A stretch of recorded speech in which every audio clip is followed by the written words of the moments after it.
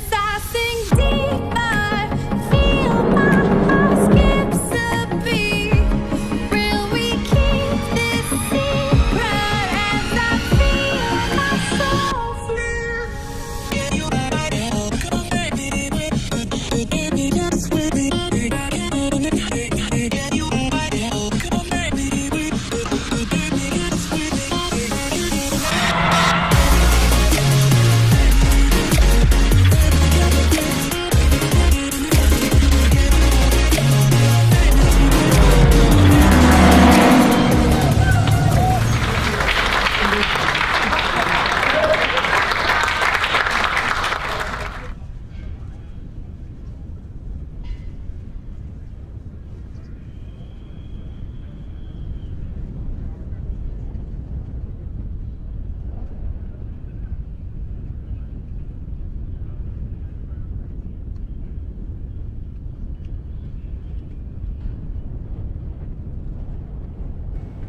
Well, good afternoon, everybody, and welcome along to Donington Park, day 2 for the Classic Sports Car Club, but bringing the curtain down on what's been a busy 2019 season. If you're joining us at the circuit, welcome along. We've got a raft of racing to get through this afternoon, and remember, we also have 2 races as we head into darkness as well. With the clocks having gone back, we're no longer on British summertime, we're now on Greenwich Mean Time, which means that this afternoon we can slot in, or this evening, once the sun sets and goes down beyond the horizon, we can slot in a couple of familiarisation sessions for drivers, and then 2 night races to look forward to over the course of this afternoon. If you're joining us on the live stream, then don't worry, you've not missed any racing action as yet. The first of the races heading onto the grid now. Just to introduce ourselves before we guide you through the first half a dozen rows of the grid, it's Mark Werrell that's talking to you now. I'm basing myself up in the main commentary tower over the course of the day, and down in the pit lane to bring us the post-race interviews and chat to the drivers during the pit stop races that we've largely got throughout the course of the day is Dave Goddard. Good afternoon, Dave. Good afternoon, Mark. Good afternoon from me. Ladies and gents, great to be here at Donington again today in completely different conditions to yesterday.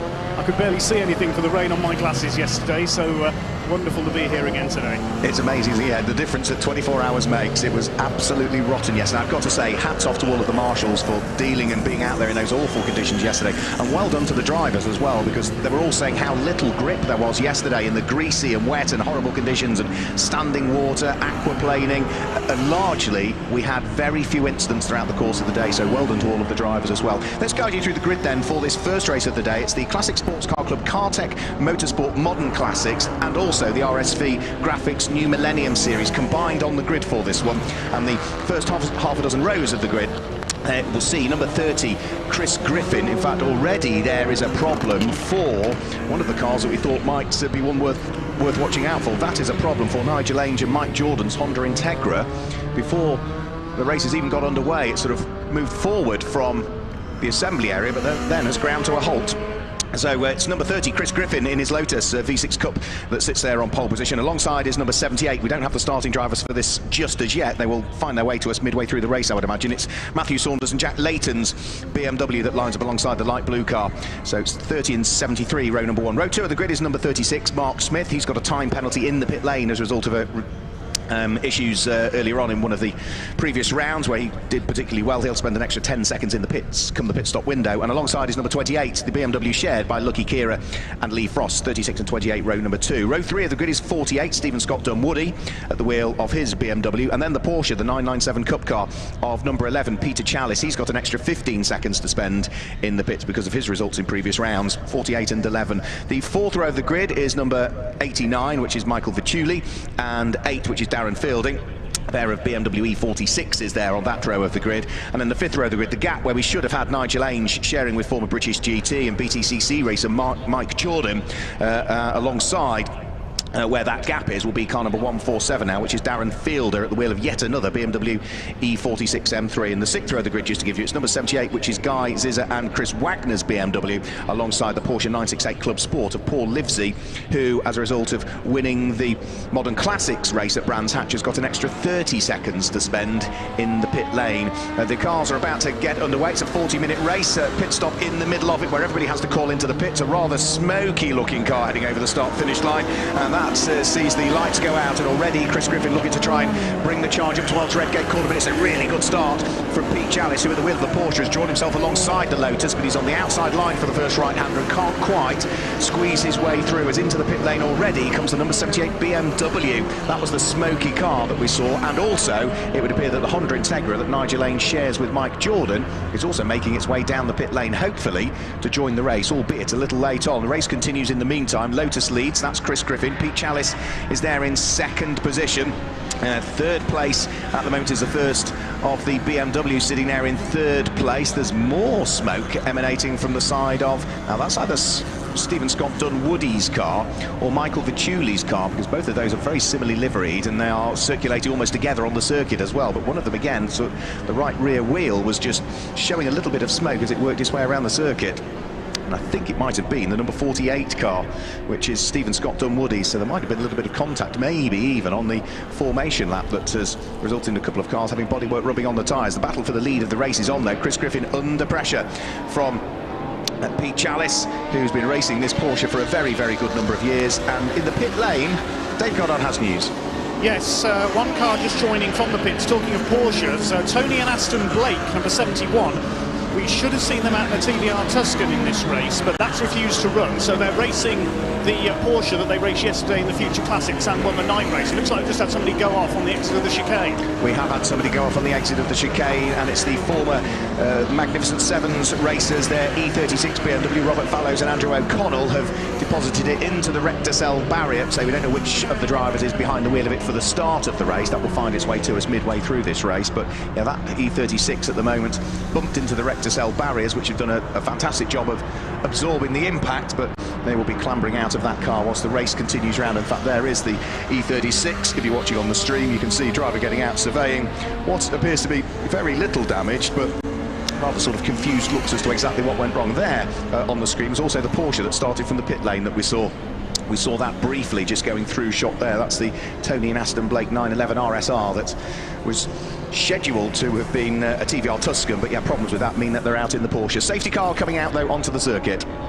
Yes, safety car being deployed. It's Aston Blake at the wheel of that Porsche. I can also tell you it's Nigel Ainge that's in the Honda Integra. Thank you. We'll try and pick up more starting drivers as and when we can. Thank you very much. So under safety car already, hasn't taken long, has it, for the safety car to come out, but with this stricken BMW not in the safest of places, right on the exit of the Roberts chicane, little choice for the officials but to deploy the safety car early on. So that means that just as Chris Griffin and Peter Chalice were looking to try and make a break and get away, then all of a sudden all of that hard work is rather undone. The race is a 40-minute race. There will be a mandatory pit window in the middle of this 40-minute race, as there we see the safety car working its way down through the Craner curves. The pit window opens after 10 minutes of the race and remains open for 15 minutes. So during that period of time, everybody has to come into the pits, and if you share the car, out jumps one driver, in jumps the other. Seatbelts on, engine starts, away you go, as quick as you can.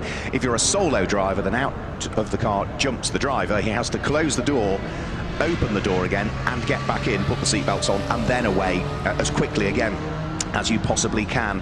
But remember, there are a couple of cars, 3 in fact, that have extra time penalties to spend in the pit lane. The number 31 Porsche of Paul Livesey won the Modern Classics race at Brands Hatch, and the way their regulations are written, that means because he won that race, he has a 30-second penalty to serve for the rest of the year. And so he will have an extra 30 seconds to spend in the pits. But for the new millennium, they have subtly different regulations, the way that it works. If you win the previous round, you get a 20-second penalty. Well, the winner of the previous round is not here. That was Jamie Sturgis with his Seat Leon TCR spec car.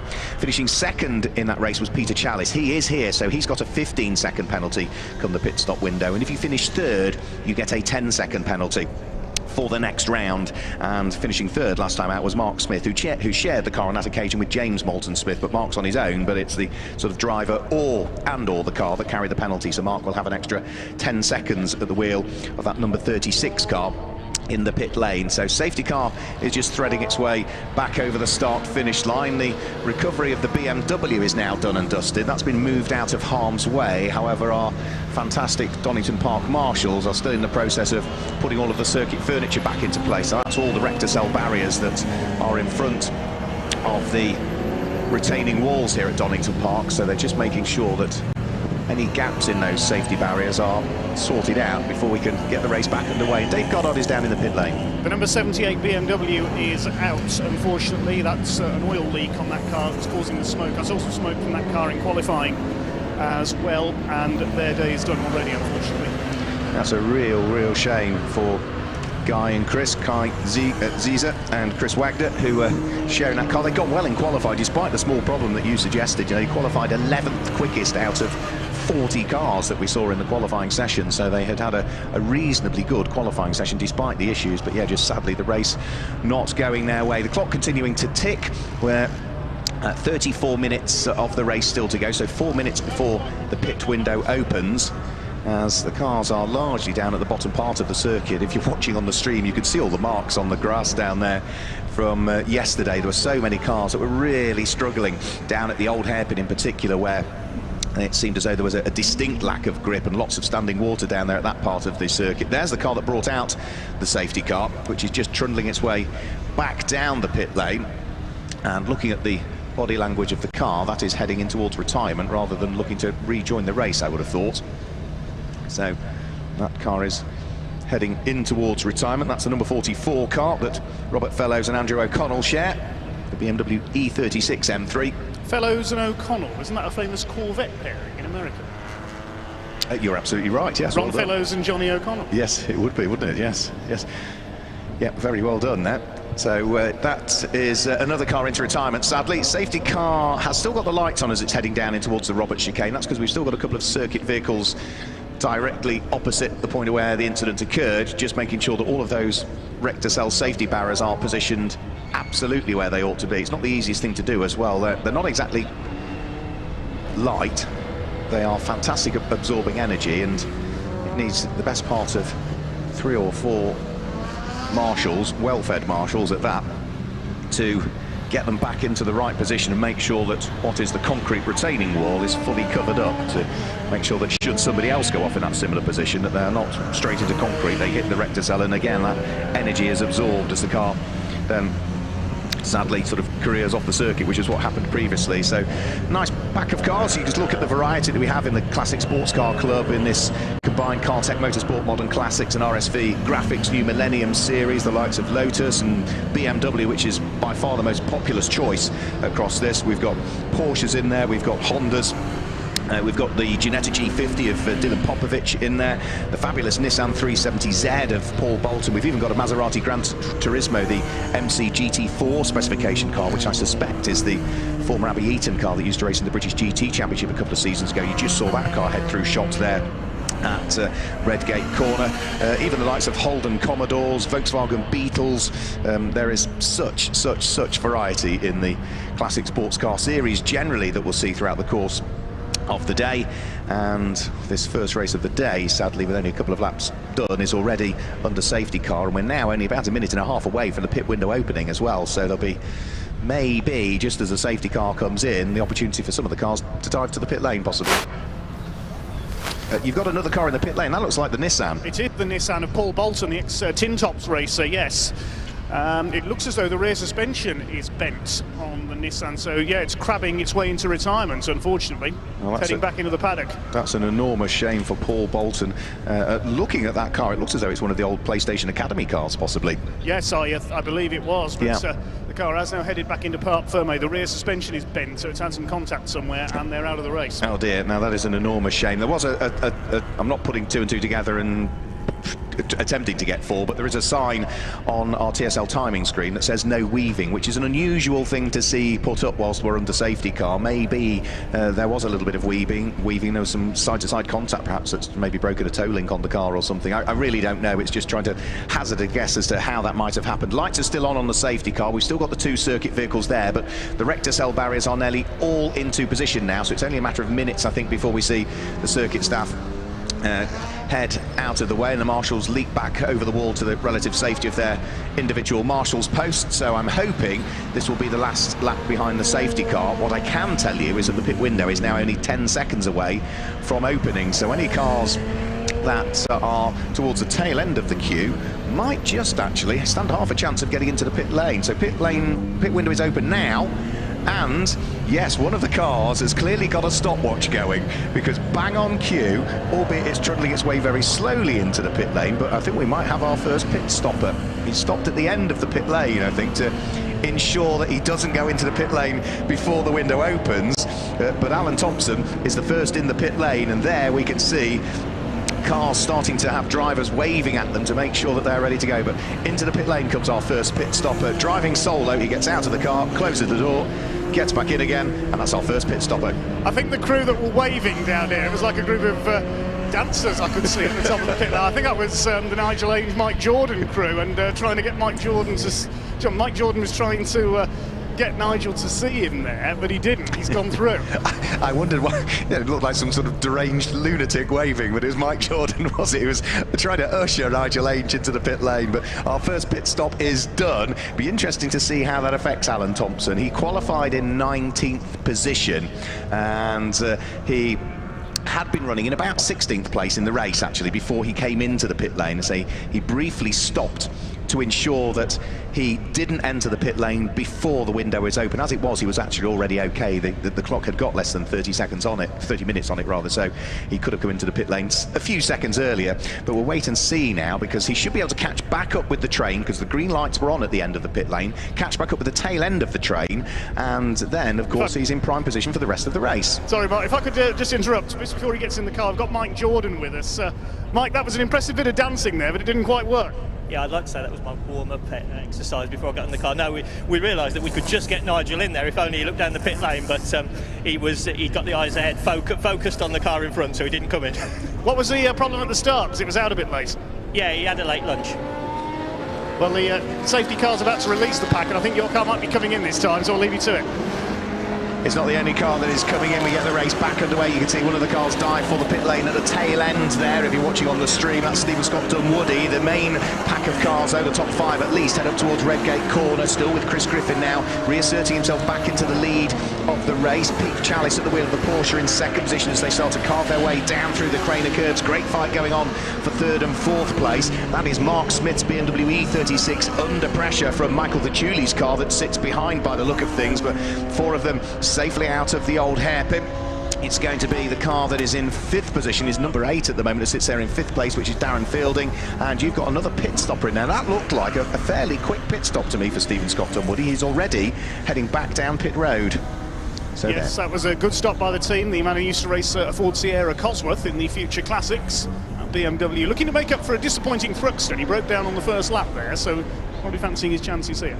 So that car already heading back out there. There is the number 71 Porsche. Should have been a TVR Tuscan, but they've had problems with that Tuscan all weekend. So that is already a lap adrift of everybody else, albeit in the hands of Aston Blake. It's probably one of the quicker cars out there, but because the car started late, he's going to have to sort of yield to the quicker cars coming through and let them through. Over the start-finish line, we're almost side by side for the lead of the race. Up towards Redgate Corner, Pete Chalice looking to try and attack. Can he work his way through? No, the order still remains the same. And as per yesterday, really, all the way down through the order, there are some fantastic battles going on down through the order, not least of which the Volkswagen Beetle RSI, which is just about to head over the start-finish line. It's got his hands rather full by the look of things.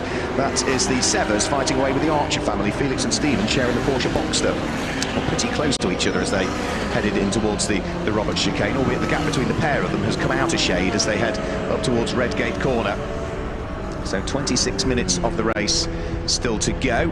Another car heads down the pit lane this time through, which is number 20, which is the Lotus Elise Series 1 of David Sharp.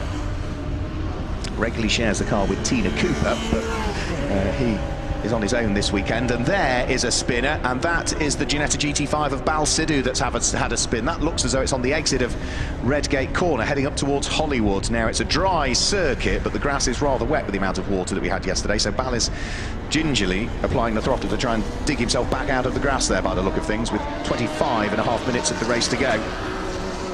I can see the Amspeed crew possibly getting ready down here in the pits, so we believe Mark Smith driving solo this time. Normally has one of his 2 sons with him.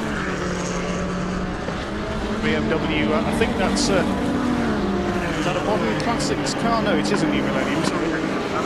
Yeah, a great fight going on towards Redgate Corner. The car of Lucky Kira and Lee Frost fighting away with Dylan Popovic at the wheel of the Ginetta. The BMW has the inside line and is able to just about work its way through. So place gain there for the BMW on the way into the corner. Dylan Popovic tried to fight back at the wheel of his G50 on the exit, but just couldn't quite make it stick. So that's another place gain there for the number 28 BMW, the M3 E46. And you have another pit visitor, whilst we have, right, stranded cars slap bang in the middle of the Roberts chicane. Yes, Goddard was just going to point out there, I could see a green flag on the exit of the chicane. We've got a BMW coming in with damage to the front. Now, who's that? That's the number 100 car with damage on its front there. So that's been involved. That's John Cockerton, who's normally a Porsche racer. The 41 Lotus in as well of Glyn Davies.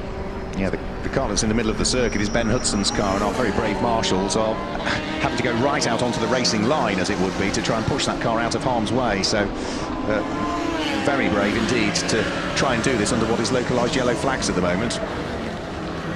Mark Smith is coming in. Obviously the pit crew getting into position. Now he's got a 10-second penalty, because the penalty system, explain how it works for a New Millennium. Only the top 3 from the last race serve penalties there. I think we're going to be going safety car, because the marshals can't shift the car from where it is. The lights are on the safety car at the end of the pit lane, and I think it's just about to work its way out onto the circuit. So for the second time in this race, we are about to go full course caution, I'm afraid, but little choice really, because that car is in a very dangerous position. A few more marshals come to the scene. The car is now at least getting pushed out of harm's way, but it originally wasn't moving, so there was no choice but to get some more bodies out to try and shift the car out of the way. So it was slap bang in the middle. It turned into the first right-hand element of the Robert chicane, but at the left-hand element, the car was sort of nose into the gravel with the rear wheels still on the grass or the curbing there, but it just sort of didn't seem to want to fire up. So full course caution, more cars again diving for the pit lane.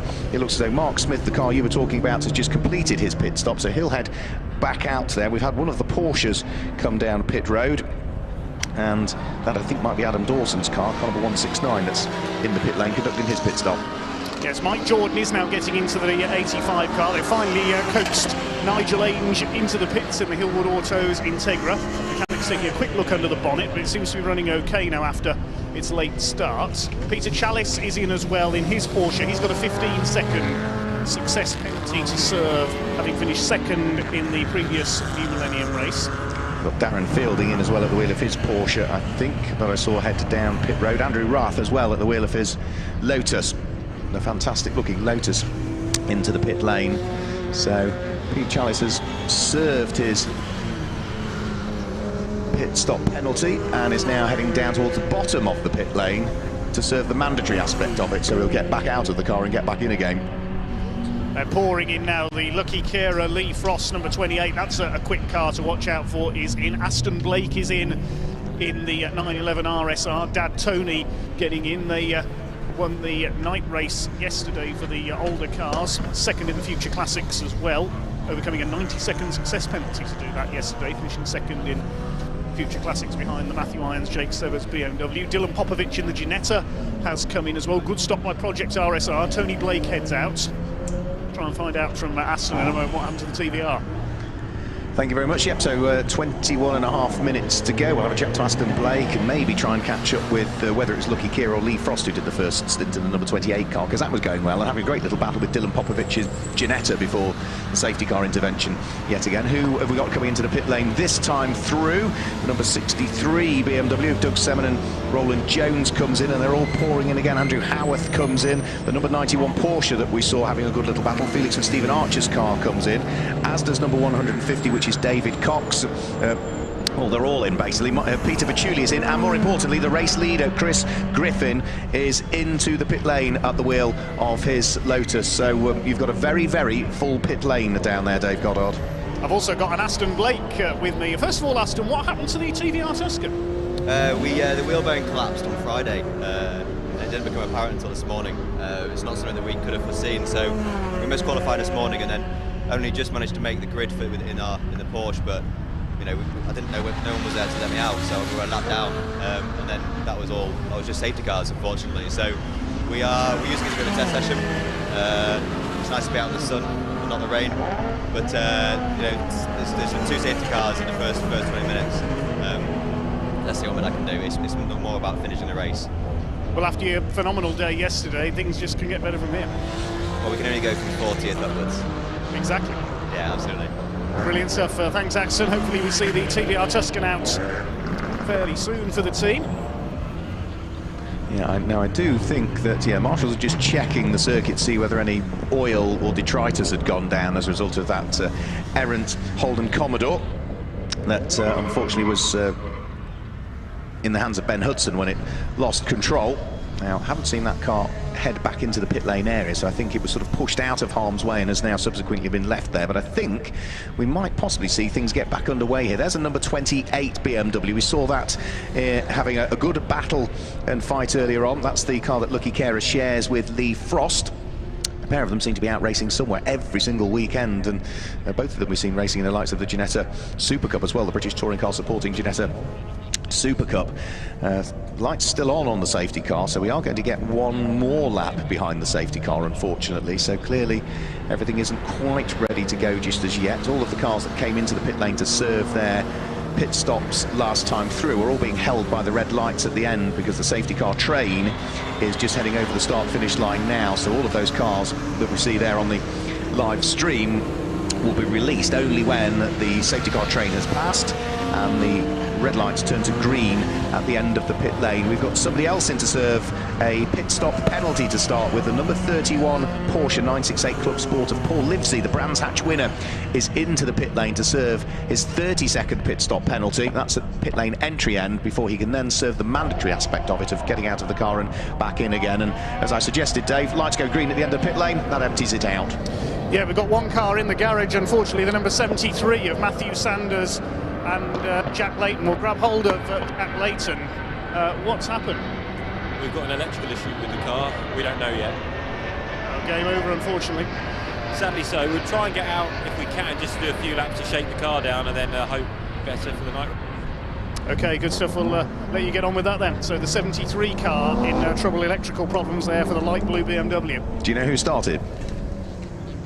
Was it Matthew or Jack? I believe it was Jack. Was it? Right, thank you.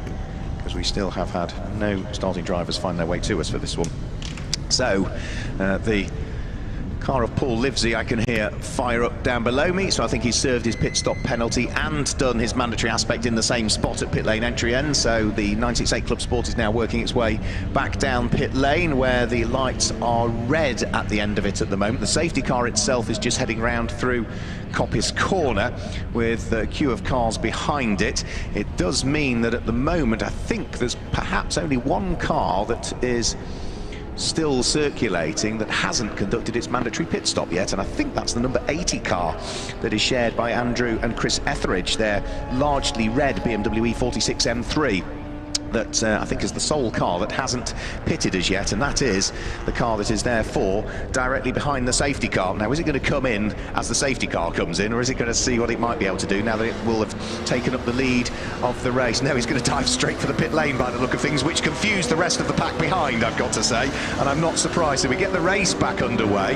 Erstwhile race-leading BMW now heads down pit road. It only inherited it because of everybody having pitted, and it hadn't. But now, of course, the cars to watch out for are those that have pitted and are now starting to work their way back up through the order. It's all terribly busy as they head round through Redgate Corner, trying to sort themselves out. But as for the full race order, well, it will probably be next time that they come round. It might even be possibly the number 8 car of Darren Fielding that, through all of this sort of safety car period and intervention, may well have taken up the lead of the race. But looking at where he is, there's another couple of cars ahead of him that I think will be Stephen Scott, Dunwoody and Mark Smith. So I think it will be those two actually that'll be fighting it out for the lead of the race by the time they head over the start-finish line next time through.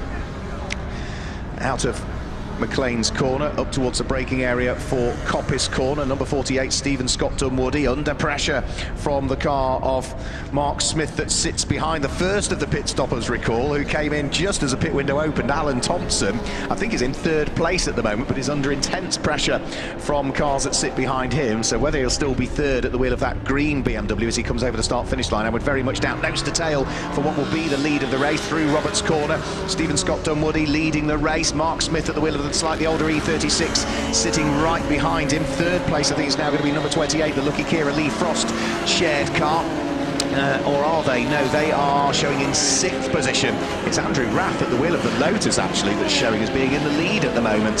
So he is fighting his way through a pack of cars heading up towards Redgate corner, and has just lost the lead of the race heading up towards Redgate corner because the Porsche of Peter Chalice has gone through. So it's the Porsche of Peter Chalice from Andrew Rath's Lotus, then from the number 8 BMW, which I thought might be leading, Darren Fielding. Stephen Scott Dunwoody and Mark Smith, who are fighting it out, are actually fighting it out for 4th and 5th position, and at the moment in danger of going a lap down as the order has shuffled so much with cars being held at the end of the pit lane. So the Lotus of Andrew Rath working his way through traffic, having lost the lead of the race to the Porsche of Peter Chalice. Up towards McLean's corner there will go. We also can see, if you're watching on the stream, at the bottom of your screen there was the Maserati, which has retired on the run up towards Schwantz Curve. So that Maserati, the beautiful sounding Gran Turismo MC GT4, out of the race, I'm afraid to say, as through the Robert chicane comes what is the fight for 4th and 5th position.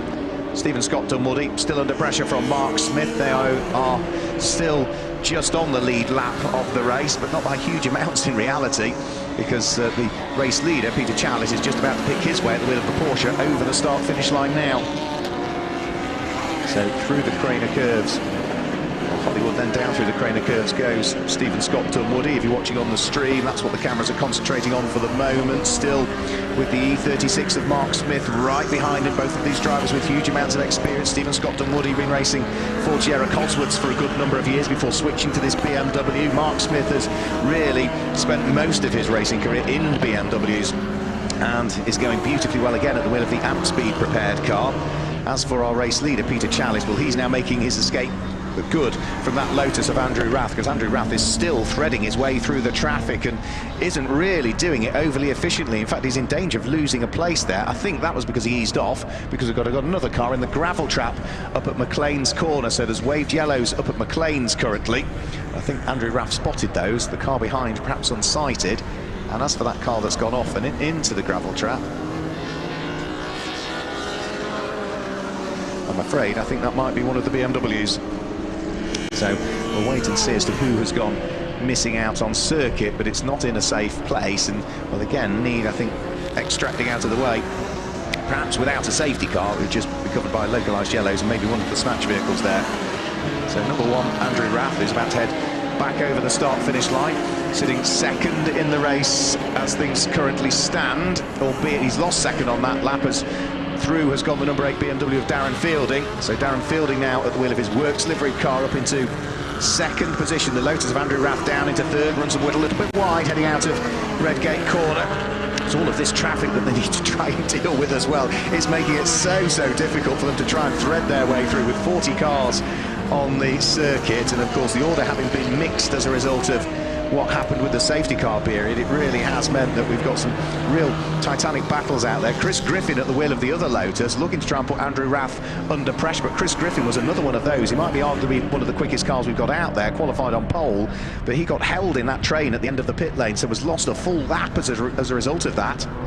So he is currently sitting in what is at 12th position at the wheel of the number 30 Lotus. He has, however, unlapped himself from Andrew Rath there, so the 12th place car getting himself ahead of the 2nd place car there, the 2 Lotus. Down the straight and in towards the braking area for the Roberts chicane will come our race leader. Peter Chalice is about to complete lap number 17 with 11 minutes still to go. Darren Fielding at the wheel of the number 8 BMW, still running in 2nd position, heads over the start-finish line now with the green and yellow Lotus of Andrew Rath becoming ever more distant in his mirrors. Up towards Redgate corner they'll go. Now, by the look of things, Darren Fielding there was slowed a little bit by one of the back markers. That has allowed Andrew Rath to close in a bit more. Darren Fielding also needs to watch his mirrors because he's also got the charging Lotus of Chris Griffin right behind him. That's not for position. Remember, Chris Griffin is a full lap adrift at the wheel of the what was the pole-sitting number 30 Lotus. So even if he gets himself through and ahead of that number 8 Works livery BMW, all he's doing in reality is unlapping himself again. We've still got the waved yellow flags up at McLean's corner whilst BMWs are being moved out of harm's way. It was Michael Vittuli's car, the number 89 BMW, that had gone off backwards into the gravel trap up at McLean's corner. So that's his race done, I'm afraid. It shouldn't be too much long before those yellow flags are removed. Chris Griffin is unlapping himself from Darren Fielding, so Chris Griffin at the wheel of the pole-sitting Lotus that lost all of that time in the pit lane has now unlapped himself from the second place car as well. Can he get himself back on the lead lap? Well, with 10 minutes to go, there's every possibility, you know. Over the start-finish line has gone our race leader.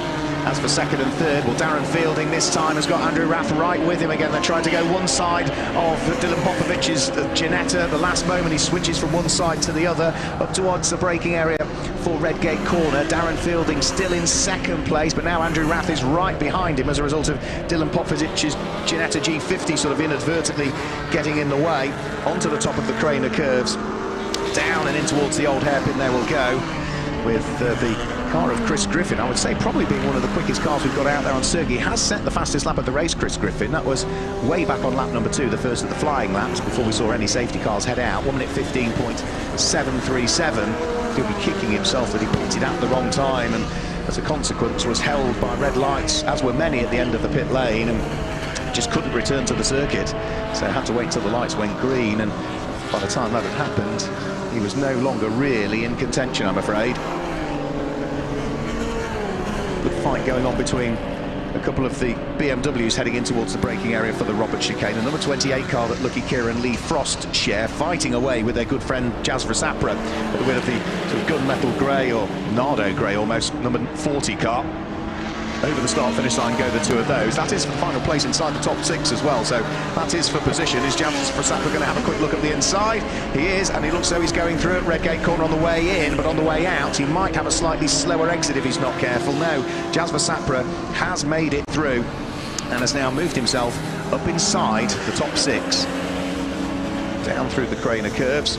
Can he now make good his escape over the number 28 E46 M3? There's a little bit of traffic just up the road that they will need to deal with. They side their way past the number 95 Lotus Elite that Mark Dean shares with Nigel Hanman, and now that they've safely dealt with that little bit of traffic, they can sort of lock their doors again as they head up towards the blind entry double apex right-hander at Coppice corner.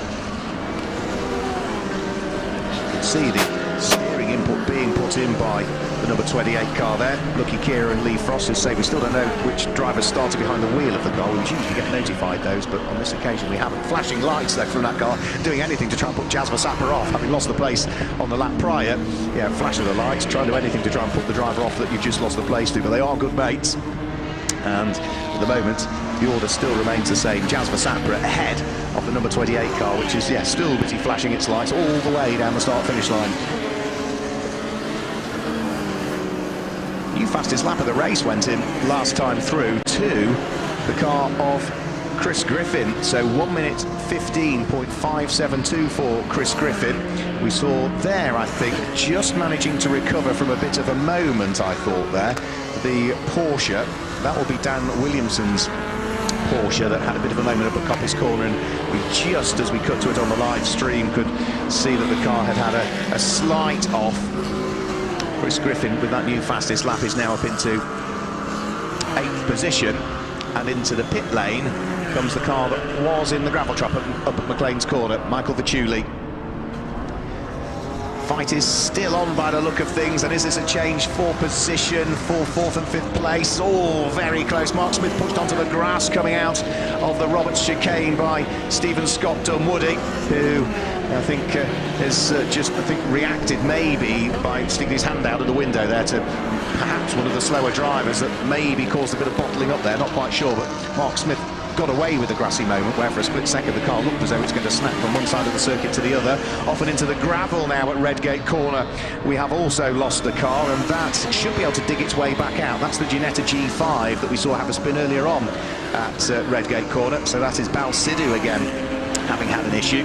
Had one there earlier on in the race, didn't he, at the exit of Redgate Corner, but it was sort of on the way in almost that time where the car washed wide just beyond the apex and put him all through the gravel trap. So more work to try and catch up.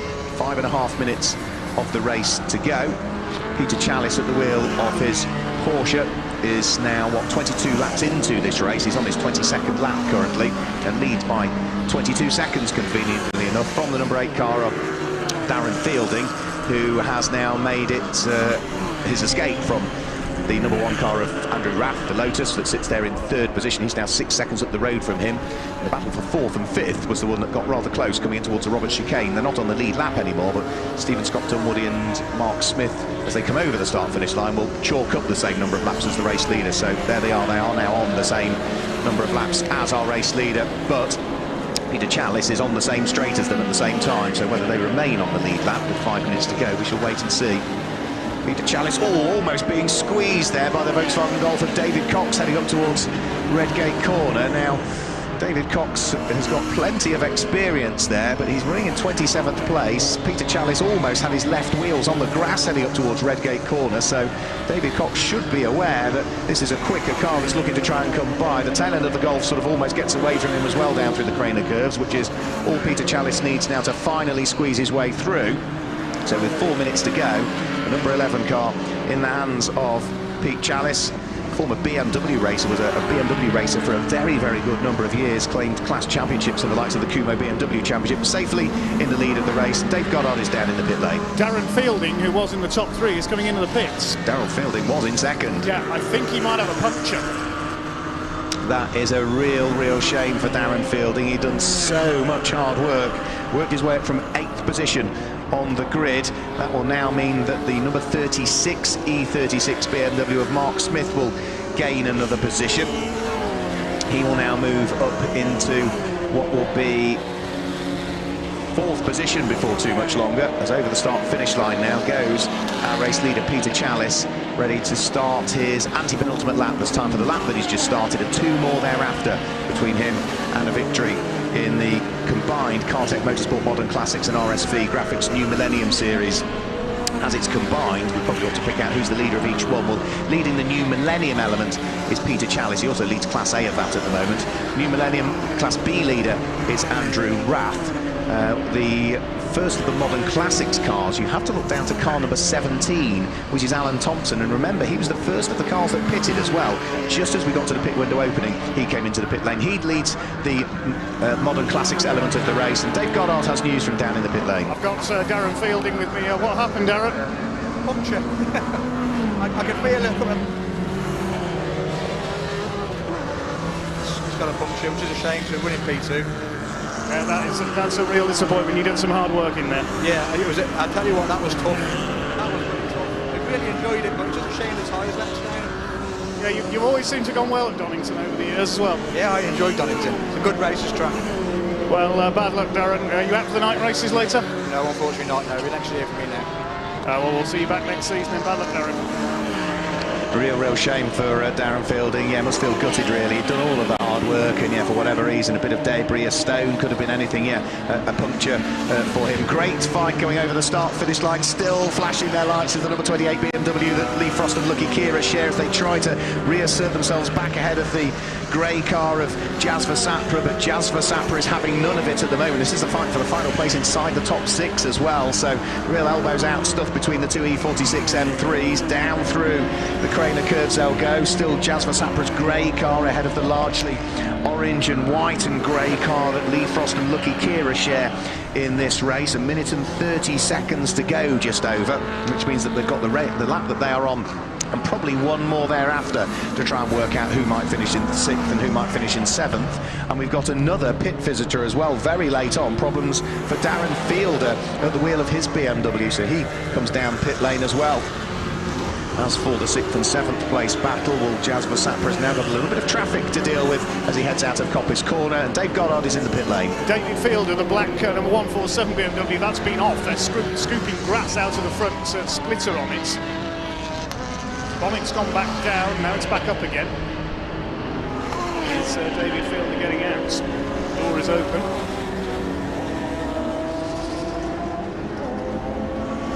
A large pile of grass next to the car in the pit lane. Yeah, that's been ploughing off somewhere. Oh dear. That's a great shame. Is David Fielder going to get out, or is he going back out? Bonnet's going back down. I think David's being struck back in. Yes, I think he is going to go back out. A bit of a waste of time, really, because there's only 30 seconds to go, and the fight is still on, still raging for 6th and 7th place. It is fantastic stuff between Jazz Versapra and the number 28 car that Lucky Kieran Lee Frost have shared over the course of this race. They have been pretty much evenly matched as they head up towards I believe it was Lucky that started that car. Was it? Right, thank you. So it would be Lee Frost then that's having the fight with Jazz Versapra, but they're running out of time to work out who might finish 6th and who might finish 7th, because the clock is showing a couple of seconds to go. Our race leader will be heading in towards the braking area for the Robert Chicane as well, I would have thought, before too much longer. So Peter Chalice well on course to claim a victory here in this combined Modern Classics and New Millennium race. Here he comes over the start-finish line.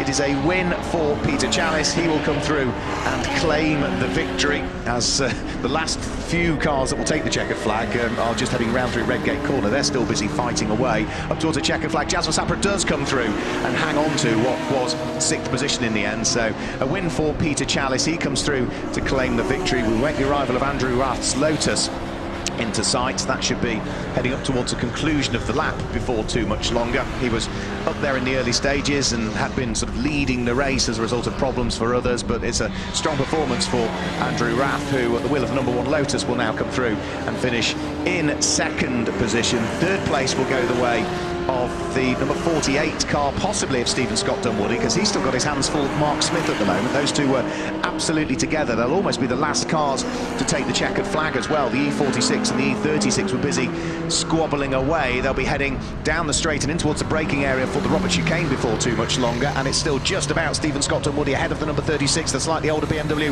of Mark Smith. The two of these have had a great race-long battle in reality, but as they head over the start-finish line, the number 48 car of Stephen Scott Dunwoody just manages to hang on to the place for Mark Smith, who comes through to finish in 4th position. 5th place, but off the lead lap for the pole sitter Chris Griffin, but of course he gets bragging rights for the fastest lap of the race, that being a 1 minute 15.207, but he lost all of that time when he dived for the pit lane as the safety car was out there and was held by the red lights at the end. So he finishes in 5th place. 6th place goes the way of number 40 Jazz Versapra, but what a great race he had in the early stages with number 28 Lucky Kieran, in the latter stages with the number 28 car that had been taken over by Lee Frost. 8th in the end. We didn't really mention it much because of some of the other battles that were going on. It started at the back, it started almost late. Number 85 Nigel Ainge and Mike Jordan, what a stunning result for them, bringing the Honda Integra through into 8th position. 9th place goes the way of the Ginetta of Dylan Popovich, and in 10th position the winner of the Modern Classics element of the race, the Cartec Motorsport Modern Classics element of the race, the car that very fortuitously dived for the pit lane just as the window opened. Number 17 BMW of Alan Thompson is the winner of the Cartec Motorsport Modern Classics race that was combined, of course, with the RSV Graphics New Millennium. So the car's heading down to the pit lane area. I can see already that Dave Goddard is there, as is race winner Peter Chalice, so we'll be hearing from them very soon indeed. Yeah, hopefully we'll hear from the Modern Classics winner Alan Thompson. He's just coming in. We've got Andrew Rath coming towards me in the Lotus. We're going to have the BMW as well, please, the green BMW. Bring him in as the Modern Classics winner. There's Alan Thompson. Can't run me over, Alan, thank you. Same colour as Andrew Rath's car. In fact, there's a sea of green down here in the winner's circle, because Peter Chalice in the green and white Arrow Pack Porsche as well. Try and get our 3rd place car shortly, which is Stephen Scott Dunwoody. He's coming in as well. You can see his black and white BMW. So once everybody's in, we'll have a word with the top 3 overall and the winner of the Modern Classics. Thank you to the marshals for directing the cars in with me. Let's have a word then with Peter Chalice driving the number 11 Arrow Pack Porsche. Peter, a rather confusing race to win there, but you overcame the success penalty in the end. Yeah, it was a bit odd. I came down the pit straight, done my pit stop, and when I went to go, I was looking down, got up to 60 k's, and just as I'm going out, they jumped out with a red flag. So I went through it. Do I go? Do I not go? And the guy sort of went go. So then I went. So I only just found out I won when I got out of the car. He just got out in time there then. Well, hopefully, yeah. But you always go well here at Donington. The Porsche suits this circuit well, I think. Oh, it's fantastic. Best circuit in the country. Love coming here. Yeah, how many years have you been racing now, tell us? Because I've seen you for many years. Do I have to? 33 years. 33 years. Are we calling on for a testimonial soon? All credit to Arapac and my mechanics. Brilliant guy. Give me a brilliant car every time. Brilliant stuff. Congratulations, Peter Chalice, our race winner. Let's find Andrew Rath, our second placed man.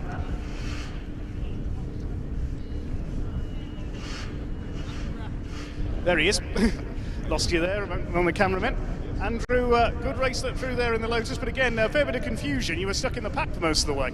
Yeah, the safety car sort of mixed things up, and then I wasn't really sure where I was, to be honest, after the second safety car. So I just thought, I kept going. I had a bit of a spin at the bottom of Craners, which then mixed up again.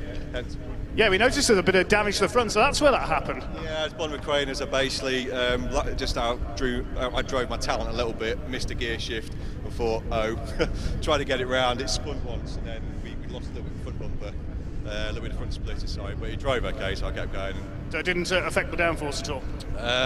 It got a bit shaky, so at the straights you could feel a little bit of vibration, your eyes were sort of doing that, but apart from that, it drove fine, temps were okay, and still felt good, so I kept going. Yeah. Brilliant stuff. Well done, Andrew, on second place. Now, where's Steve Scott Dunwoody? We'll come to Alan Thompson in the moment, the winner of the Cartec Motorsport Modern Classics. Where's our third place man? He's getting his winner's cap on. Here he is, Steve Scott Dunwoody. Makes up for Thruxton he broke down on the first lap and coming through for a podium here. Absolutely, but we're lucky to get a podium after probably just after halfway the gear stick snapped, and we've been stuck in fourth for the whole rest of the race. So I have to tell you, ladies and gents, those watching on the live stream can see it. He's actually got the gear lever in his hand, talking to me outside the car. Stuck in fourth gear, won my maze with third. Absolutely brilliant. I loved it. First M3 home. That's what I wanted. So. Not without these guys help over there, we wouldn't be there, so brilliant race. Great race with Mark Smith as well. Absolutely, I had to try and hold him at bay being in fourth gear because I knew he was going to try and pass me, so I had to try and be really quick down the bottom part of the circuit and just managed to keep the gap just enough, but as it came out the chicane there each time, I thought he was going to get the run on me, but just held on. Good stuff. That's Steve Scott Dunwoody, and now for our Cartec Motorsports Modern Classics winner in his very green BMW is Alan Thompson. Alan, you went for an early pit stop there. You timed it just right at the pit lane entrance. Right. Yeah, I was seeing my timer, and I wanted to give myself a 10-second margin so as not to break it. And no one else is pulling in. I'm thinking, oh, this is going to be tight. But it worked. So I had a clear pit lane, got out, safety car came in, and everyone else still had to pit stop. I could catch the back of the train up, and it seemed to have worked. I've saved my last race to get the win, but... Well, seeing you come in there, the way you almost stopped on the pit lane entrance, I thought you were broken down. No, I stopped there because my timer was bob on pit lane window open, and I'm like, well, I don't start the timer as soon as the green lights come on or go out, whatever. So I just wanted to give myself a 10-second window because I didn't want a penalty, and it seemed to have worked and brought it home in P1. A confusing race, but it worked. It was confusing. All these guys are so much quicker than me. I don't know if they're lapping me or if they're racing for position around me. I just sort of tried to keep my nose clean, keep it on the track, and keep my foot down. Great stuff. Well done, Alan, winner of the Cartec Motorsport Modern Classics. Well done to our top three in the RSV Graphics New Millennium as well. Back to you, Mark. Thanks a lot. Yep, so if you're watching on the live stream, we have just seen our first race of the day here at Donington Park, which was a belter of a race. Yes, interrupted by a couple of safety cars, but Peter Chalice came through to grab the race win in the end in his Porsche to the tune of 38.273 seconds from Andrew Rath, who was there in second place. Stephen Scott Dunwoody in third. Mark Smith, Chris Griffin and Jasper Sapra wrapped up the top six. It was lucky Kieran Lee Frost who finished in seventh place. Eighth place, despite the fact that they started the race late, Nigel Ainge and Mike Jordan finished in 8th place. Dylan Popovic at the wheel of his Ginetta was in 9th place, and Alan Thompson, who we've just heard from down in the pit lane, came through to finish in 10th position and was the first of the cars home for the modern classic element of the race. Alex Haynes, Paul Livesey, Stephen Wilson, Dan Williamson and Susan Williams completed the top 15 ahead of Adam Dawson. He was there in 16th place. 17th from the back of the grid for Aston and Tony Blake at the wheel of, it says it's their Tuscan on there. That's what they should have been out in. The Tuscans had problems. They came out in the Porsche 911 RSR. David Sharp, Bal Sidhu and David Fielder completed the top 20 in what was a fantastic first race. We've got more racing coming up for you very, very shortly. The next of the races that will be up will be the Toyo Tyres watchdogapp.com Jaguar Saloon and GT Championship. That will be followed by the Gold Arcs Magnificent Sevens. The Jaguars will have a 20-minute race. It is their final championship round, and it's the only championship that we've got here. It's series for everything else, so it's the only championship that we've got here. We'll be crowning champions over the course of the next 20 minutes or so. After the Gold Arcs Magnificent Sevens and their 40-minute race, then we've got the Co-ordSport TinTops before we then move on to our final daytime race, which will be the Motorsport School Turbo TinTops, the Smart 42 Cup, the Kartech Motorsport Puma Cup and the RX Trophy. Then we'll have a short break before we then head into our night familiarisation sessions. 2 of those for the Modern Classics, the New Millennium and the Magnificent Sevens is the first combined night familiarisation session. The second combined night familiarisation session will see the TinTops, the Turbo TinTops, the Pumas, the Smart Cars and the RX-8s head out onto circuit. And then once they're all familiarised with the dark conditions, we have to wait until, of course, the sun sets for that to happen. Then we've got 2 night races to come up, 40-minute races with pit stops as well. And if you joined us yesterday, either here at Donington Park or on the live stream, exciting times ahead. So the Jaguars are just about to make their way out onto the circuit now. Let's give you the grid for this one. It's based on the finishing positions from yesterday, albeit the top 5 cars have been reversed for their final championship round of the 2019 season. This is round 12 coming up. Lawrence Kopok, number 97, sits there in the all-white car on pole position, and alongside him a car that started off the back of the grid yesterday. He was disqualified after qualifying, had to charge his way through the order. Watch out for the light green and grey and white liveried car, number 11 in the hands of Michael Holt. 97 and 11, row number 1. Row 2 of the grid is 67, Colin Philpott, and 57, Tom Butterfield. 67 and 57. The third row of the grid is yesterday's race winner, number 1 James Ram, returning to the championship, having been absent for the previous couple of rounds at Thruxton as his second son was born. He has for company the number 139 car in the hands of champion-elect, you could argue, Chris Boone. He leads the championship. I'll give you the maths in a moment. I've done them overnight. 1 and 139 on row number 3.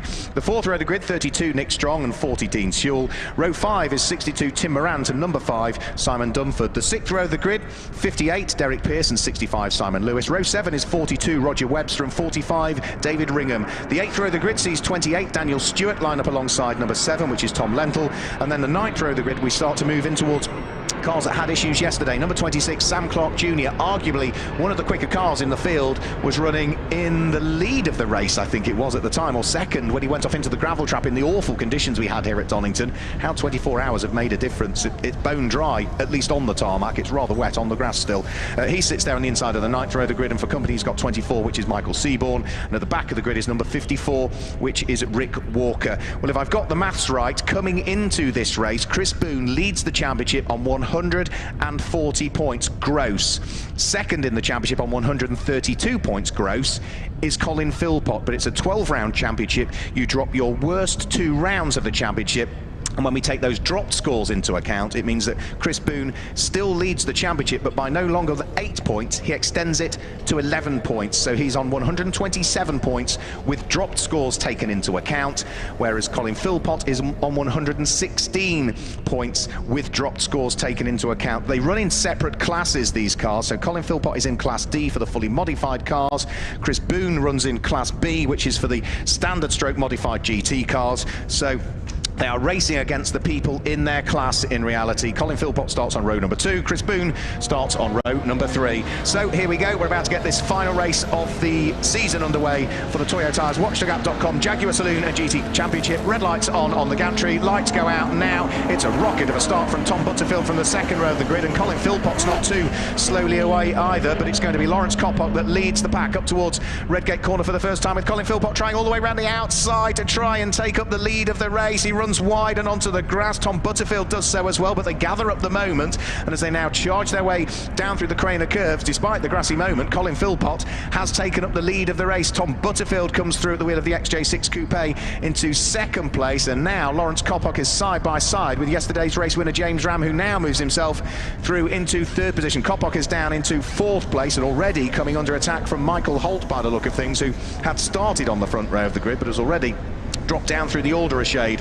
The yellow and blue car is that of Chris Boone, car number 139, who sits there in sixth position as things currently stand, and will be looking to make sure that he hangs on to the lead of the class, which in the early stages of this he is certainly doing. So the front three just getting away a shade as they head round through Coppice Corner. Watch out for cars from the tail end of the grid working their way through as well. Any cars that had issues yesterday, the likes of Sam Clark Jr. is going to be one we need to watch out for. The number 26 car, which is largely black and red and white, he's already carving his way up through the order as they head in towards the conclusion of the first lap of the race. The tail end of the field just coming in towards the Robert chicane, but at the front of the field it is Colin Philpott that leads, but he's under pressure from James Ram, who looks one way and looks the other. These two are good mates as they head up towards Redgate Corner. Colin Philpott still continuing to lead the race. James Ram in second position.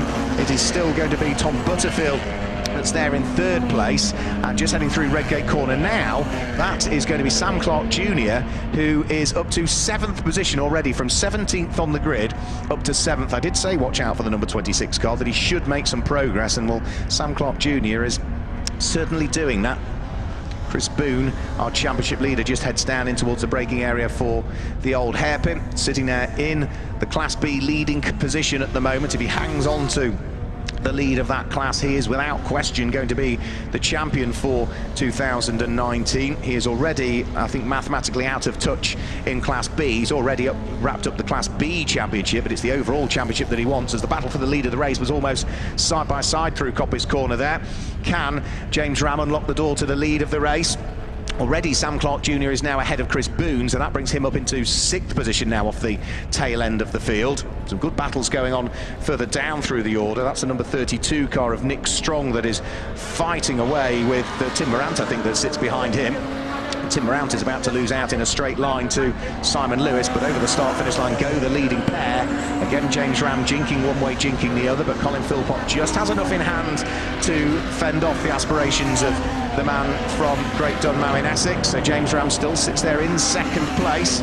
Over the start-finish line comes a good little fight, actually. The number 65 car is Simon Lewis, and he's got almost that sort of Formula 1-esque liveried car sitting right behind him as they came over the start-finish line, which was Tim Morant. The two of them head onto the brakes, turn their way through Redgate Corner absolutely together as they continue to fight over what is third and fourth in Class B at the moment, and that will put them 11th and 12th overall in the race as they charge their way downhill through the Craner curves.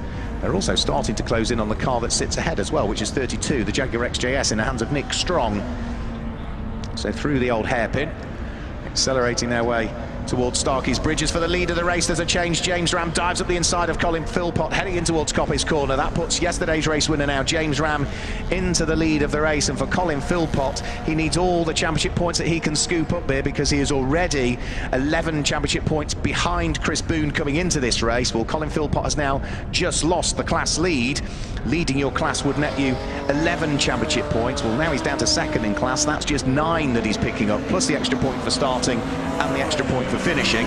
There is an extra point for fastest lap as well, potentially as well, in your class, but that has just gone the way of James Ram, who not only took the lead on that lap, but also managed to set the fastest lap of the race we've seen, 1 minute 21.678, and already you can see he's starting to build the daylight as they head through Hollywood and down through the Craner curves. The gap first to second is already starting to increase, with 15.5 minutes of this race to go. And still that fight going on between Simon Lewis and Tim Morant for third and fourth in Class B as well. They're side by side up to Redgate Corner once more. Simon Lewis has it on the way into the corner. Tim Morant's trying to get the overlap on the way out. Can he make it stick? Well, he's having a good go at it, you know, Tim Morant. But no, it still looks as though he can't quite squeeze his way through. I've noticed one driver from yesterday has changed cars as well. Number 54, Rick Walker. He had a shunt in his XJS yesterday. He's out in a Series 1 XJ6, I've noticed at the back of the field. Very beautiful looking car indeed. So yeah, nice to see Rick Walker. That I saw that he was on the timing sheet. I guessed they'd got it repaired, but yeah, well spotted, Dave. Yeah, it is indeed a different car to yesterday. We've got the two Tom Lentil prepared cars side by side. Right, we finally had that change. Tim Morant has finally managed to squeeze his way through and ahead of Simon Lewis, and that was a great move up at McLean's corner where he made it sticks there. So that's the XJ40 goes through and ahead of the X300 of Simon Lewis. And already, again, having now grabbed the place, he is looking to try and see whether he can open up the gap that exists between the pair of them in towards the braking area for the right and the left flicks at the Robert chicane. Tim Morant now safely ahead of Simon Lewis. Another new fastest lap of the race just comes in for James Ram, the race leader, 2 minutes 21.208. So he is now some 2.5 seconds to the good over Colin Philpott, who's there in second position. We've still got, for the moment, Tom Butterfield there in third place, but he's getting caught to the tune of about 2 seconds a lap by Sam Clark Jr. at the wheel of his number 26 Jaguar XJS, who, remember, is coming off the back of the grid. Sam Clark, after problems yesterday. Sam is a driver that we haven't seen a great deal of in recent years, but whenever he appears, he is always very quick is Sam Clark Jr., as was his dad as well when he was racing in the Jaguar Saloons and XJ Championships, which were separate championships until a few years ago, and then they were all combined and still make for great racing. 13 minutes of the race to go. Tim Morant a little bit wide there coming out of McLean's corner, so just needs to be careful now, having got himself up into third in Class B after that great little fight that he'd been having with Simon Lewis. But he doesn't run too wide around the circuit.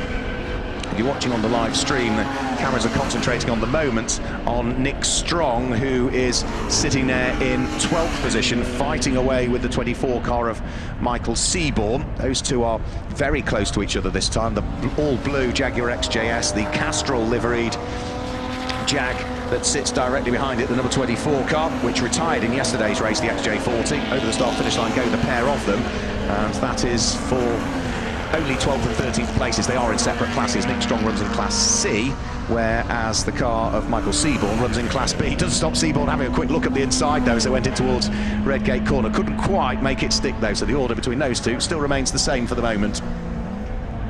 As for the lead of the race, well, guess what? Another new fastest lap of the race for James Ram last time through. 1 minute 20.982 for him. Means that he now leads by 4.3 seconds and is about to complete lap number 6 as he heads over the start-finish line. So through goes James Ram, claimed a win in yesterday's race, not his first of the season. Colin Philpott, who is slowly seeing his championship hopes evaporate. It looks as though he's certainly going to claim the Class D overall championship, but he is not going to claim the overall championship when we look at all of the various classes together. So at the moment that is still going to go the way of Chris Boone, who, just looking, there goes Chris Boone through there now, and he's managed to get himself ahead of Michael Holt on that lap, so he's back up to 6th place now, Chris Boone.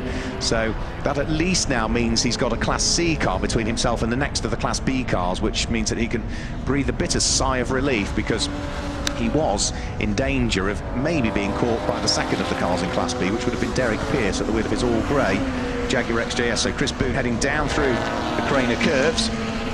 Is he on for the championship this year, Chris?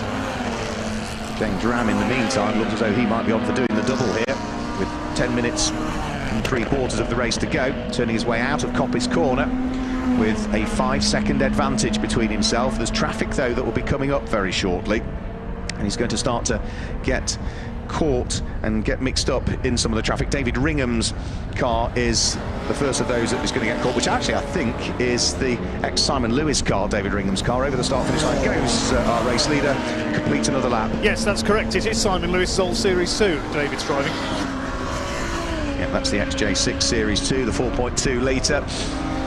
Colin Philpott sitting there in second position, and was caught to the tune of 1.3 seconds on that lap by Sam Clark, who a couple of laps ago got himself up into third place. So Colin Philpott needs to be careful here. James Ram, Colin Philpott, Sam Clark Jr., the top 3 cars, all running Class D. Colin Philpott needs all of the championship points that he can muster in reality. He also needs to hope that there's a little bit of bad luck for Chris Boone along the way somewhere, who at the moment is still in 6th place and leading his class. And if they stay where they are at the moment, it's Chris Boone that's on for the championship. We are side by side up towards the Robert Chicane this time through. Simon Lewis at the wheel of the X300 with a great move to try and make sure that he hangs on to the position. Nick Strong was looking as though he'd got the XJS through and ahead there, but Simon Lewis hangs on to it, and now Nick Strong is coming under pressure from the number 24 car of Michael Seaborn, who's got the inside line as they head up towards Redgate Corner. Can he squeeze the car through? Nick Strong tries to hang on to it. They lean on each other midway through the corner, and as they head out of the corner, it looks as though Michael Seaborn has just got the nose of the XJ40 ahead and had indeed now gained a position. So that means that he is now up into 12th place, and Nick Strong finds himself back down in 13th position again. So great fighting between all of those cars for it is 11th, 12th and 13th places. Sam Clark was incredibly sideways out of the chicane there. He hung the tail right out. That looks very impressive indeed. Won't help his lap times, but at least he's safe in 3rd. He's very safe in 3rd. As for his lap time, that was a full 2 seconds quicker than Colin Philpott on that lap, and now there's only 2.6 seconds between the pair of them. So Colin Philpott in danger of losing 2nd place in the race if he's not careful. On the live stream, we're still keeping an eye towards that fight for 11th, 12th and 13th place, but now it's joined by 14th as well, a rather smoky looking Dean Sewell, who wants to join in as well, the man from Rotherham at the wheel of the number 40 XJ6 Series 1. Simon Lewis side by side with Michael Seaborn coming into the Robert Chicane. They overlap on the way out of the corner. The XJ40 goes through and ahead of the X300, which all of a sudden slows coming out of the corner. We saw this yesterday for Simon Lewis, where all of a sudden the car slowed and he stopped almost at pit lane exit. And I think he did an alt control and delete on the car, rebooted it, and it was fine for the rest of the race. But all of a sudden again then, it was as though it was a similar problem, and he slowed coming out of the corner, which means that Nick Strong was compromised, and it's allowed the number 40 XJ6 Series 1 of Dean Sewell to go through now and gain the place. Nick Strong is behind Dean Sewell, and then Nick Strong has another car for company, and that'll be Simon Dunford, I think, the number 5 car that sits behind. So not quite sure what happened to poor old Simon Lewis there. Simon Dunford has just got the black and white flag, the driving standards flag as well. He's transgression somewhere. He's not the only one. Tim Morant's getting it as well. So the two of them just need to be careful. As for Colin Philpott in 2nd place, well, he needs to be very careful, because up at the far reaches of the circuit, heading up in towards Coppice Corner, that is where I think we see, in fact, no, they'll be down at the old hairpin at the moment, where we start to see Colin Philpott coming under an increasing amount of pressure from Sam Clark. Up towards McLean's Corner they will go, and it is still Colin Philpott in 2nd place, Sam Clark in 3rd position. On the live stream we're still watching what's going on in towards the Robert Chicane, where Dean Sewell is still fighting with Nick Strong, and Simon Dunford at the wheel of the number 5 car is trying to keep up with them as well. So it's just the XJ6 Series 1 from the XJS. Still that little bit of telltale smoke coming from the exhaust pipes of Dean Sewell's car, so maybe a slight cause for concern there as to whether that will continue to run for the final 6 minutes and 20 seconds. Are we still going to see at the end of this lap, though, Colin Philpott in the number 67 car in 2nd place? We are, for the moment. Over the start-finish line comes Colin Philpott. Sam Clark Jr. is now within touching distance of him as they head up towards Redgate Corner. There's a bit of traffic that they need to deal with as well. Colin Philpott, fantastic spits of flame come out of the exhaust pipe, the unburnt fuel on the overrun of that car, but he's still hanging on to the place. On the live stream we're still looking at Dean Sewell fighting away with Nick Strong for 12th and 13th places. It's the fight for 2nd and 3rd that is the one that we are really getting excited about for the moment. Colin Philpott is just, they've got off doing enough. Simon Lewis has retired. The reset didn't work this time. He's pulled into the paddock. Such a shame for Simon Lewis. Been a frustrating couple of days for him, really. There's that smoke coming from Dean Sewell's car again, still with Nick Strong right behind him. Up towards Coppice Corner goes the fight for 2nd and 3rd place. It's still Colin Philpott, but the gap between the pair of them closes up again as Sam Clark is able to hit the brakes that little bit later and looks to see whether he can mount a challenge in these final 5 minutes to try and take 2nd place away from Colin Philpott. As for the championship, well, at the moment it's still going the way of Chris Boone, who's still circulating in 6th place at the wheel of his XK8, leading Class B for the standard stroke modified saloons and GTs. And through comes over the start-finish line that fight for 2nd and 3rd place. As into the gravel trap, we've lost one, I'm afraid, and that's Roger Webster, who has had a rotation, and that will be at the Robert Chicane, where he has gone backwards into the gravel trap. 2 marshals trying to shift a big Jag. I think I know who's going to win with that one, so it may well be that that car needs snatching out of the way. That is, of course, one of the overtaking areas now that's not available to Sam Clark if he wants to try and finally net 2nd position, which I think is pretty much inevitable. 5-second penalty for car 62, Tim Morant. 5-second penalty. Yeah, he was one of those that was forewarned with regards to the circuit limit. James Ram heading up towards the top part of the circuit, nose to tail up towards McLean's corner for 2nd and 3rd place. Sam Clark is now absolutely in the wheel tracks of Colin Philpott. The live stream is still showing what's going on for what is 13th and 14th positions at this stage. It's just behind them where the race leader is now, which is James Ram, who's now going to get into that little fight that's going on before too much longer. But behind James Ram, 6 seconds behind him, is where we see this fantastic fight for 2nd and 3rd. They go past the yellow flag zone where the streaking car of Roger Webster is still backwards into the gravel trap at the Robert Chicane. James Ram now is going to be able to accelerate his way past all of these slower cars and put a lap on them as he heads over the start-finish line. Checkered flag is out early. Checkered flag out early. It has. It's come out 3 minutes and 20 seconds early, and that means that with Colin Philpott just hanging on to 2nd place on the charge to the line with that checkered flag coming out early, he is at the moment not in a championship winning position, but Chris Boone still needs to take the checkered flag. Car number 139 is sitting there in 6th place. The checkered flag coming out early because of the dangerous position that Roger Webster's car is in. Chris Boone heads past that car, accelerates his way out of the chicane, up towards the checkered flag. Car number 139, Chris Boone, will finish in 6th place, and subject to official confirmation, that should make him the 2019 Toyo Tyres WatchdogApp.com Jaguar Saloon and GT Championship. I think either way that maybe, you know, the checkered flag coming out early probably helped Colin Philpott, because had we have gone full distance, i.e. for the remaining 3.5 minutes, then I think he ultimately would have dropped from 2nd down into 3rd place, such was the pace that Sam Clark Jr. had throughout the course of the race. But matters not. We've also lost another one on this final lap as well. Tim Morant, yeah, he's given himself a penalty, a time penalty now, because he's spun it onto the grass and can't get the number 62 Jag back off the grass. But James Ram is our winner for... Oh, he's going to take the checkered flag twice again. He did that yesterday, if memory serves me correctly. Yes, he's done exactly the same again. He doesn't want to talk to me, that's what it is. I thought he did that yesterday. He's not the only one that's taken the checkered flag again. Right, OK, there's another one that's just gone through as well. Dean Sewell. They're too busy enjoying themselves. In fact, Nick Strong wants another go at it as well. He wants to take the checkered flag for a second time. Because it's come out early, they haven't seen it.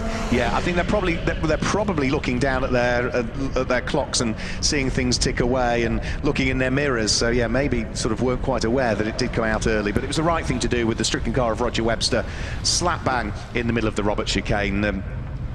Marshall's had a go at shoving it, but when it comes to the choice between a big 3.9 or 4 litre Jaguar and a couple of Marshalls, you know who's going to win that fight when they try and push it out of the gravel. So into the pit lane shortly we will see come James Ram and Colin Philpott and Sam Clark Jr., who finished in the top 3 places. But I'm hoping we might also be able to get the opportunity, Dave Goddard, to chat to, subject to official confirmation, our champion for 2019, Chris Boone, who finished as the winner of Class B, but in 6th position overall. He knows he's done it. He's waving his hand to the marshals and the crowd as he makes his way around the Donington Park circuit, and we'll head in towards pit lane, and we'll be hearing from some drivers down there with Dave Goddard very soon.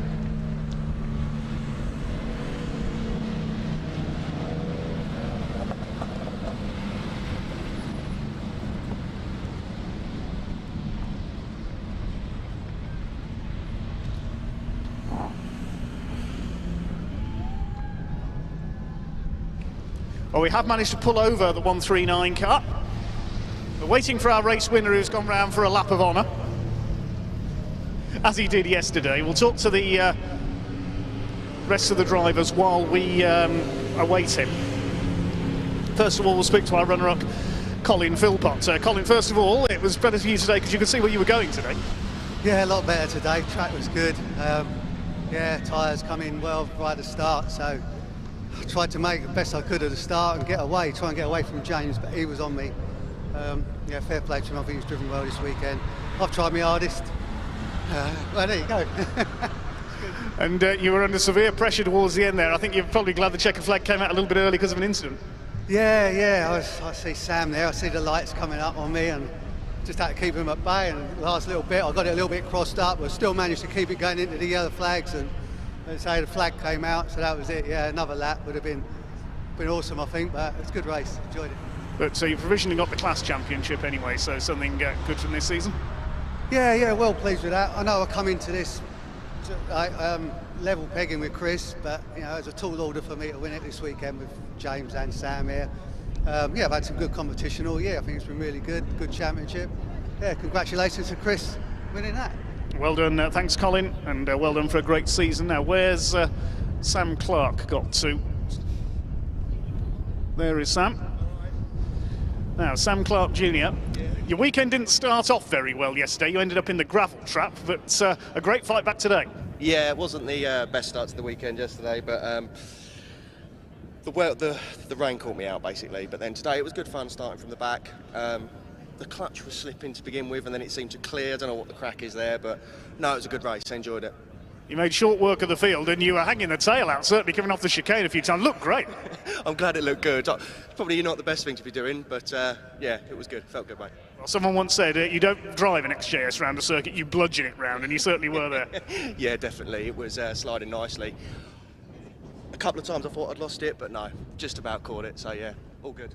Good to have you back here today. Will we see you out for a full campaign next year? Possibly, yeah, possibly, depending on how big the field is. Yeah, I would like to do a full season. So yeah. Good stuff. That's Sam Clark Jr., number 26. Now, next we're going to talk to our double race winner this weekend, back in the championship after missing the previous round. Just have a quick handshake with Sam there.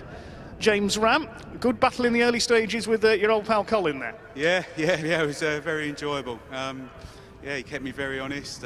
Just a gap opened up out the back, and yeah, just managed to slide through. So I was very pleased with that. And again, able to see where you were going and control things a bit better with no rain today. Yeah, it was less challenging, but well, the rain's the same as the dry, really, just a bit slower, isn't it? But you've enjoyed it, that's the main thing. Yeah, I think so. Yeah, definitely enjoyed it. Fantastic weekend, doubled up, and I think I've managed to miss the checker flag 2 days in a row, so consistent all the way around. Well, you were doing a lap of honour, that's all I'll say. Well, it sounds like I'm going to get some points for it, but never mind. Well done, thanks James, our double winner. And now we don't normally pull over a car that finishes in 6th place, but with Chris Boone we decided to, because Chris, you finished 6th overall, you've won your class, provisionally, subject to official confirmation, you are this year's champion. Congratulations. Yeah, thank you very much. It's hard fought, but we're there. That's the main thing. It's good to see some of the newer models as well coming in. The XK8's performed so well over the last couple of years. Yeah, they're a hard car to sort of put together, but once you've got them right, they do go really well. You know, there's a lot more to come out of them yet, but it's all early days for them. But it'll work out soon. Yeah. But so try and sum up your season in a few words for us. Fantastic, really enjoyable. Only just Thruxton wasn't the best meeting, but you know, you have to have bad meetings to appreciate the good ones, don't you? And this was a good meeting, even though it was wet yesterday. You know, it was good. Well, you really have entertained us this year, Chris. Congratulations on your championship. Thank you for that. Cheers. That's Chris Boone, this year's Co'ordSport Jaguar Saloon and GT champion. Congratulations to him. Back to you, Mark. Thanks a lot. Yeah, great to hear from our top 3 drivers there in the race, and our champion, subject to official confirmation as well. So James Ram, just to confirm, the results came through and grabbed a 5.4 second win in the end from Colin Philpott, who tried as hard as he could over the course of the weekend, but the overall championship just eluded him in the end. Sam Clark Jr. off the back of the grid, great drive through to finish in 3rd place. That was always likely to be the case. Tom Butterfield was 4th, there was Lawrence Kopok, who was in 4th place, and Chris Boone, our new champion, in 6th position. Derek Pearce was 7th, ahead of Michael Holt in 8th place. Tom Lentle was in 9th place. Michael Seaborn was kept rather busy at the wheel of his XJ40 as he was battling away all the way through the race and eventually came through to finish in 10th position. So that's the top 10 cars for the final Toyo Tyres WatchdogApp.com Jaguar Saloon and GT Championship race. We've got another race that will be heading out onto the circuit very, very shortly indeed, and that will be the Co-ordSport Magnificent Sevens that will be coming out. We've already seen one slightly longer 40-minute race. This is also now a 40-minute race for these cars with that pit stop window in the middle of it. So between the 10th and the 25th minute of the race, all of the cars have to come into the pits. And unlike the other series, the winners of previous rounds get a 5-place grid drop in reality. And if you win again, you get yourself another 5-place grid drop. So let's guide you through then the way that they qualified and the way that the grid then should line up as they head out already onto their formation lap, the Co-ord's Magnificent Sevens. Number 4, Jonathan Mitchell will start from pole position, and alongside him is number 45, Christian Pittard. 4 and 45, row number 1. Row 2 of the grid is 52, Gary Bate, and 81, Jonathan Pittard. 52 and 81, row number 2. The third row of the grid is 92, Colin Watson, and 31, Sam Smith. 91 and 31 on row number 3. And row 4 is 61, Mark Webster. And number 3, which is the car that will be started by Paul Lewis. So that is the first of our shared cars, 61 and 3 on row number 4. The 5th row of the grid is 93, Hugh Coulter, and 84, Steve Owen. And on the 6th row of the grid, this is where now we start to get into those that's qualified higher up, but were given grid drops because they have won previous races. A 5-place grid drop for number 98, John Cutmore, now sees him line up 11th on the grid. By the time you add those 5 places to him, and alongside him is number 35, which is Charles Holroyd, 98 and 35. The 7th row of the grid wins at Brands Hatch and Thruxton means that Tim Davis might have qualified 3rd, but he starts 13th, 10-place grid drop for him. Number 80, Tim Davis, lines up alongside a driver that also has got a 5-place grid drop from a win at Brands Hatch, number 86, Stephen Riley. The 8th row of the grid, 34, Richard Green, and 13, 1-3, Greg Catton. The 9th row of the grid is number 85, David Watson, a 10-place grid drop for him because he won both of the races in his respective group at Anglesey in North Wales. So he would have otherwise lined up 7th on the grid. He lines up 17th, and alongside him is 47, which is Gary Tootle. And just to give you the 10th row of the grid, it is number 56, which is started by Andrew Tidy. He will hand over to former British touring car racer Ray Arms for part 2 of the race. And alongside him is number 32, and that is going to be the car that is started by David Rowe. We've already, right, okay, by the look of things, had a small issue out on circuit. The spin on the formation lap is not really what you want to do, but unfortunately that is exactly what has happened to the Spire of John Cutmore. Thankfully, though, it hasn't expired because it is able to continue in the race. Everybody, I think, went past him, though, whilst he was on the grass having his spin down at the old hairpin. So he will now... well, he should have started in 6th. The 5-place grid drop would have dropped into 11th, but now that he's had the spin and I think everybody went by, in theory he shouldn't retake up his grid position, which means that he's going to be starting in something like 40th position on the grid. So it's I think everybody went by him. Yeah, I'm pretty sure everybody did, but at the moment he is no longer in the last car at the train, so he probably just needs to be careful that he doesn't overtake many more cars. I think he will be on the back row of the grid, which is where he needs to be. So we're about to get this race underway, 40-minute race, pit stop window in the middle, and as the cars head in neat 2x2 formation, it's the blue car of Jonathan Mitchell alongside the orange car of Christian Pittard for the front row of the grid. Co-ord's Magnificent Sevens final race of the 2019 season is underway now. It's a great start from Gary Bate from the second row of the grid. It's not a too shoddy start either from the next of the cars that's right behind him, which is going to be the car of Colin Watson. But as they head up towards Redgate Corner, it's Gary Bate that leads. It is Jonathan Mitchell in 2nd place, Christian Pittard in 3rd place, and I think despite the good start, Colin Watson didn't really see a gap open up ahead of him, no, so he's still down there in 4th position with what will be Tim Davis right behind him. Tim Davis trying to go around the outside of a couple of cars at the old hairpin, needs to be careful that he doesn't run out too wide at the wheel of the Black and Dayglow car. Picked off his teammate, which was Colin Watson, and almost ran out of tarmac there as he went down towards the old hairpin. So keen is Tim, TVR Tuscan racer also, to get on with it. He is now nipping at the heels of what will be Christian Pittard's car as they head uphill in towards the blind entry double apex right-hander at Coppice Corner. 3 of them absolutely together fighting over what will be 3rd, 4th and 5th position. Multi-class structure to this one as well, all done based on, well, really sort of power output of the cars. Depending on the brake horsepower it puts out, it dictates which class you drop into. The most powerful cars in Class H, and then you sort of work your way from there through the Robert Chicane. Lap number 1 about to be completed. Jonathan Mitchell leads, but Gary Bate is quicker coming out of the corner, is now drawing himself alongside the race leader. Might just be able to sneak through into the lead of the race by the time they get towards Redgate Corner. And indeed he does. Yeah, Gary Bate takes up the lead of the race. It is now Jonathan Mitchell down into second position, but the hordes of largely Caterhams heading around the circuit. It's the Magnificent Sevens because it's for Lotus 7 inspired designs in reality, so it's not just Lotus that we see out there. We've got the Spires, we've got the MK Indies, we've got the low-cost Mazda as well. And we've also got the GBS Zero as well in the hands of John Barrett that qualified stone last in this morning's qualifying session. A very unusual car to see out, and great to see so many Lotus 7 inspired designs entered in the final race for the Co-ordSport Magnificent Sevens. Up towards the right-hander at Coppice Corner goes Gary Bate. His is the white car, but with the black and red nose flashes to it. He is leading the race from Jonathan Mitchell in second place.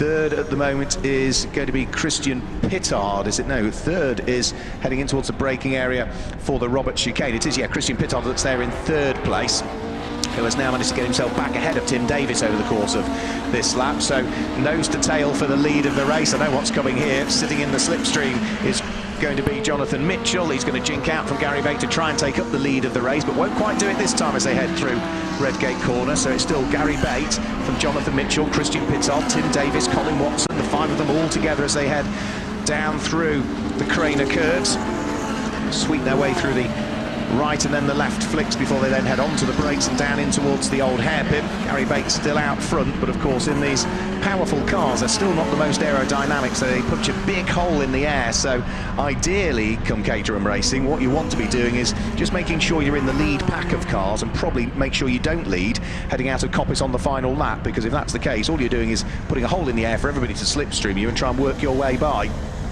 Up towards Coppice they'll go. It's 5 for the lead of the race. Tim Davis trying to attack once more Christian Pittard, but needs to be conscious that his teammate for Boss Racing is right behind him, which is Colin Watson. Now Tim Davis picks up the slipstream from Christian Pittard, tries to haul himself back into third place, but he's just a bit too far back, I think, heading in towards the Robert Chicane. So no, still in the same order as they flick through the Robert Chicane. This is now 3 laps that have been completed.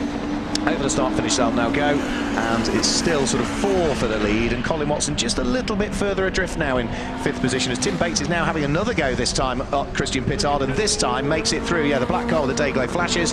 Tim Davis, the number 80 car, goes through and up into 3rd position. Number 45, Christian Pittard, now down into 4th place, but they are still absolutely rooted together as they cascade down through the Craner curves and in towards the old hairpin. Gary Bate doing a good job at the moment of, if anything, starting to gap, only just very slightly, the car of Jonathan Mitchell that sits there in 2nd place, the all-blue car. So up towards McLean's and Coppice Corner they will go. And now, by the look of things, Tim Davis, is he going to have another nibble here at the approach towards Coppice Corner? Yes, he does. Jonathan Mitchell sees him coming. Colin Watson also dives up the inside of Christian Pittard heading in towards Coppice Corner, but then runs a slightly wide on the way out, which allows Pittard to come back at him. So that's been sort of shuffled the order slightly. It's also broken the gaps up a little bit. Gary Bates still leads, but now it's Tim Davis up to 2nd, Jonathan Mitchell down to 3rd. It is Colin Watson who has managed to hang on to 4th place, even though he's a little bit slower coming out of Coppice. He has still managed to move ahead of Christian Pittard, but of course now Christian Pittard picks up the slipstream and goes through, and also Tim Davis picks up the slipstream of Gary Bate and goes through into the lead of the race. Typical Caterham action. Every time they come round they're in different order. It's now Tim Davis, Gary Bate from Jonathan Mitchell, Colin Watson and Christian Pittard, the top 5. And it's, if anything, sort of a trio starting to break away maybe a little bit, with Colin Watson and Christian Pittard just sort of falling away a little bit. Christian Pittard lost 2 positions on that lap. A spin at Coppice Corner. That's the number 96 car of Jerry Adams, his Caterham Road Sport that runs in Class C that's just had a rotation. Class C is full of Group 1 cars. Class C caters for those with between 141 and 152 brake horsepower. Includes Caterham 310s in that as well, if you've got one. So, yeah, so the lower power cars run it in Class or Group 1, and there and off into the gravel. We've lost one, and that is Colin Watson, unfortunately. He thumps the steering wheel with frustration. That was at Coppice Corner. He was running in 4th position when he came over the start-finish line last time through, but he's just run out wide and plopped it into the gravel trap at Coppice Corner. So that's one of the leading contenders we've lost. It's Tim Davis that leads from Gary Bate in 2nd place, Jonathan Mitchell in 3rd place. The orange car of Christian Pittard struggling to keep pace with this lead trio. There's traffic just up the road as well before too much longer that will need to be dealt with. We've got 3.5 minutes before the pit window opens in what's today are beautiful conditions here at Donington Park, and poor old Colin Watson sort of trudging away rather disappointedly after his small mistake heading up towards Coppice Corner. He's fine, the car is fine, but it's pitched in the gravel and is going nowhere, and will need the extraction of one of the snatch vehicles to get it out of harm's way. Elsewhere down through the order, some of the fantastic battles still continuing, but in the meantime, Dave Goddard is down in the pit lane. Shame for Colin Watson especially. Didn't he have a couple of wins over at Dijon recently? He did, yeah, when we had the away round. They don't carry pit stop penalties because they're inter-series races. You don't carry pit stop penalties for either our away rounds that we tend to have at Spa or at Dijon, which was the first ever club visit to that circuit. So yeah, hence why, if you're wondering, he's won races but hasn't got grid drop penalties. So and it will be the same next year when we go to the Le Mans Bugatti circuit for the first time with the club as well, which is a very exciting circuit for the club to be going to in the 2020 calendar, which is going to be fully announced shortly. There is Colin Watson's car, if you're watching on the live stream, just about to get dragged out of harm's way. The leaders are carving their way through traffic now for the first time. We've got 2 minutes of this race to go before the pit window opens, and for the CSCC Magnificent Sevens, it is a subtly different approach to the pit stops as well. Because of the multi-point roll cages, then it means that come the pit stop window, if the drivers are sharing the car, then they have to sort of get out and get back in again, but the second car must wait for a period of time before it heads back out. The 60 seconds mandatory pit stops, drivers, if they're running on their own, may leave the engine running and can stay in the car for 60 seconds. They don't have to sort of get out and get back in because of the multi-point roll cages. It just makes it very, very difficult in these cars. So most of the cars are single drivers, so they just sort of remain in the pit lane for 60 seconds and then can sort of head on their merry way again. And we're now only the best part of a minute and 20 seconds away from the pit window opening, as over the start-finish line goes our race leading pair once more. Down through the order, we have got some titanic fight going on. Dave Goddard. We've got a car pulled off on the run into Redgate. I can't see the number on it, unfortunately. It's a black and orange car, not a Boss racing car. See, it's a black car with an orange cage. Who's that? It is very, very difficult to spot at this distance. It could be Andy Yeoman's possibly, but I don't think it is, because it looks more day-glow, the roll cage on that one, whereas Andy Yeoman's, it's sort of a regular orange colour, so we might have to sort of wait and see who tumbles down through the order, possibly. For the moment, though, over the start-finish line goes one of those sort of trains of cars that I was talking about.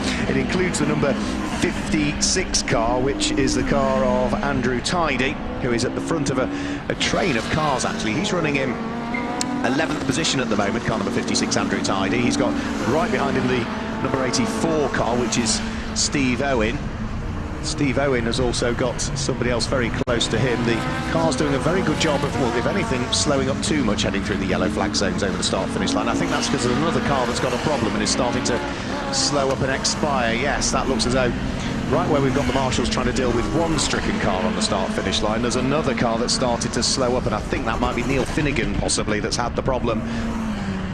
At the wheel of his car, the number 53 car pulls off to the right-hand side of the circuit, and that almost caused a concertina effect as everybody slowed up, not wanting to overtake through the yellow flags they got on, but they were struggling because there was another car that was about to retire.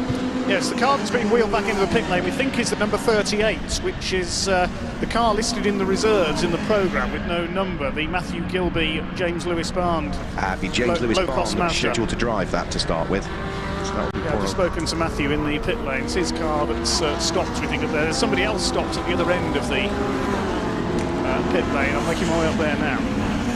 The other end of the pit lane, it is the number 28 car that is at the other end of the pit lane. That is Philip Andrews and Jack Andrews, and that looks as though that is driver change, so that is mandatory pit stop taking place there, because the pit stop window has now been open for just over 1 minute, so that is the first of our scheduled pit stoppers that is in.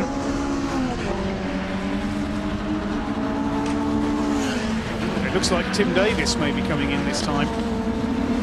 Yes, he is. He is, yep. So into the pit lane comes Tim Davis. He will just remain behind the wheel of the car for...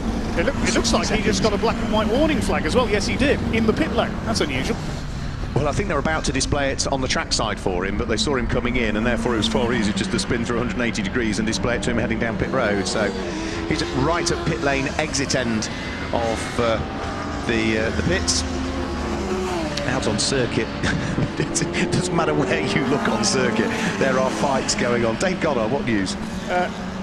81, Jonathan Pittard just coming in. Looks like he's been off somewhere. There's a bit of mud up the side of the car. Whether that's a legacy from qualifying or whether it's happened in the race, we'll find out. It certainly looked, it looked clean and tidy at the start of the race. So yeah, I agree with you. It may well have been that he's sort of picked something up a little bit as the race has worn on. Over the start-finish line, we now see the sort of sole remaining white and day-glow Boss racing car. That'll be Hugh Coulter that's just turning his way through what is Redgate Corner. Behind him is that fight that I've been talking about as well, which is Andrew Tidy still rolling his sleeves up and trying to keep the aspirations of the dark blue number 84 car of Steve Owen at bay. In towards the braking area for the old hairpin goes that little battle of cars, and it looks as though Andrew Tidy is doing a very good job here of hounding that car around the circuit. He is now right up onto terms with the number 34 car, which is Richard Green starting in that car. I'm not sure whether you're aware, Dave Goddard, but that is now a second driver, Barney Pryor, that is sharing that car with him, which was not originally scheduled to be the case. Yes, that was not on the list that I got, so thank you for that. Good to see Richard and Barney back out. I've not seen them in this series for a while. No, it's good to see them back out there. They've been regulars, albeit slightly less regular this season, but it's good to see them back out there. Looks like problems for Tim Davis. They can't get the car going again. Oh no.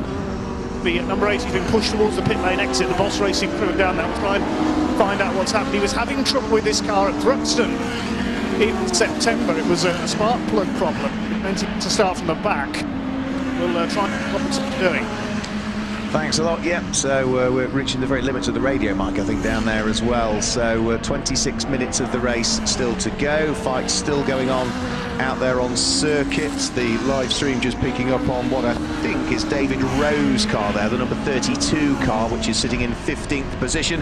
As into the pit lane comes another important pit stopper, the number 45 car that qualified second quickest. Christian Pittard heads down the pit lane, and we've now also got another car in the gravel trap at the Roberts chicane, and it is not again in a particularly safe place, I'm afraid. Number 8 dives for the pit lane, which is Matt Gibbon. Marshall's on hand to try and push the stricken car out of harm's way that's had the rotation there into the gravel trap at Goddard's Corner. I think it might be Robert Cadiz possibly that's had the spin. Can't quite see the number of the car, but there we can see, if you're watching on the live stream, Christian Pittard having his mandatory pit stop. The Boss Racing team talking to him. They'll be adjusting the tyre pressures just to make sure that they're back in the sweet spot again once more, and he just needs to wait for the 60 seconds to tick away before he can make his way back down pit road.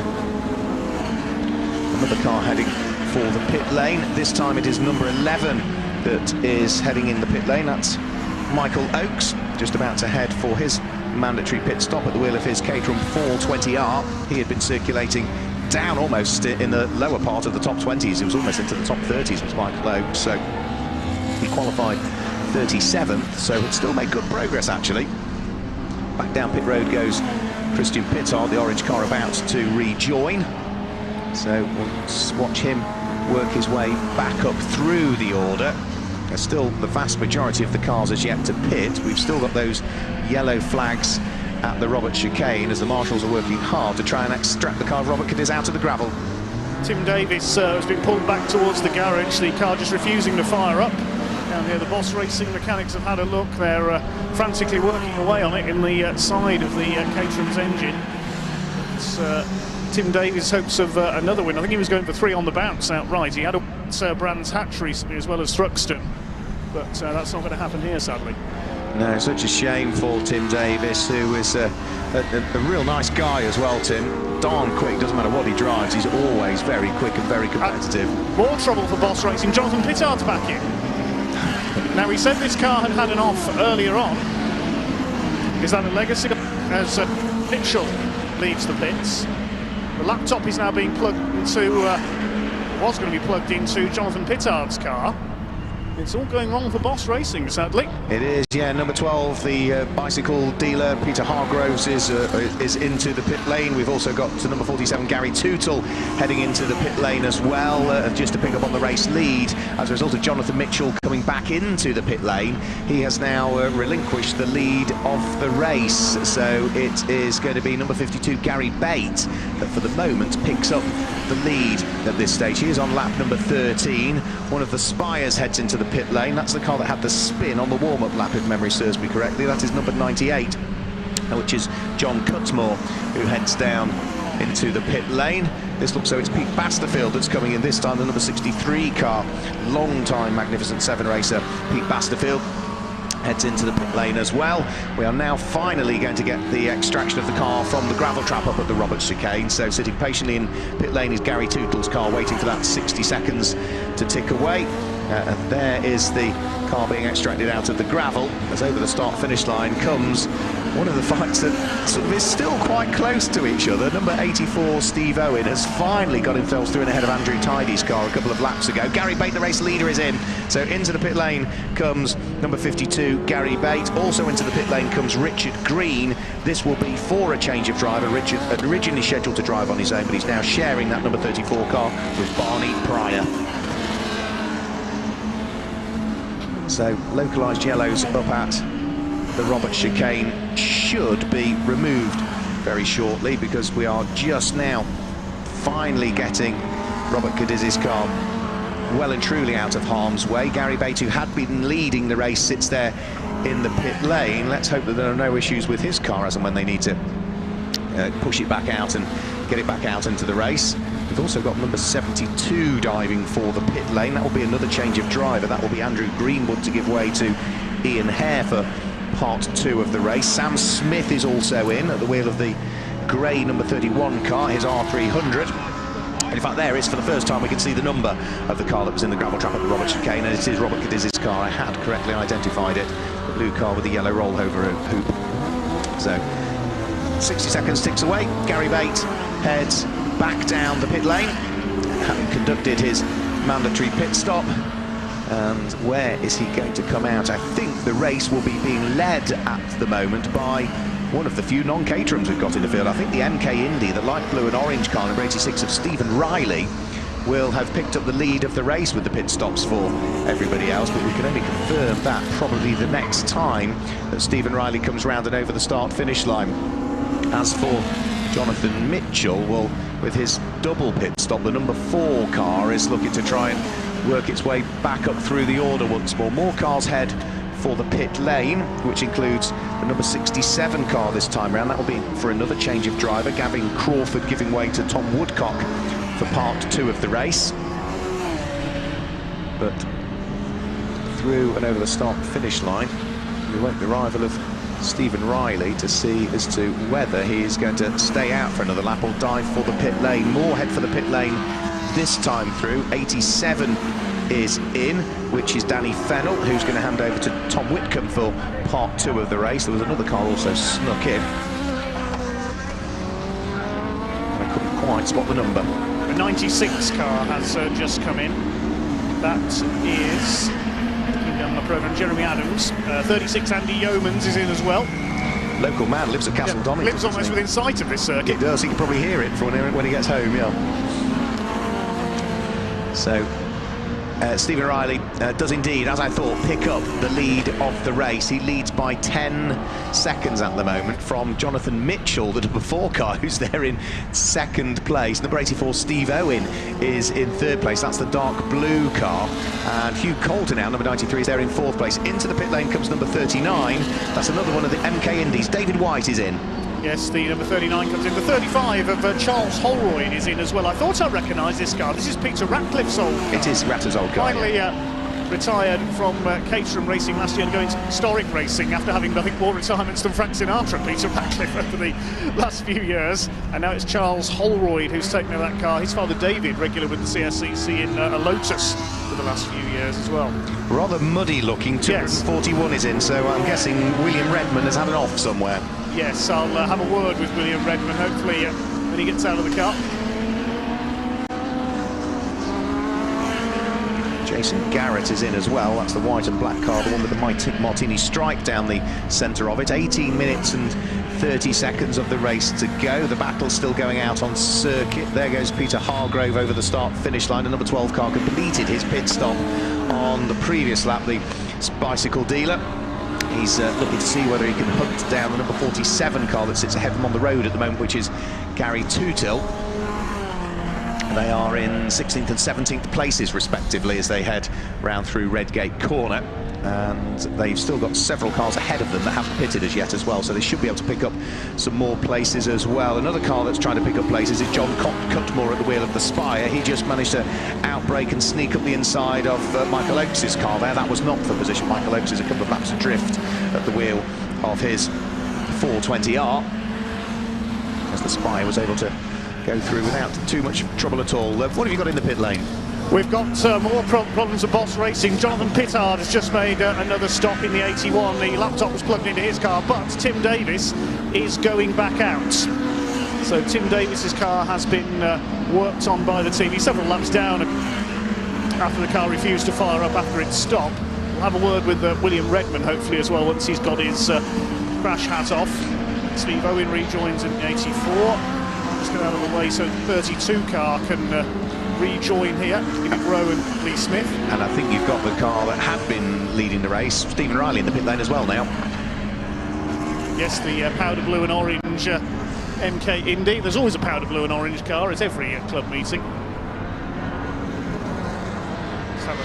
Where's William Redman got to? He's hiding from me in the garage. I want to find out now. Appear to have had an off out on circuit.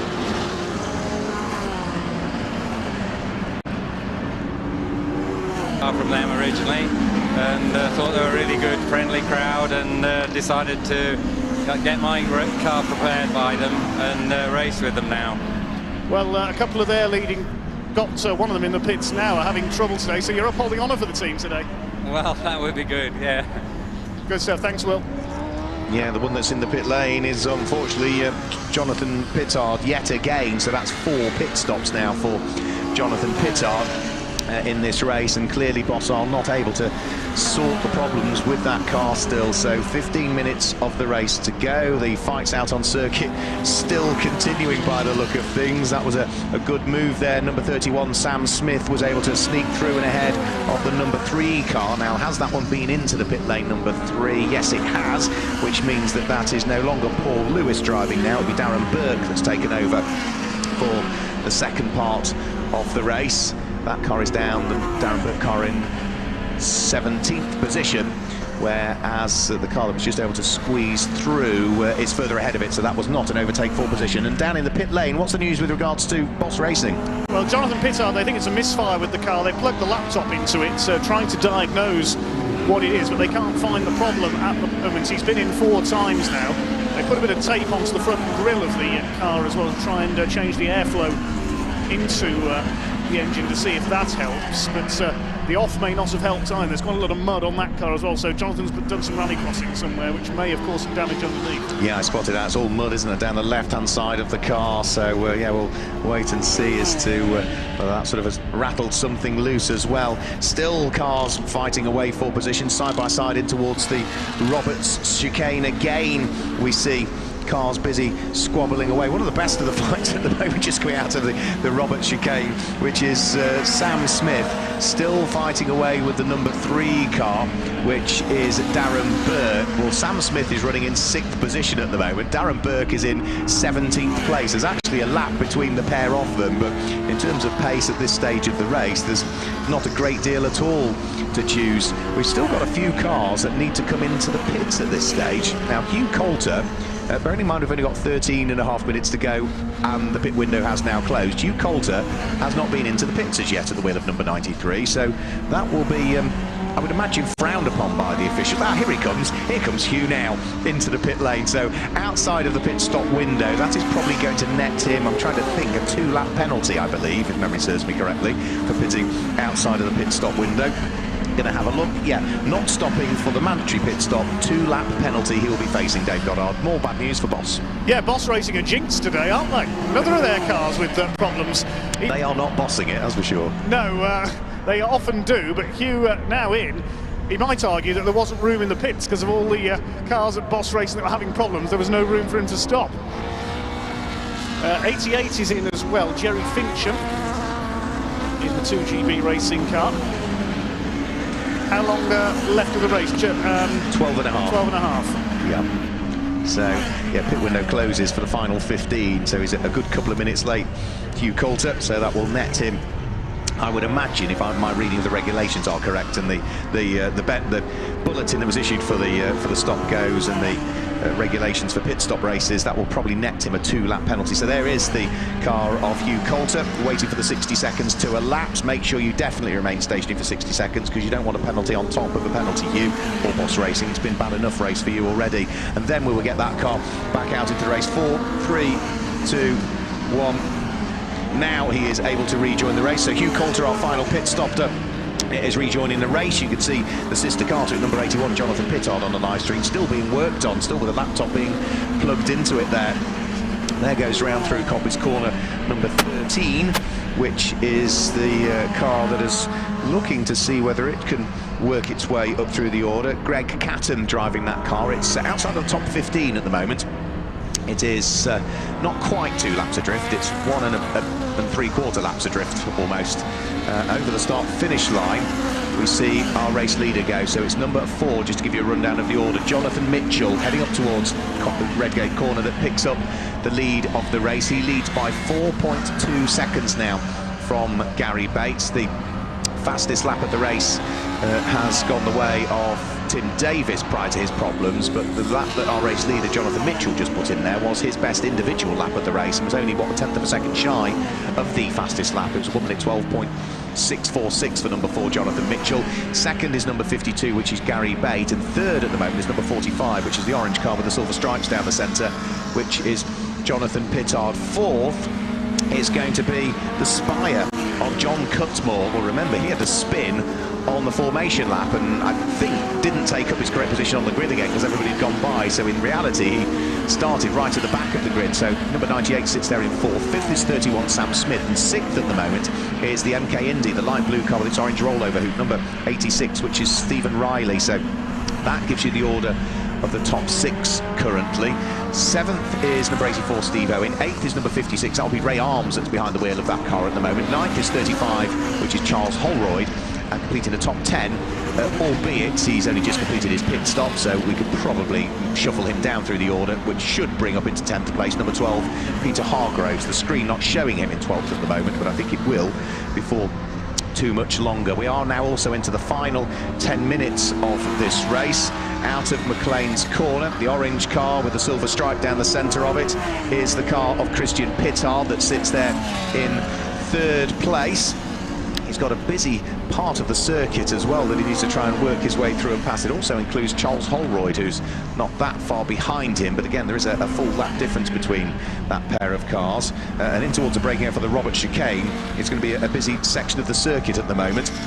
In towards the braking area they all come, and it's going to include, coming over the start-finish line, the 4th place car. I think, yeah, number 98 goes over the start-finish line, which is John Cutmore, cutting his way through the traffic currently. He's only 2 seconds adrift of Christian Pittard, and on that lap through the traffic, John Cutmore was, what is that going to be? That's going to be 3.2 seconds quicker than Christian Pittard. He's only 2 seconds behind him.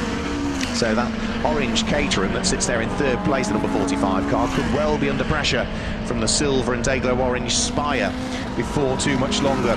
Working their way through the traffic down at the old hairpin. John Cutmore was a little bit more compromised through the traffic on that occasion. The next car he wants to try and get by is Charles Holroyd's number 35 car, who is not fighting for position. Charles is still inside the top 10. There's a lap adrift of the Spire that is now finally through and ahead. Christian Pittard this time has the traffic to deal with on the run up towards the braking area for Coppice Corner. That is Steve Owen's car that is there in 7th position.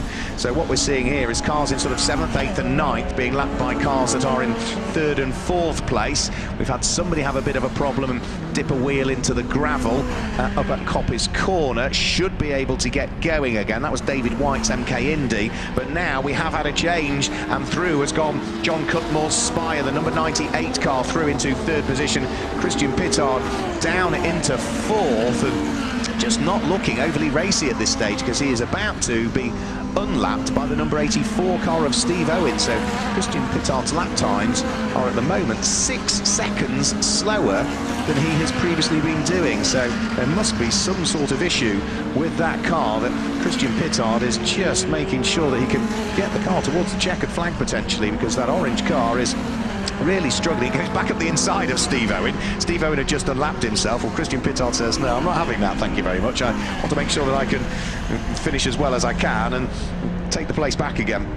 So he goes back off the lead lap again, and Steve Owen is going to have to watch out of the way of that number 84 car, because all of the cars that are around him, he is squabbling for position with. One of the best fights we've got at the moment is for 7th, 8th, 9th and 10th positions, and that is just turning its way through Coppice Corner now, which is going to include Steve Owen, Charles Holroyd and Hugh Coulter, who, despite the delayed pit stop, is still showing us 9th place on the road at the moment. Any penalties that are deemed appropriate will only be applied at the end of the race. So through the Roberts chicane, Christian Pittard is still fighting away with all of these cars that in theory he should be lapping. So through goes number 84, Steve Owen in 8th place.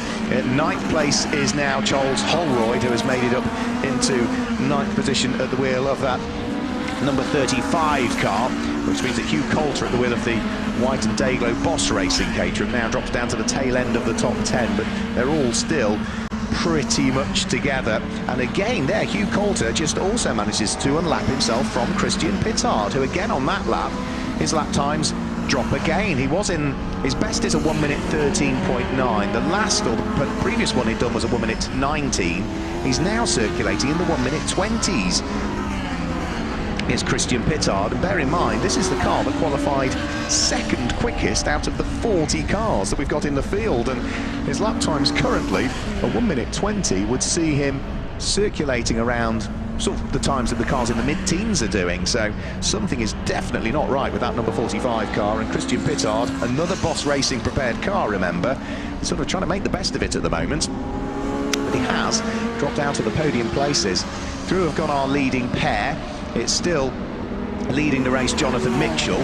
Still in second place is Gary Bates, so it's 4 from 52, but the gap has come down again to the tune of another 3/4 of a second on that lap, so it's now down to just 3.1 seconds gap first to second place.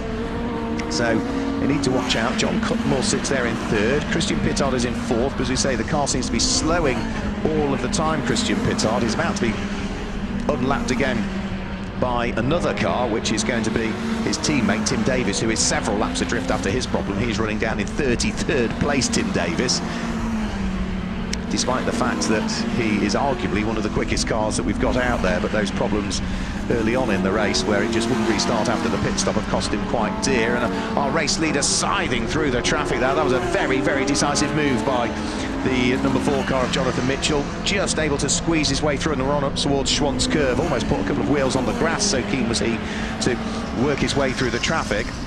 Up towards the Coppice Corner he will go. It was the number 93 car that he was very decisive with getting past. That was Hugh Coulter's car that runs in 10th position, but Jonathan Mitchell is now through and past that car and is closing in on another win. Onto the brakes, up towards the Robert chicane comes the blue number 4 car. He's about to chalk another lap into the book. More traffic to deal with. That'll be the number 35 car of Charles Holroyd that he will look to try and put a further lap on. Should do that, I would have thought, on the run towards Redgate Corner. If he's be confident on the brakes, yeah, he's got the inside line. Charles Holroyd sees him coming, lets him go through. Another car that's been placed a lap down, so that now means that the number 35 car of Charles Holroyd is now 2 laps off the lead. Such is the pace that Jonathan Mitchell has.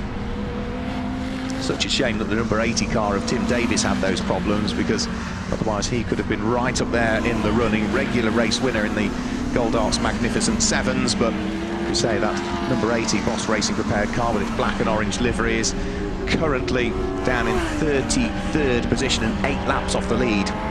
That was how much time he lost in the pit lane. And Jonathan Pittard back in yet again. Unfortunately, I've lost count the number of times he's pitted now. 6. Oh dear.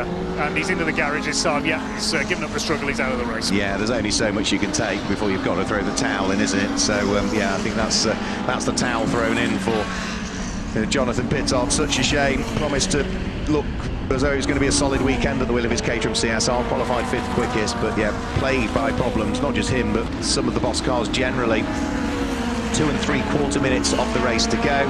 Up towards Redgate Corner goes our race leader. Still a little bit more traffic that potentially might need dealing with over the course of this lap. Barney Pryor's car is going to be the next as he spins directly in front of the race leader, who nearly got tangled up there in something that wasn't his accident. Barney Pryor spun directly as Jonathan Mitchell was punching the accelerator coming out of Redgate Corner, and you could see him all of a sudden panic and think, right, what do I do? Do I go one way? Do I go the other? Do I dive on the brakes? I think he did a combination of all three, but that is something for Dave Goddard to ask Jonathan Mitchell about at the end of the race. There is the stricken car of Barney Pryor.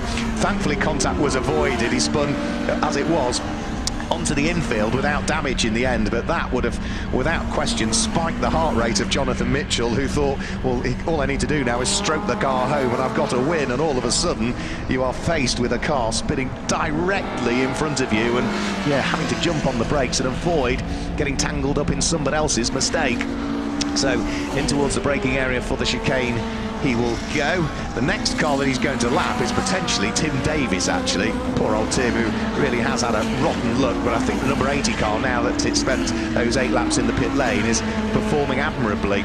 Onto the penultimate lap of the race goes Jonathan Mitchell. He is now, as a result of having to dive onto the brakes and lost that time, is now only 1.5 seconds ahead of Gary Bate, and slowing down over the start-finish line is the car that was in 3rd position, unfortunately. That's John Cutmore heading up towards Redgate Corner, really struggling with that car, and he's already now lost 3rd place because all of a sudden we're going to see the number 45 car of Christian Pittard, who's got his problems, potentially back on the podium. Yeah, I heard a car misfiring as it went through there. It was John Cutmore in that rather unusual wedge-shaped Spire. Performed admirably, of course. Was he the car that had the problem on the green flag? It was. Yeah, so he's come back through nicely, but now it sounds like the car has maybe developed a misfire. Yeah, first lap, or even before they got the race underway, had a problem, and now, yeah, the Spire is about to expire by the look of things. He is going to be in 3rd place. I suspect even he can limp the car home at best. He's going to finish in something like 7th or 8th position, but what a shame that is for him. But also, I suppose, fortunate for Christian Pittard, because he's been limping the car around for lap after lap after lap with a few issues, and finally, bizarrely, might see himself on the podium. Up towards Redgate Corner goes our race leader, dives up the inside of Tim Davis, who sees him coming, just allows himself to be lapped as a result of all of those poor problems that Tim Davis has had. But now the clock is about to tick to 0. It looks as though Jonathan Mitchell is more than on course to win the final CSCC Magnificent Sevens race of the 2019 championship season, safely through the old hairpin for the final time. He's not under any real pressure at all still from Gary Bate. John Cutmore has managed to bring the Spire back round into the pit lane, but it is going to be retirement for John Cutmore, which is such a shame for him as he trundles his way down pit lane. What a drive it was after his spin on the formation lap. So it's wait and see as to whether they're just going to sort of park the car. For the meantime, our race leader for the final time out of Coppice Corner, Tim Davies, is having a race with him here. Tim might be 8 laps adrift as a result of his problems, but he's still wanting to try and avoid being placed another lap down by the look of things, and I think he might just finish ahead of the race leader on the road to get one more lap. Oh, then the engine goes as he heads towards the checkered flag.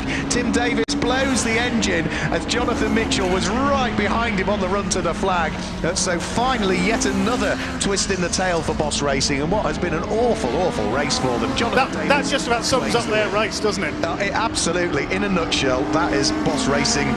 Yeah, what they've seen, everything that could possibly happen to them has happened to them in that one single race. Jonathan Mitchell claims the win in the end by just 1.8 seconds from Gary Bate in 2nd place, and I'm not quite sure how, because clearly something was wrong with the car, but Christian Pittard, maybe tyres possibly, finishes in 3rd place at the wheel of the number 45 car. We await the 5th place car to go through. That goes through now. Sam Smith finishes in 5th place. He might have trundled into the pit lane, but he still could be classified inside the top 6 potentially, John Cutmore. We'll have to wait and see.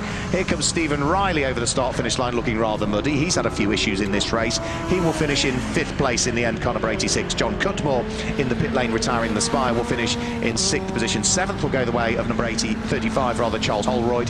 8th place will be Andrew Tidy and Ray Arms, number 56. 9th place will be 84 Steve Owen, and completing the top 10, albeit he did pit outside of the window, so might not be classified in that position, but he took the checkered flag in 10th place. It is number 93, Hugh Coulter. Well, that had so many twists in it. It was absolutely amazing to see the dynamic of the race continually changing, and well, what a great final race of the season it was for the CSCC Co-ordSport Magnificent Sevens. Our race winner, Jonathan Mitchell, making his way around the circuit, heading in towards the pit lane area. Gary Bate following him down pit road. Those were first and second in the race, and they will be chatting, as will the third place driver, Christian Pittard, with Dave Goddard down there in the pit lane. Yes, the top two just pulling up, and there's a fair bit of mud on Gary Bates' car as well. That's had an off somewhere. So we'll have a word with him in a moment. Waiting for our third place Christian Pittard. Just waiting for them to... it takes the drivers a little longer to get out of a 7 type because they have to extricate themselves through the roll cage. Great fun, these cars, but not the easiest to get in or out of. Thumbs up from Jonathan Mitchell, receive his victor's garland from CSCC director David Smitheram. And then we'll look for Christian Pittard coming in. There he is, the orange car.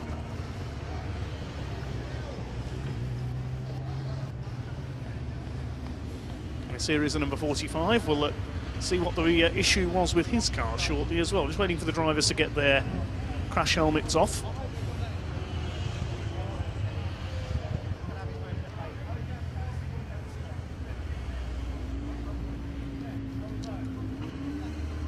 Certainly an entertaining race, a bit of a race of attrition there. Few cars sliding off at some points. The circuit's still a little bit slippery after yesterday's rain. Here is our race winner receiving the garland and the winner's cap, number 4, Jonathan Mitchell. Let's have a word with Jonathan then. Congratulations to you, but a late scare there. I think it was Barney Pryor spun across your bows at Redgate. Yeah, that was a bit of a moment. I jammed. I thought I could get him on the right, and then realised no, he's coming back across. So I had to jam on the brakes. It must have been a foot, maybe. It was close. Your heart rate must still be up now. I could see it from up here. Yeah, absolutely. No, great race. Really enjoyed it. I think I was having a good race with Tim, even though he was a few laps down, but it was good fun nonetheless. Yeah, Tim spent a few laps in the pits with problems and then blew his engine going over the line. It's been a bit of a disaster for Boss Racing, but a great race for you and a good scrap with Gary in the early stages especially. Yeah, really lively first few laps. It was brilliant. Really good fun. Is that your first win in the series this year? Yes. Yeah, third race this year, so pleased to sign off with a win. Will we see you back for a full campaign in 2020? Probably a bit of a mix. I'd like to be out for a couple. Yeah, we'll see. Well done, Jonathan Mitchell. Now where's Gary Bate, our second place man? Here he is. Gary, first of all, a bit of mud on the car there. You've had an off at some point, I think. I have, I think, lap 4. I made one tiny mistake at Redgate. Just ran over the rumbles into the water, or the bog as it is. Went off onto the grass and pulled him back behind, I think, Tim. And that was just enough to give Jonathan that little bit of wiggle room to get away. But other than that, fair play to Jonathan. It was a good race. Excellent. And you were able to close up in the closing stages when Jonathan had that bit of a moment with the back marker at Redgate. Well, I could see the back markers, I could see him in the middle, and I thought this could be an opportunity. But he just got through, and I think, I don't know, there was a second at the end. So just over. Just over. Thank you for that. But it was brilliant fun. Brilliant. You've had a bit of a mixed season this year. You're going back for a full campaign next year? Hopefully, yeah. We've had a few little car issues that we've clearly ironed out now. So the car ran absolutely fantastic. So credit to Luke and all the lads there. Really, really good car. And it was just a shame I made one little mistake at the end, but hey-ho. Well done, Gary Bates on second place. And third place, where's Christian Pittard? There he is. Let's have a word with our third place man. Christian, your lap times dropped away quite considerably towards the end there. What was the problem? Fuel pressure. Really chronic fuel pressure, so I wasn't competitive at all. I'm amazed I came third, frankly. I'm the least of the worst runners-up. Well, John Cutmore was on for third. He dropped out, unfortunately. Right, was he in the Spire? Yes. He ran out of fuel. What happened? I'm not sure. I think it was developing a misfire when he went past here. Okay, well, I'm the beneficiary. Thank John for the misfire. Yeah, it's been a bit of a disastrous race for Boss Racing. A lot of their cars hitting problems, unfortunately, but you've salvaged some pride for them at the podium. Salvaged it for Boss on the podium, yeah. Good stuff, well done. Christian Pittard, our third place man, Gary Bate, the runner-up, and Jonathan Mitchell, our race winner in the CSCC Gold Arts Magnificent Sevens. Thanks, Dave. So still with pretty much blue sky, which is in stark contrast to yesterday. That sees the season draw to a close for the Gold Arts Magnificent Sevens. Jonathan Mitchell claiming the final win of the season. 32 laps completed, and in the end, the winning margin was just shy of 2 seconds, 1.8 seconds to the good from Gary Bate, and with that scary moment as well, with Barney Pryor spinning in front of him, and the blown engine as well from Tim Davis on the charge to the line directly in front of him as well. So Jonathan Mitchell claims the win. Gary Bate was second. Christian Pittard, who we've just heard from, was in third place, ahead of Sam Smith, Stephen Riley, and John Cutmore did finish in sixth place, despite the fact that the Spire had problems towards the end of the race, and he came into the pit lane with a lap to go. Charles Holroyd finished in seventh place.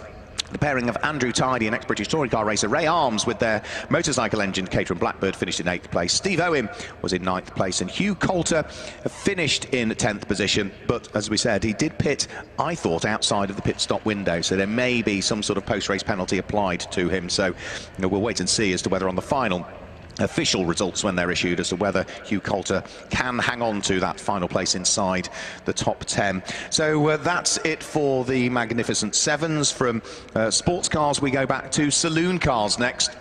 And heading out onto the circuit very shortly will be a very full grid of cars for the Co-ordSport TinTops. Now, there was an amended grid issued for this one. That's because the car that had qualified second quickest, Russell Hurd, expired down at the bottom section of the circuit, down at the old hairpin, and as a result of that, he has unfortunately had to withdraw his car, so he will not be lining up on the grid, which means that an amended grid has been issued and everybody shuffles up a place from there. So we will look forward to seeing those cars out onto the circuit in just a few seconds' time.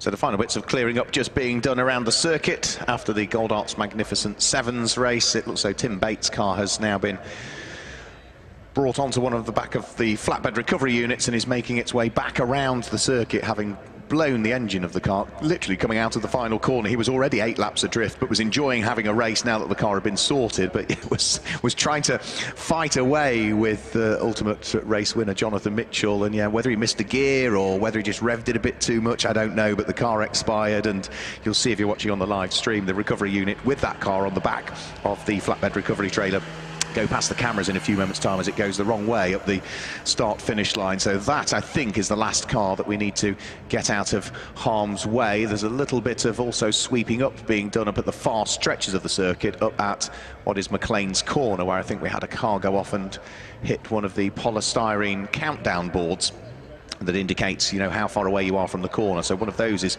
just being replaced as well. I mentioned that Russell Hurd's car had qualified second quickest and he had withdrawn. Well, as a result of mentioning that, I have now subsequently, from our official photographer for the Classic Sports Car Club, David Stallard, been sent a photograph of the car. Yes, it did go banging a big way. I agree with you, David Stallard, because not only did it go bang, there's lots of flames coming from under the bonnet of the Honda Integra, so I'm not surprised at all that poor old Russell is not able to take part in this race that will be coming up very, very shortly. There's still a little bit of work just going on the start-finish line, which I think is where they have treated the cement dust that's been put down as a result of Tim Davis's car having expired. So that is now just being blown away with some of the mechanical blowers, just to remove the last few bits of dust, and then we will then hopefully see the Co-ordSport TinTops, and we thank Co-ordSport for their support of this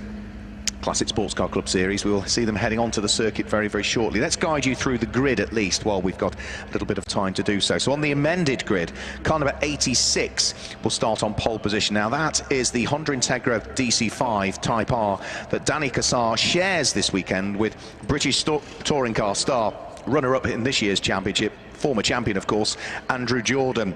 So that there starts from pole position. Now Danny Cassar shared that car earlier on this season with Nigel Ainge, and they had a win at Alton Park, so they do have an extra 30 seconds to spend in the pit lane come the pit stop window, because again it's a 40-minute race. Again, after the first 10 minutes the pit window opens, and it will remain open for 15 minutes and close at the 25th minute of the race. So number 86 in the hands of Andrew Jordan starts on pole position, and now moving up to the front row of the grid as a result of Russell Hurd having withdrawn from the meeting, we see the Honda Civic Type R at car number 888 of Andrew Windmill. So it's 86 and 888 on row number 1.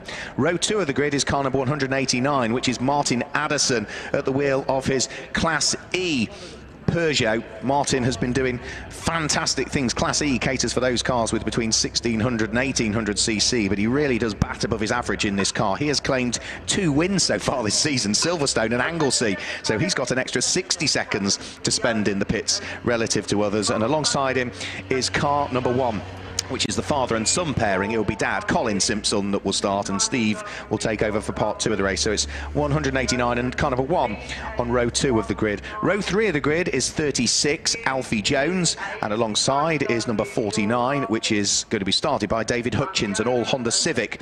Third row of the grid, 36 and 49. Row 4 of the grid is Tom Mensley. Tom, very quick indeed, is Tom Mensley at the wheel of his Renault Clio. He runs in Class B, which caters for 2-litre Renault Clios. He won at Snetterton, and he also won one of the races at Anglesey, so he also, a bit like Martin Addison, has a 60-second penalty come the pit stop window. And alongside is car number 179, a car which harks its way back to the days of a one-make championship that we had in the UK. It's the Proton Persona GTI Coupe of Richard, Jason Field and Richard Field. Richard will start the race. Richard Jason will take over for part 2. 18 and 179 as they head around the circuit on their final formation lap on row number 4.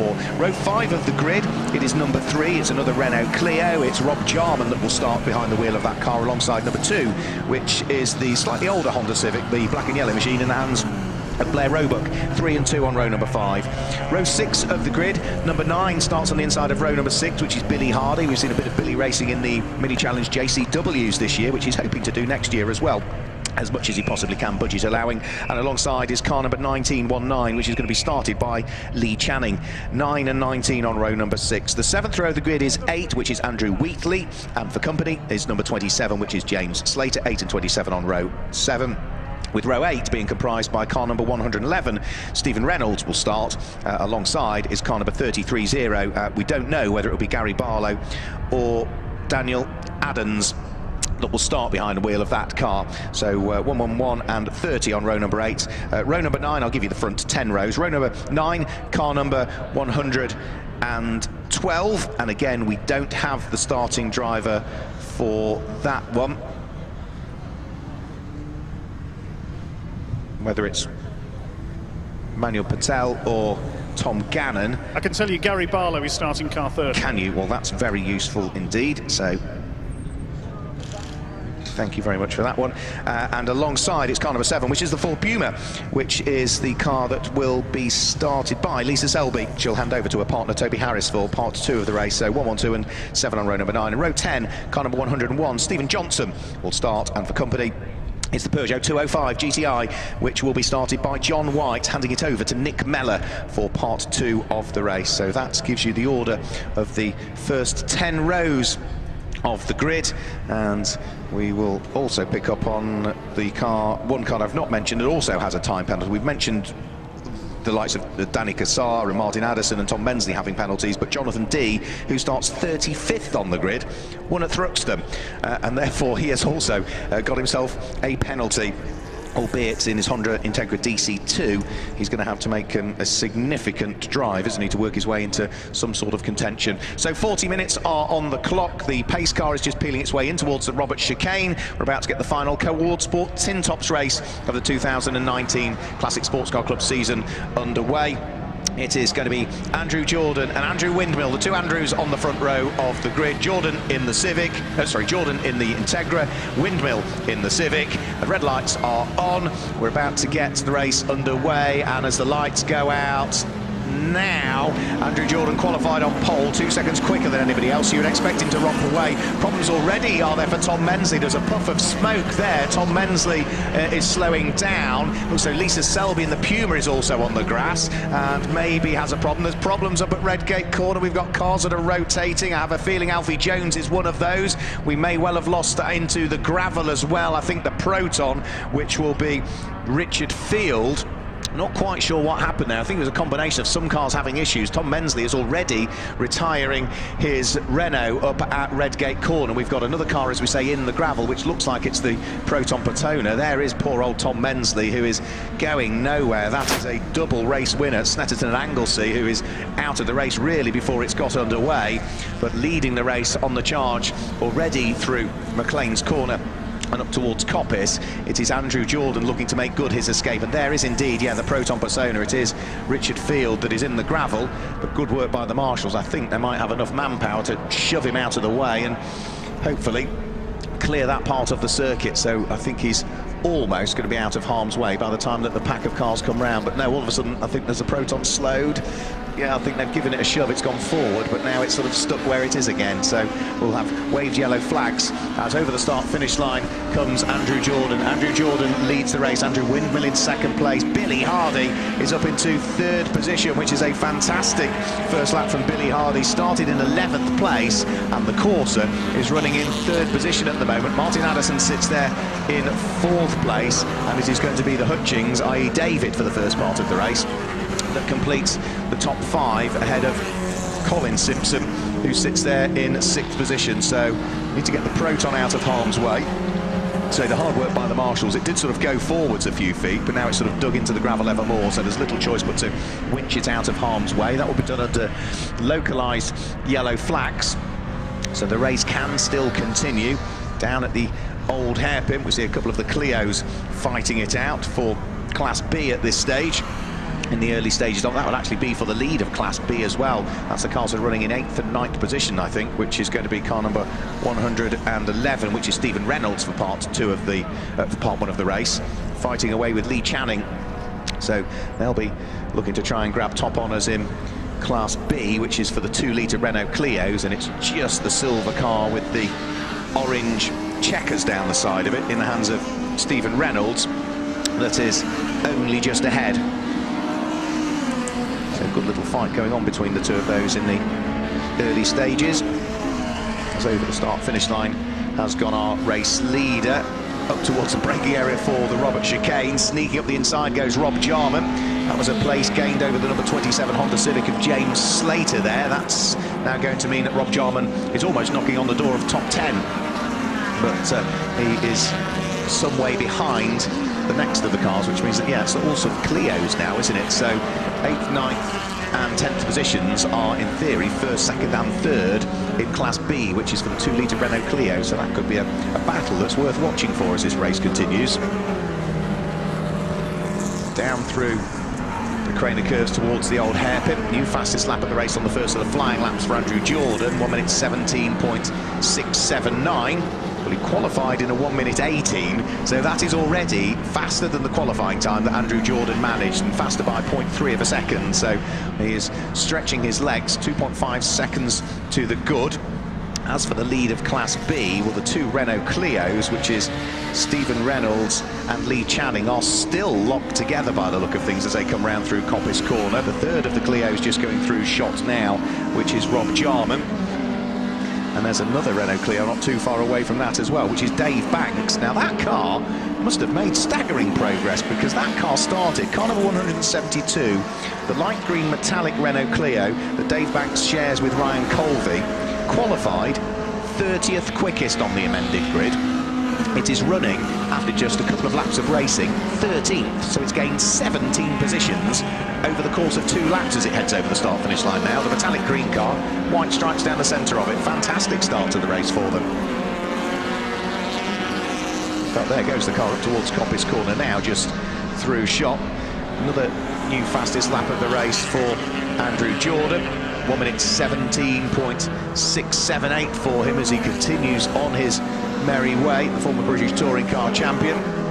There on the live stream is the car that I was talking about that's gained all of those places early on. There's dust ahead though, which suggests that one of the cars has had a spin, and I think that's the car that was running second in Class B. That looks as though it's Lee Channing that's had a spin and has recovered the car, but we've now lost another car into the gravel trap on the inside of the old hairpin by the look of things. So there's waved yellow flags down through the Craner curves currently, and that will mean that there's sort of no overtaking down through that daunting part of the circuit. The car that's gone off is the Thruxton winner, Jonathan D. It's his Honda Integra DC2 that's gone into the gravel trap there, and that will need recovering out of harm's way. The car that's largely sort of red and white and black, going no further, I'm afraid, and I think that is meaning that the safety car will have to come out because of the position where it is. There's no snatch vehicle available there, so they have to bring safety car being employed. They have to bring one from one side of the circuit to the other.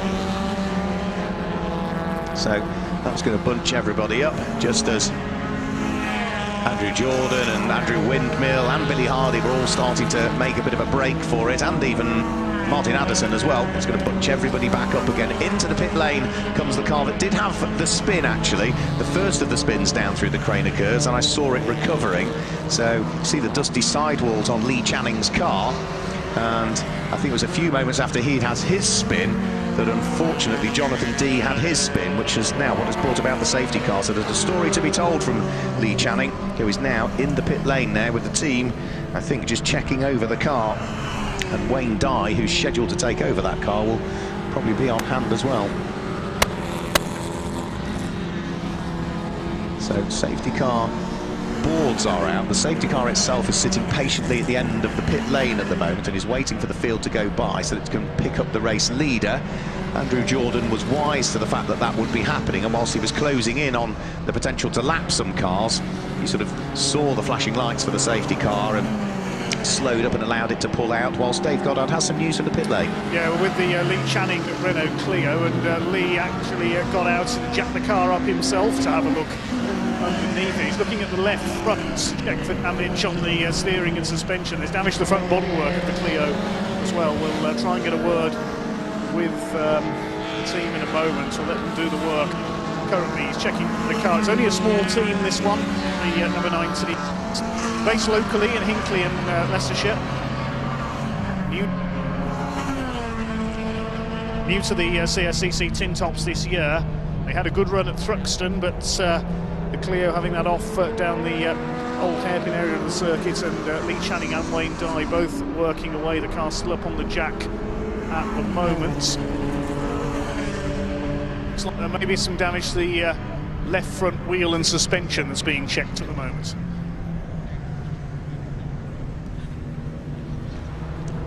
Yep, so hopefully they will be able to sort that out and get the car back out there. Of course, all the time it's spending in the pit lane, and it had been running right up there in the mix in Class B, but any aspirations they had for finishing in a heady position either in the race overall or even in Class B are all starting to evaporate whilst the car remains in the pit lane.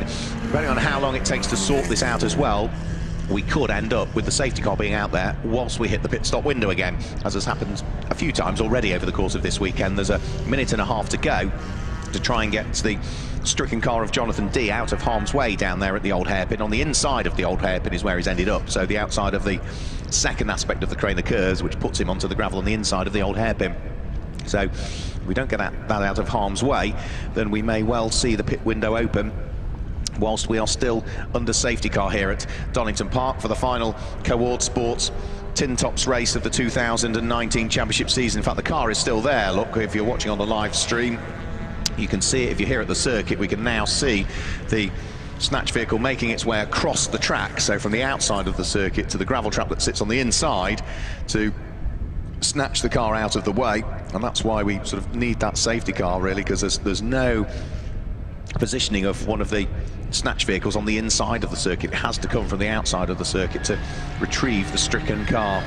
So Andrew Jordan, under safety car conditions, leads. Now there is a lapped car between himself and the car that's second in the race, which is Andrew Windmill, and that lapped car is Richard Brown's Volkswagen Golf Mark II. So when the race gets back underway, Andrew Windmill will not be allowed to overtake that lapped car until the start-finish line. So he will just have to wait until he gets to the start-finish line to be able to work his way past it. Third in the race under safety car is number 9, which is Billy Hardy, at the wheel of his Vauxhall Corsa. That's the car that's 4th in the train of cars heading round through Redgate Corner. The car that's 5th in the train of cars is another back marker car. That's Robert Elmer at the wheel of his BMW 318 Ti. So that's circulated down in 30th position off the lead lap at this stage. So 4th in the race is number 189, which is Martin Addison's Peugeot. 5th is number 49, which is David Hutchins at the wheel of the Honda Civic. And completing the top 6 at the moment is car number 30, which is Gary Barlow. So that gives you the order of the top 6. As for the point of the circuit where we had cars in gravel traps, that has already been sorted. So it looks as though out of harm's way now is Jonathan Dee's car, which means we should, at the end of this lap, hopefully be able to go back to green flag racing. Lee Channing is just back into the number 19, no clear. They've changed the left front wheel on the car. They've got some of the gravel out from underneath it. Because the car came in before the pit window was open, they can't change drivers, unfortunately. So Lee's going to have to go back out and then come in again to let his partner Wayne Dye get on board. Yeah, so that's unfortunate, really, isn't it? Yeah, but that's the rules in reality. Had the car have come in during the pit stop window, they could have affected repairs and changed drivers at the same time, but wasn't to be. You'll see a car coming through the Robert chicane very shortly. That is Jonathan Dee's car, so that is the car that brought about this safety car period, the Honda Integra DC2. Is he going to head in towards the pit lane, or will he continue round? No, he opts to continue round. You'll spot the dusty sidewalls to the tyres as he heads over the start-finish line. So that was the reason for the safety car, but he's now safely extracted out of the gravel and continue on his merry way. Lee Channing is having to wait patiently at the end of the pit lane because the red lights are on at the moment, and that is because we're about to get this race underway very shortly again, because the pack of cars behind the safety car are just heading down and in towards the braking area for the Robert chicane. Lights are off on the safety car. We're about to go green once more with 28 minutes to go in the Co-ordSport TinTops here at Donington Park. And Andrew Jordan can decide as to when he wants to thump the accelerator pedal, and he does exactly that. Remember, there's a lapped car, which is a Volkswagen Golf, which means that Andrew Windmill will be rather frustrated that he can't overtake until the start-finish line. Billy Hardy is just making sure that he is in prime position as well. As long as you're not ahead, it's fine. Billy Hardy was right alongside Andrew Windmill, who was right alongside the Volkswagen Golf. And Billy Hardy, I think, might take up second place here. He didn't overtake before the start-finish line, but he timed that to absolute perfection, got himself in prime position to try and mount a challenge. Into the pit lane has come a car from the top 6. The number 49 Honda of David Hutchins is in. Also in the pit lane comes Alfie Jones, another car that has had a couple of problems in this race. I think it was his that had the rotation up at Redgate Corner for the first time. But Billy Hardy is now absolutely wheel to wheel with Andrew Windmill, who has been able to pick his pocket and take the place back once more. So Andrew Windmill from second briefly down to third, back up into second place once more. And while this fight is battling away, Andrew Jordan is just sort of pulling away again at the wheel of the race-leading Honda Integra. Whilst another Integra, which is the car that brought about the safety car period, Jonathan Dee heads into the pit lane this time through.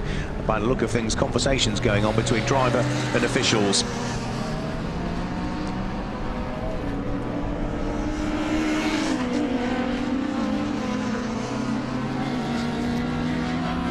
So race continuing. 26 minutes of the race still to go. Side by side in towards the braking area for the Roberts chicane. That is James Slater at the wheel of his silver Honda, sticking his elbows out, trying to make sure that the charging Dave Banks isn't able to work his way through. Dave Banks coming under pressure from the yellow and green Clio, which is Rob Jarman. They're all together heading in towards the braking area for Redgate Corner. This is for 8th, 9th, 10th and 11th positions as well, I'll add into that, because the number 8 Peugeot of Andrew Wheatley isn't that far away. He's looking to try and join in on the fun as well. They'll be able to see it through the windscreen, the train of sort of 4 cars, or 5 really, if we include the Peugeot of Colin Simpson, which is just ahead.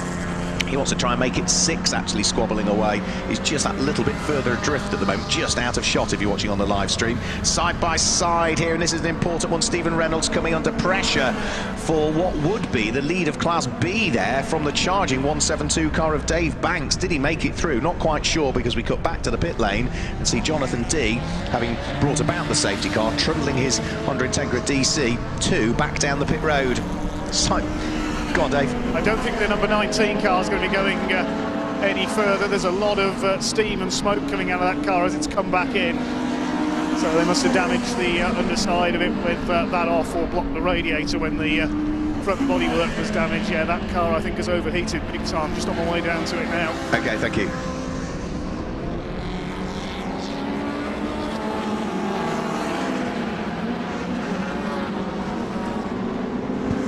Thanks a lot. Great to hear from Dave Goddard down there in the pit lane. He'll keep us posted with any more news. The fight's still continuing out on circuit up towards Redgate Corner. Yet again goes the number 27 car of James Slater, coming under pressure from the charging car of Dave Banks, who runs very wide indeed, heading out of Redgate Corner.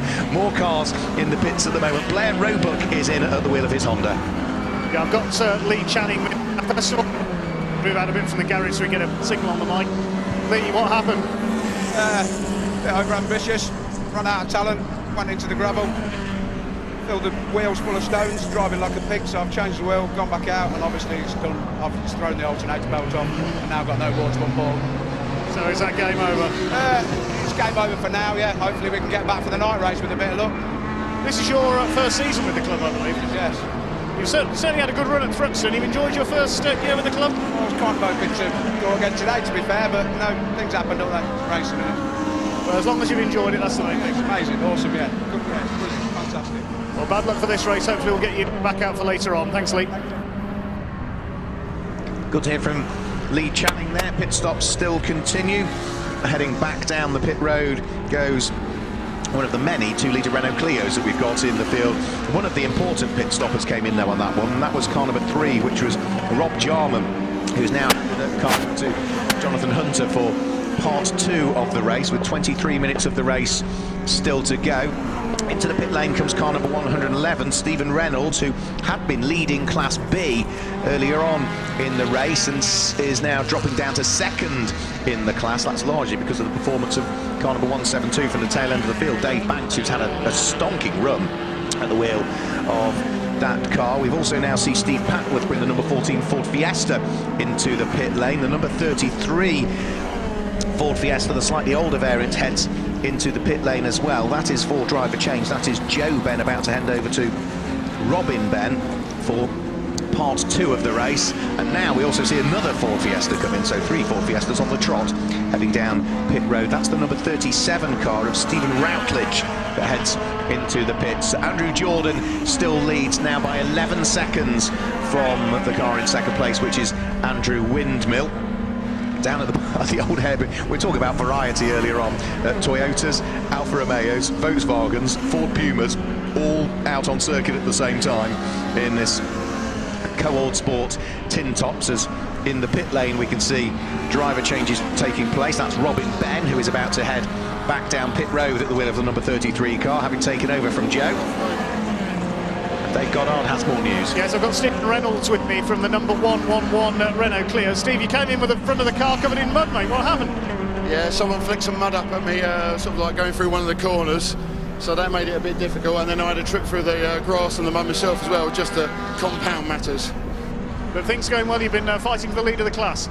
Yeah, it was all a bit hairy at the start. There was cars going off, so I kind of made the best advantage of that. Yeah, Got a tough time though, keeping ahead of Chase Racing and Lord Motorsport. They're really quick. Well, things looking good for the rest of the race with John on board now. Absolutely, yeah. Fingers crossed. There you go, get your breath back. Hopefully the car stays on the tarmac now. That's Steve Reynolds, Car Trouble 1. Thanks a lot. James Fletcher brings the Alpha 33 into the pit lane. Also into the pit lane now comes number 35, which is Ben Morgan, to hand over to Willie Toy. And also Andrew Windmill is in, so from second position in the race, Andrew Windmill brings the number 888 car down the pit lane. Number 58 comes in as well, which is Miles Mosley. I don't think we'll see a driver change there. As qualified, the car did Carl Chambers, but I think he only qualified it because he's taking part in a night race. So I think down towards pit lane exit end, we probably won't see a change of driver for that Citroen C2, which is rather leisurely making its way to its pit stop, practically. Not the most effective pit stop. Another front runner comes in as well. Number 27, James Slater, brings the Honda Civic in to hand over to Richard Harmon. So the pit lane rather busy. Yeah, confirmation, Miles Mosley is driving solo, no driver change. Thank you very much. I thought that would be the case. I think Carl just qualified the car to enable him to race it come the night race.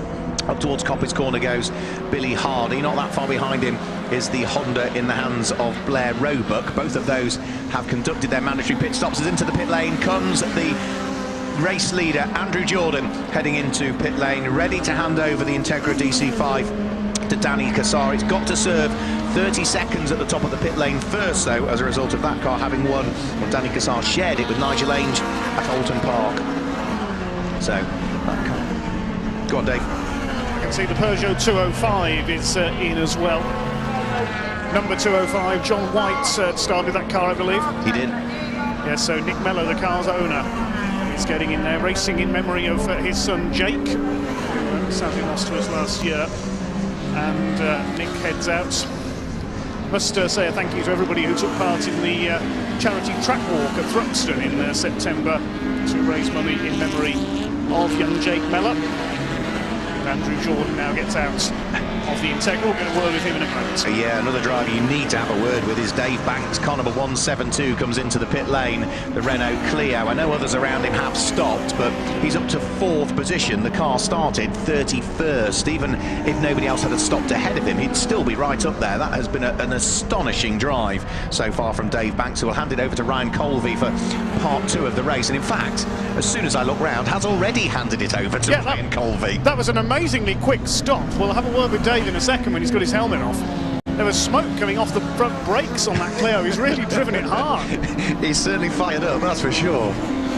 So yeah, can't wait to hear Dave Banks, because that was an astonishing performance. The Renault Clio heads out directly behind the car that had been leading the race. Danny Cassar now behind the wheel of that one. In now comes Billy Hardy. Billy Hardy had picked up the lead of the race at the wheel of his Vauxhall Corsa, ready to hand it over to Scott Locke. So we are slowly ticking them all off. There aren't many more to come in now in reality. The BMW comes in, which is Rob Elmer to hand over to James Elmer, and that's almost now most of the cars that have pit stopped. Dave Banks with me after his run in the 172 Clio. Dave, you started outside the top 30 and you were up to 4th by the time you stopped. That's brilliant. Yeah, we had a little problem in qualifying with some rear brake pads that didn't want to stay in, so we didn't get anywhere near representative lap time, so pretty exciting on the first lap. You sorted the rear brakes and the front brakes were smoking as you came in there. You've really driven that Clio hard. Yeah, that's way back at the time in little lightweight cars like this, so yeah, pushing hard. We know Ryan Colby's quick round this circuit, so you must be fancying your chances here. Yeah, I mean, from where we were on the grid, we're aiming for first in class, hopefully, with Tom having a penalty. We'll see how we get on. Well, Tom Mensley, I can tell he didn't get past the first corner, he retired straight away. Yeah, so I saw that. I thought that would be a bit of a help, so yeah, that's good. Okay, thanks, Dave. The number 30 Integra is in. Gary Barlow gets out, and it's Daniel Adams taking over this time in the DHD run car. That stands for Dirty Half Dozen, would you believe? That's a Bangor race team the Cassar family used to race for. I had no idea about that. So yeah, change of driver. Yeah, so Gary Barlow out of the Honda Integra and hands over the keys to Daniel Adams, and I suppose says take that. There you go. So back to the race at the moment then. I think we're going to see next time through the number 888 car of Andrew Windmill assert itself back to the top of the times, because he was in second place when he came into the pit lane. Of course, the car that was leading, Andrew Jordan, hadn't built up sufficient a time, i.e. a 30-second advantage, to be able to get itself where it needed to be. Right, in the gravel, right, okay, and with a front wheel missing, is the number 4 Toyota Corolla. Now that is in the hands of Lee Norton, and quite what's happened, but Wheel has parted company with Car, which I think has pitched it into the gravel trap, and that is at Redgate Corner by the look of things, where it's gone straight into the gravel. It looks as though, yeah, it's not a wheel failure, it looks as though it's maybe a nut failure possibly. The hub is still on, like, as you can see the brake disc and everything else, so you're not quite sure exactly what's happened there, but that is in need of snatching out of harm's way, Dave. Yeah, that's a bit of a disappointment. I might be showing some bias because Lee comes from my hometown of Burntwood in Staffordshire. He's based local to me. Another man based fairly local to us is Andrew Jordan, and he's with me now. Andrew, tell us about your stint there back out in the Integra. It was good fun. Yeah, it's quite a long time since I've driven a drive car, so it took a bit of getting used to, but yeah, good fun, and I'm not quite sure what goes on with the penalty. I had a pit penalty a previous race, so I don't know how that puts us overall, but yeah, quite enjoying it. Yeah, that was because of Danny's win earlier in the season. Right, okay, yeah, so yeah, not a lot we can do about that, but yeah, really enjoyed it. So the team have brought out both you and your father here today. Any chance of perhaps both of you teaming up at some point? It just depends on dates. Obviously Nigel, who owns the cars, is a good friend of ours, so it just depends on dates and if we fit it in, but we always enjoy coming and sharing with Nigel in his cars. That would be great to see next season, depending on, as you say, clashes with the BTCC and so on. Yeah, we just have to see our dates. We've got a lot of historics and stuff going on as well, so just need to say how it all fits together. But this one was free at the end of the year, so come out for a bit of fun. Yes, of course, we'll see you in the Austin GT40 as it's known. Yeah, we'll be back here for Donington Historic in May, I think it is, next year. Great stuff. Thanks, Andrew. That's Andrew Jordan, brought in as a ringer, shall we say, by the Hillwood Autos team today, but he's set a good pace early on. Yeah, we see, as Andrew said, you know, we've seen him racing with the Classic Sports Car Club before, and his father Mike as well, and it's great to see them out here and supporting the club, because of course his father Mike is president of the Classic Sports Car Club. Flashing lights going on as Danny Cassar is trying to work his way through traffic. That got all rather tight there. Danny Cassar was probably travelling at half the pace he would otherwise do down through the Craner curves, but he just came across a raft of cars that were all busy squabbling away, flashed his lights, and they sort of didn't get out of the way because they were too busy having their own little bit of fun. So that slowed his pace. We can see the number 4 Toyota Corolla of Lee Norton that Liam Place started now being unceremoniously dragged through the gravel trap. Of course, they've had to winch the front end of it up because there's only 3 wheels on the car, the front left corner missing. I think we might have localised yellows also up at Coppice at the moment, because I did see, I think there was possibly an engine issue for the number 3 Renault Clio that was Jonathan Hunter's car.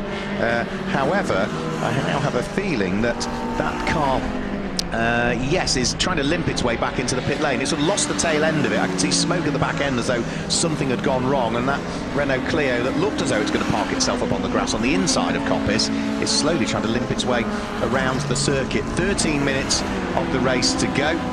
Some battles out on circuit still continuing. That is Hugh Pearce at the wheel of his Honda Civic, looking to try and thread his way through the order as he came down the start-finish straight. Where does that car sit currently? It sits in 20th position and has got, not that far behind it, the Ford Puma there, which will now be in the hands of Toby Harris for this second part of the race. But Toby Harris is about to be gobbled up by Ryan Colby at the wheel of car number 172, the Renault Clio that's been going beautifully well. He needs to crack on here, Ryan Colby, because if he looks in his mirrors, he can see that right behind him is another very quick young driver, Tom Hutchings, at the wheel of the number 49 Honda Civic. So this is the fight for 5th and 6th position that is just heading round through the old hairpin. The green Renault Clio under pressure from the largely white Honda Civic of Tom Hutchins. Up towards McLean's Corner they will thread their way. There's a bit more traffic just up the road that will need dealing with before too much longer. They still need to try and pick their way past car number 101, which is I think now going to blend out of the throttle and let them go through and place a lap on them. They also leap over the curbs in efforts to try and work their way past Mark Court's Ford Fiesta, which was not out for the first part of the race, because Mark Court is one of the very few cars we've got over the weekend that's part of a 2-car team. Colin Newbold drove in an entirely different car in the first part of the race. and as a two-car team, it's a separate car that comes out. It's almost like a car relay come the pit stops between those two. And with traffic having been met, that being James Turner's BMW, that sort of split that battle up now. So through and over the start-finish line has gone the 172 Clio of Ryan Colby, with Tom Hutchinson's a little bit further away, but Hutchinson's makes up a bit more room on the start-finish line as they head towards Redgate. Yeah, I'm just hoping to have a word in a moment with Jonathan Hunter, just sorting himself out in the garage. He's brought the number 3 Clio in to retire. There was a lot of fresh mud up the side of the car. Here's Jonathan Hunter now. Jonathan, what happened? Just going into Coppice, just going back passing some back markers. Not really sure what happened. The car just swapped ends, really. Did you see a bit of oil coming out from underneath there, possibly? Was that a mechanical failure, do you think? Yeah, just looking at it now, there seems to be oil coming out of the gearbox, so I'm not really sure. Well, it's a great shame, as the car was running well. We'll see you back out. Are you in the night races later? Hopefully, but we'll have to see what the issue is with the car. Okay, that's lovely. Thanks. That's Jonathan Hunter sharing with Robert Jarman in the number 3 car. Looks like they're out of the race.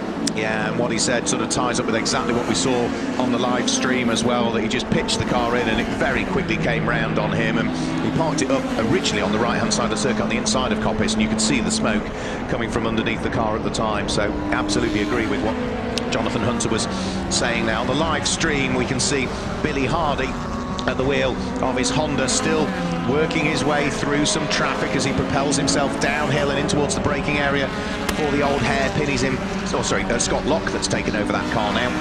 He is in second place as things currently stand and is circulating at a pace, Scott Locke, which will probably struggle to see him hang on to that position, because I think already Danny Cassar has probably gone through and overtaken the Vauxhall Corsa. As we look towards the top part of the circuit, well, there's the Corsa. Now, where is the Honda? Has it gone through already in the hands of Danny Cassar? Well, if it has, it's pulled a long, long way ahead of him, because I can't see it with the naked eye and can't see it on the shots either that we're getting from that part of the circuit. So I'll have to wait and see. In fact, yeah, Danny Cassar has already not only gone through on that lap, he has absolutely rocketed away.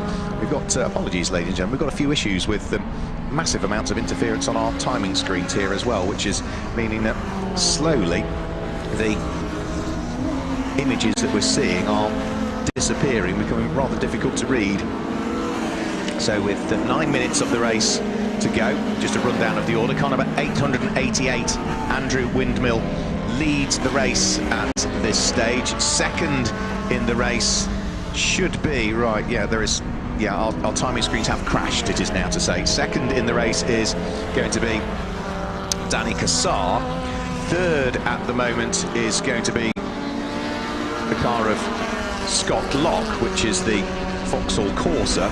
Fourth is going to be number 1, which is the Peugeot, that's now in the hands of Steve Simpson for part 2 of the race, and Steve Simpson is on our screens at the moment, heading up towards McLean's and the sweep at Schwantz Curve before he then heads into McLean's. So that is the car that sits there in 4th currently. 5th is going to be the car of Tom Hutchins, and completing the top 6 is going to be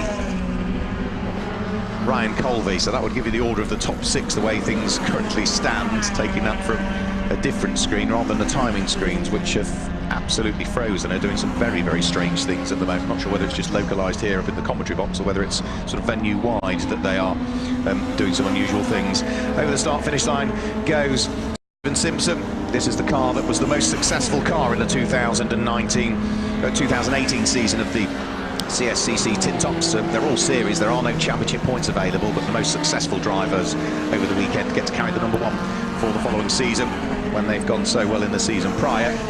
And that's exactly what father and son pairing Colin and Stephen Simpson did over the course of 2018. They have taken a win in 2019, which is rather unusual to say the least. Car number 189, which is Martin Addison, is just heading in towards the braking area for the Roberts chicane. Now, what is he doing at the moment? He is down in 10th position. He is not on the lead lap of the race because he is behind on circuit Andrew Windmill as the pair of them head over the start-finish line.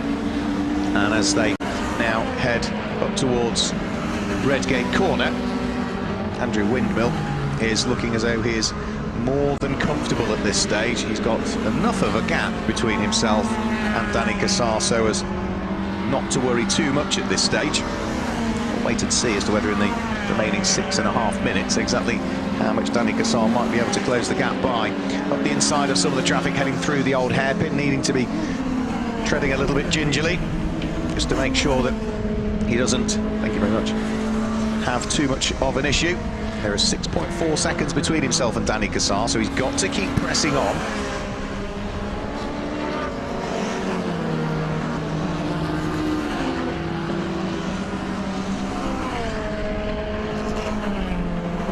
With sorry, we're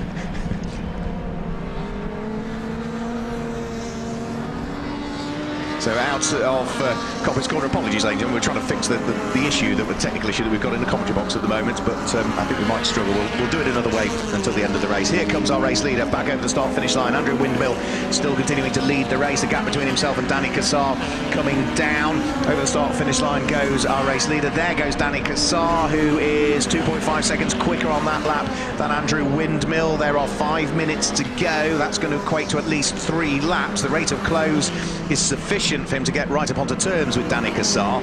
Is it sufficient for him then to get through and pass? We'll have to wait and see. Scott Lock at the wheel of the Vauxhall Corsa still there in 3rd. Stephen Simpson with the Peugeot still there in 4th. Tom Hutchins with the Honda Civic there in 5th position. And at the moment, we heard from Dave Banks earlier on after his strong drive, Ryan Colby is in 6th place and is still leading Class B. That was what they were hoping for, to get a Class B win at the end of this one, which is for the 2-litre Renault Clios, and certainly looks as though they are more than on course for that, because the next car that runs in Class B is going to be in the hands of John Ritchie, and that is down in 12th position at the moment. So certainly looks as though they are safely on course for a Class B win. Is Andrew Windmill safely on course for an overall win? We'll wait and see, because on this lap again Danny Cassar has worked his way beautifully well through the traffic in towards the braking area.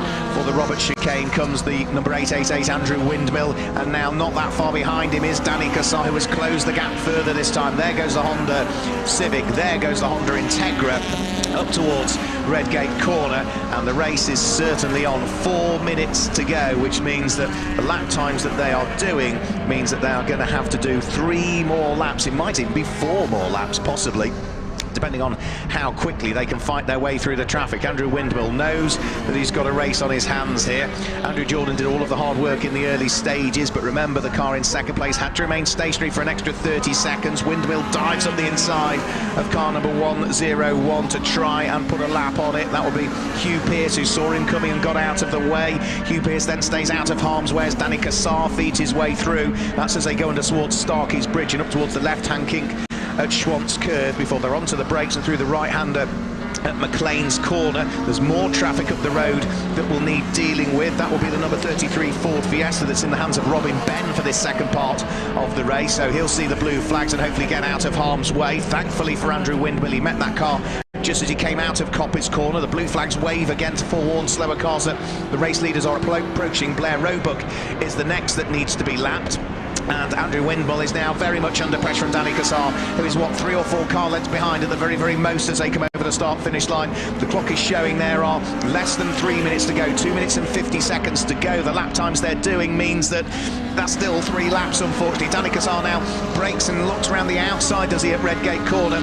Blair Roebuck is trying to stay out of the way here at the wheel of his Honda, and Andrew Windmill didn't quite get the exit off the corner that he wanted, and already Danny Cassar has bounced and gone through and taken up the lead of the race before they even got to Hollywood. So it is Danny Cassar that now leads the race. The Honda Integra DC5 leads the race.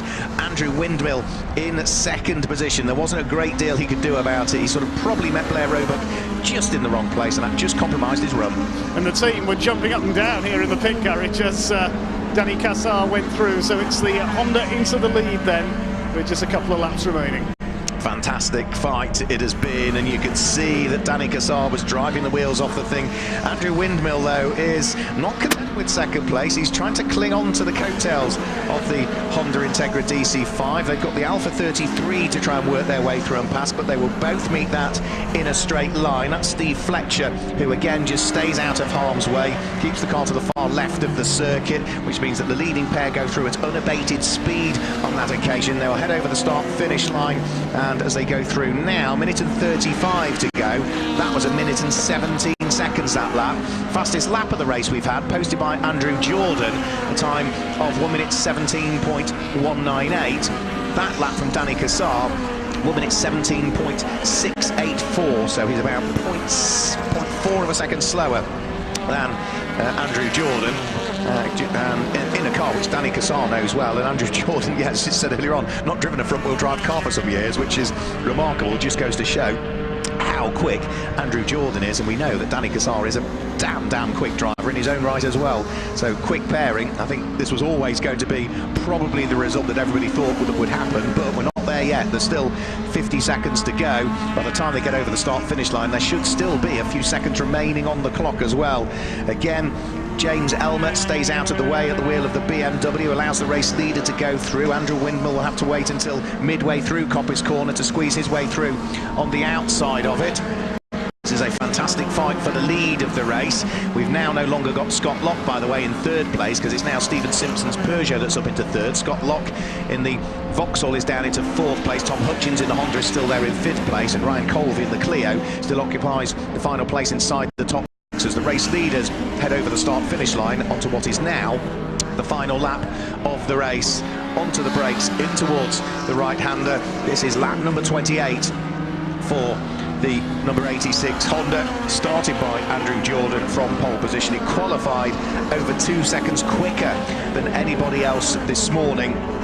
It was 2.3 seconds quicker than Andrew Windmill, who currently occupies second position, and it looks as though it is on for the final win of the season in the Co-ordSport TinTops, but there's still work to do, more to deal with. That's James Barnes at the wheel of his Volkswagen Golf that has just been dispatched a further lap down by the race leader, and as he now heads up towards McLean's Corner, there's more cars to deal with. Moving straight away out of the way, he saw it coming and went right away onto the opposite side of the circuit, was Andrew Wheatley at the wheel of his Peugeot, so he allows the race leader to go through. For Andrew Windmill, well, he's lost the wind out of his sails, really, because he is not going to claim victory in the final Co-ordSports race of the season. It is going to be Danny Cassar who heads in towards the braking area for the Roberts chicane. Andrew Jordan did the hard work in the early stages. Danny Cassar took over midway through the race.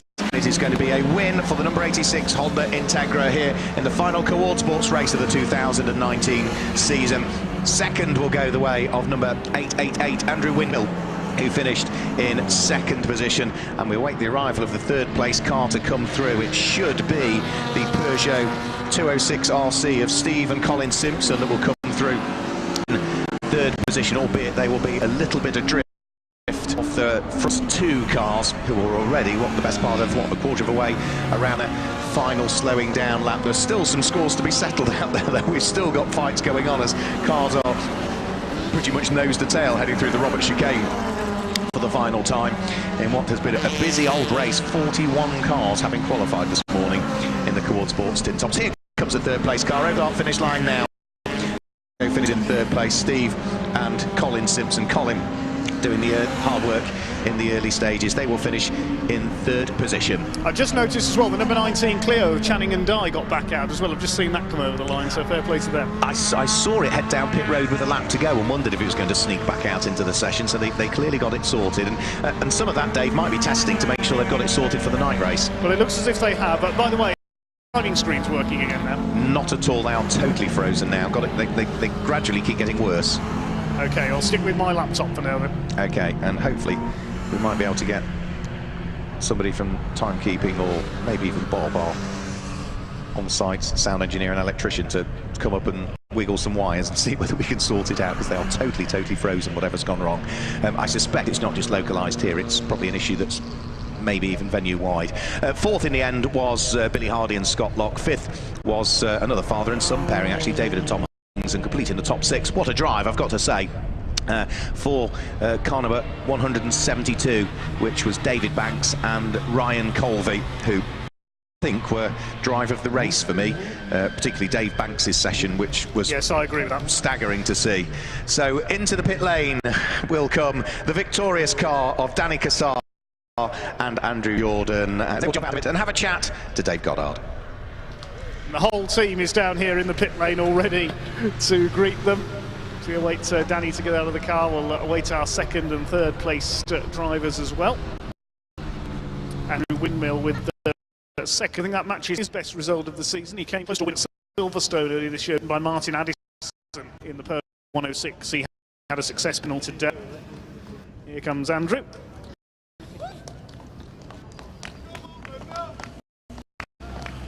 And then we await the Simpsons in the Peugeot 206 as the number 1 car. You can hear the celebrations down here. It's packed. The whole team has come out for Danny Cassar. It looks exhausted. Just waiting for the Peugeot, which is a little further back in the traffic.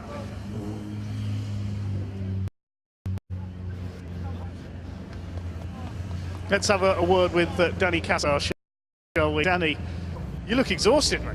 Yeah, well, Andrew had the lead on us, and I was trying to play back, and yeah, I didn't think we was going to have enough time.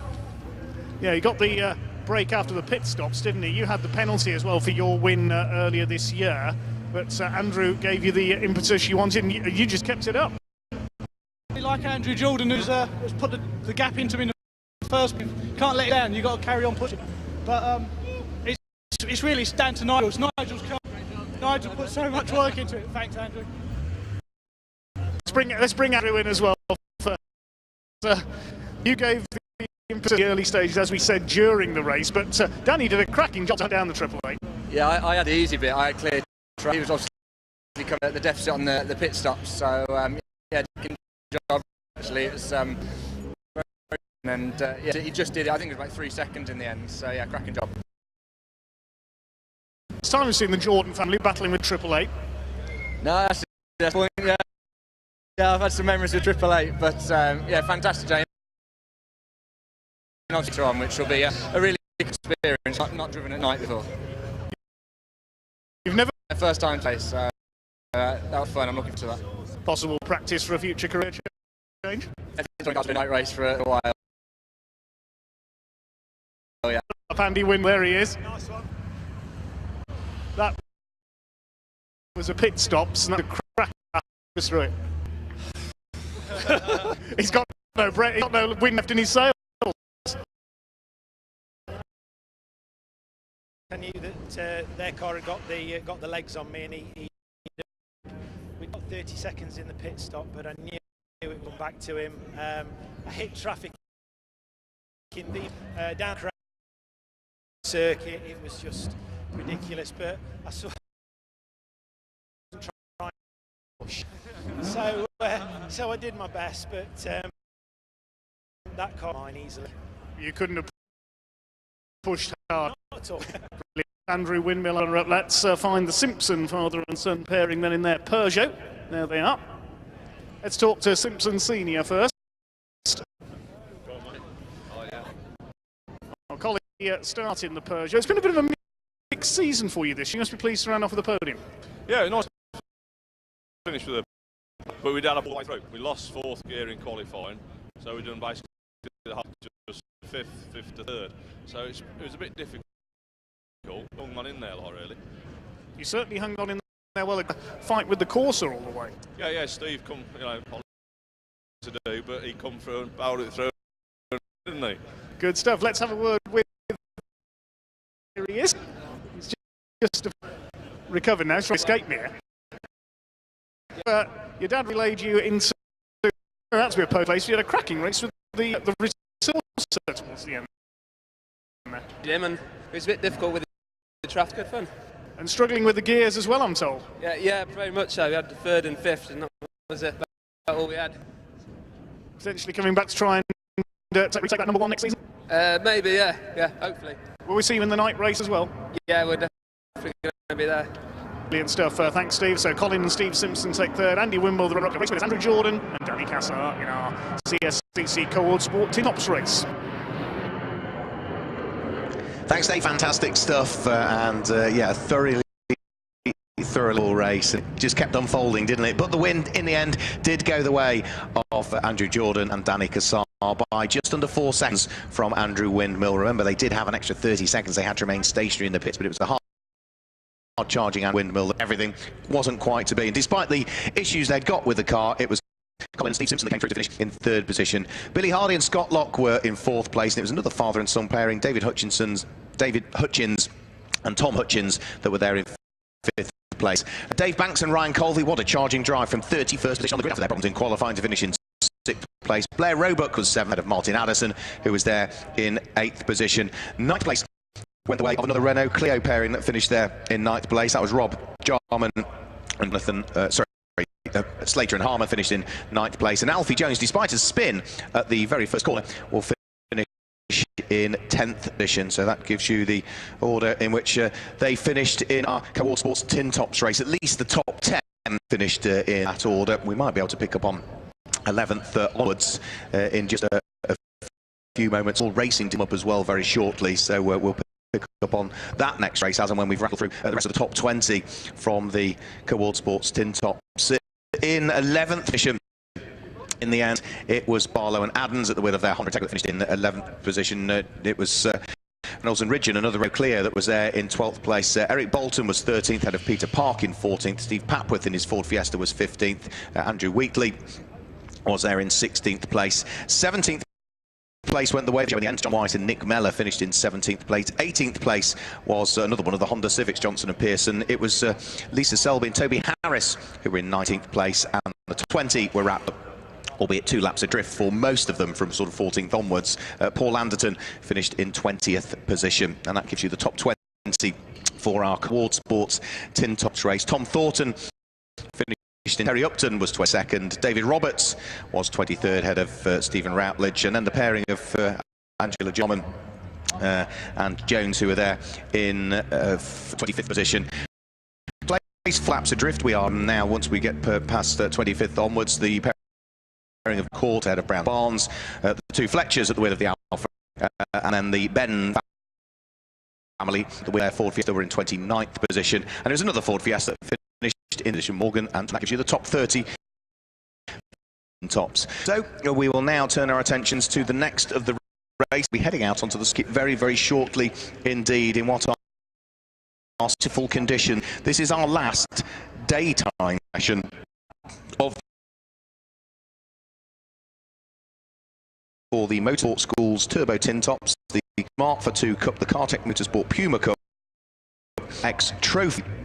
Then we will then have a short break, evening break, gives the marshals an opportunity to, and we'll then head back out onto circuit in order to take up their positions on their marshals posts, ready for the first of 2 night familiarisations for our 2 night races that will be coming up shortly after dusk, and they are scheduled to place the practice sessions for them.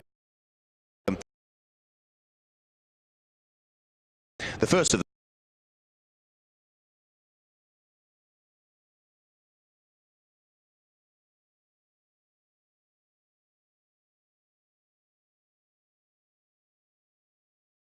a fantastic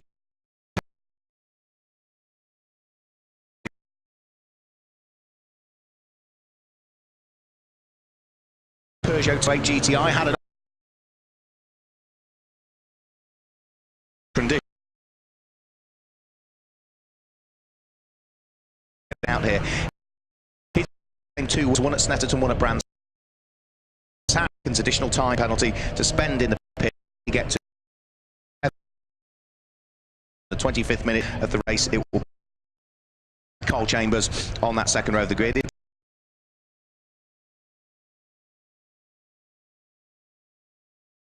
Row number 2. There on the inside of the circuit.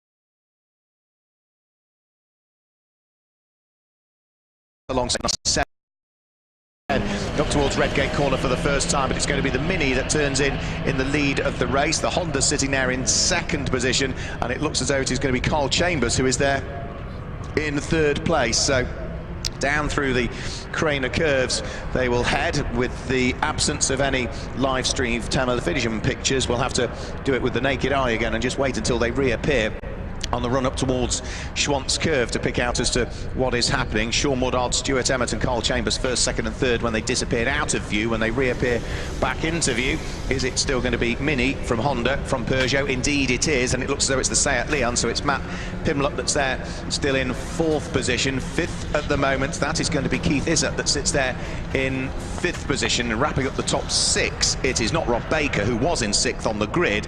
It's going to be the Volkswagen Golf of Graham Hurd that sits there in sixth position.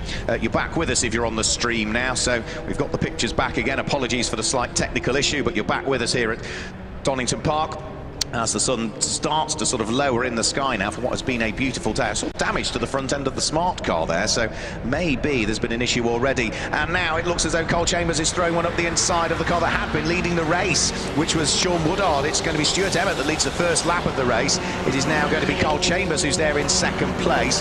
Sean Woodard is there in third place, but coming under attack from Matt Pimlott, who's looking for the inside line at the wheel of the Seat Leon. Can he dive through up the inside of the Mini? I think he's got the job done. Yes, he has. So Sean Woodard leading early on, now down to fourth, in danger of dropping to fifth as well if Keith Izzard can work his way through. But there are yellow flags down through the Craner curves, and I can't tell you why, because of course we didn't see the cars heading through that part of the circuit on the first lap, so we'll have to try and pick up as to what the problem is. Yeah, there's a car in the gravel trap down there being snatched out of harm's way down there, and who has not come through? Well, the answer is there are two cars that have not come through. One of them is car number 777, which is David Nash, who now comes through, and the other car that hasn't come through now, and the sole remaining car, so it's got to be that one, is car number 97, which is, well, Andrew Grimm. So grim start to the race for Andrew, and poor old Clive Seegers will not even get the opportunity to drive that car as it is being extracted from the gravel trap. Through Coppice Corner go the leading pack of cars. Good little fight beginning to brew for what is fourth, fifth and sixth position. Sean Woodard under pressure from Keith Izzard with the Volkswagen Golf of Graham Hurd not too far away. Into the braking area for the Robert chicane. They'll come lock brakes from the Golf, which spins sideways through the gravel trap, rejoins the circuit, and that is the front right tyre that has come off the rim there on that car. Now, I'm not sure whether that was as a result of the sideways moment and the bounce as he came back from the gravel onto the tarmac, but it seemed to break away very suddenly from Graham Hurd there, and that is surely going to mean at best he's going to have to visit the pits. Well, the tyre is off the rim, Graham. He clearly doesn't realise as yet. The smoke is suggesting that, yeah, maybe now the penny has dropped that something isn't quite right with the Volkswagen Golf. So he's going to, I think, retire the car. Is he at pit lane exit? No, he's going to continue round by the look of things, so he will have to do a full lap with that front right tyre hanging off the rim, and will be destined surely for the pit lane at the end of this lap. On the live stream there goes the number 26 car, which is Darren Chapp for this part of the race. You might be able to spot there's some gaffer tape on the front left corner of that car. That's because it got a bit battered up in the Burkitt relay race at Silverstone yesterday. It's had a busy weekend as that Mini, as our race leader is starting to stretch his legs now. Stuart Emmett starting to see what he might be able to do at the wheel of the race-leading Honda, led by 2.7 seconds from Carl Chambers last time through. And Carl Chambers looking also to try and make good his escape as well. Keith Izzard trying to close in on Matt Pimlott's Seat Leon as they come in towards the Robert chicane. Takes as short a line as he dare through the Robert chicane, Keith Izzard, but it's not quite good enough to mount a challenge for what would be fourth place as they come over the start-finish line. So up towards the braking area for Redgate corner. 35 minutes of the race to go, just over, which means that we are 5 minutes away from the pit window opening. Still, we've got those waved yellow flags down through the Craner curve, so still the errant car being extracted from the gravel trap, which is almost done, I would have thought now, Andrew Grimm's car. We see it still being worked on there. Out of the old hairpin comes Matt Pimlott, still sitting there in fourth place, but still under pressure from Keith Izzard. One thing we ought to pick up on is what's going on in the rest of the races that we've got here in this one, because in the Smart 4-2 Cup at this stage, we can see that leading the Smart 4-2 Cup is going to be the number 18 car at this stage that is leading that in the race, which is Alistair Woodhead, who's taken the early lead. And leading the Puma Cup, I thought it would be, is going to be Luke Johnson, who has been the man to beat in the Mazdas. The RX-8 Cup, that is at the moment going to be Ray Collier, I think it is. No, it's not. It is, I'll be with you in a moment, James Brodie that leads the Mazda RX-8 trophy. Into the pit lane, not unsurprisingly, you've got a Golf. Yes, I was just going to ask there, Mark, as we've got the 4 different divisions effectively in this race, do you want me to interview the 4 different winners at the end of this one? See who you get, I would say. We'll see who we can stop at pit entrance when the race is completed. So the Golf of Graham Hurd, Brands Hatch regular, is in with the elite Porsche entered Volkswagen Golf GTI. The front tyre is off the rim. Yeah, it sort of seemed to snap away from him sideways through the gravel, and I think it came off the rim as it came back out the gravel and landed on the tarmac, Dave. Well, Graham gets out of the car, waiting to see whether he is going to effect any repairs. It doesn't seem to have any mechanics with him. I think he's here on his own, unfortunately, Graham. Oh dear.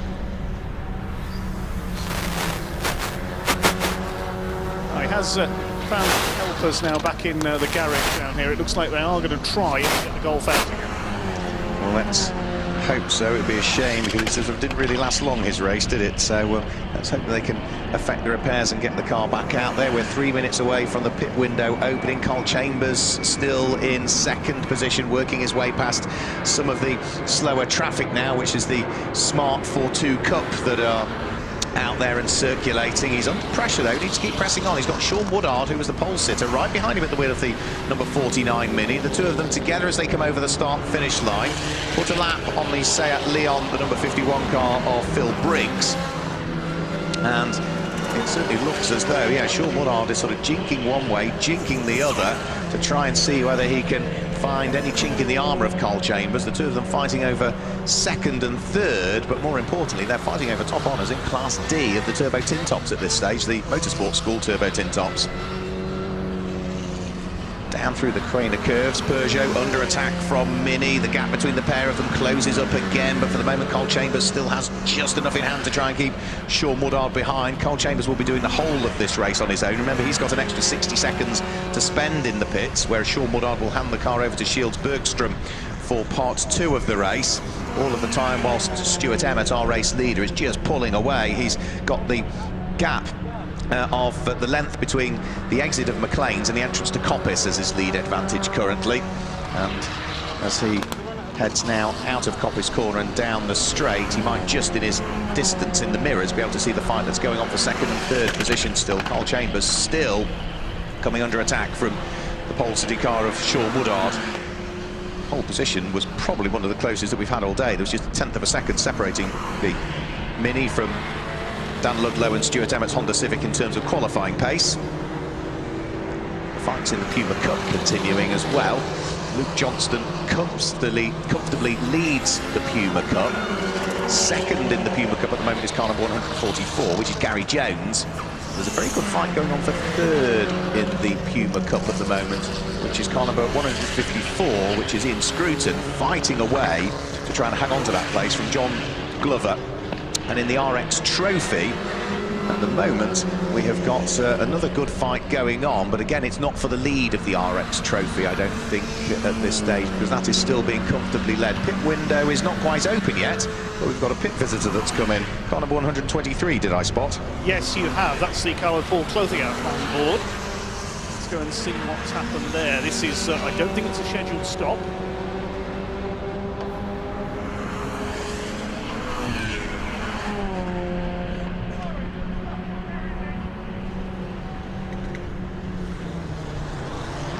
As though it's dashed down the pit lane there. Yeah, driver's already out of the car, so problems for Paul Clothier. Paul Clothier sharing the car with Glenn Copeland, the regular Renault Clio racer.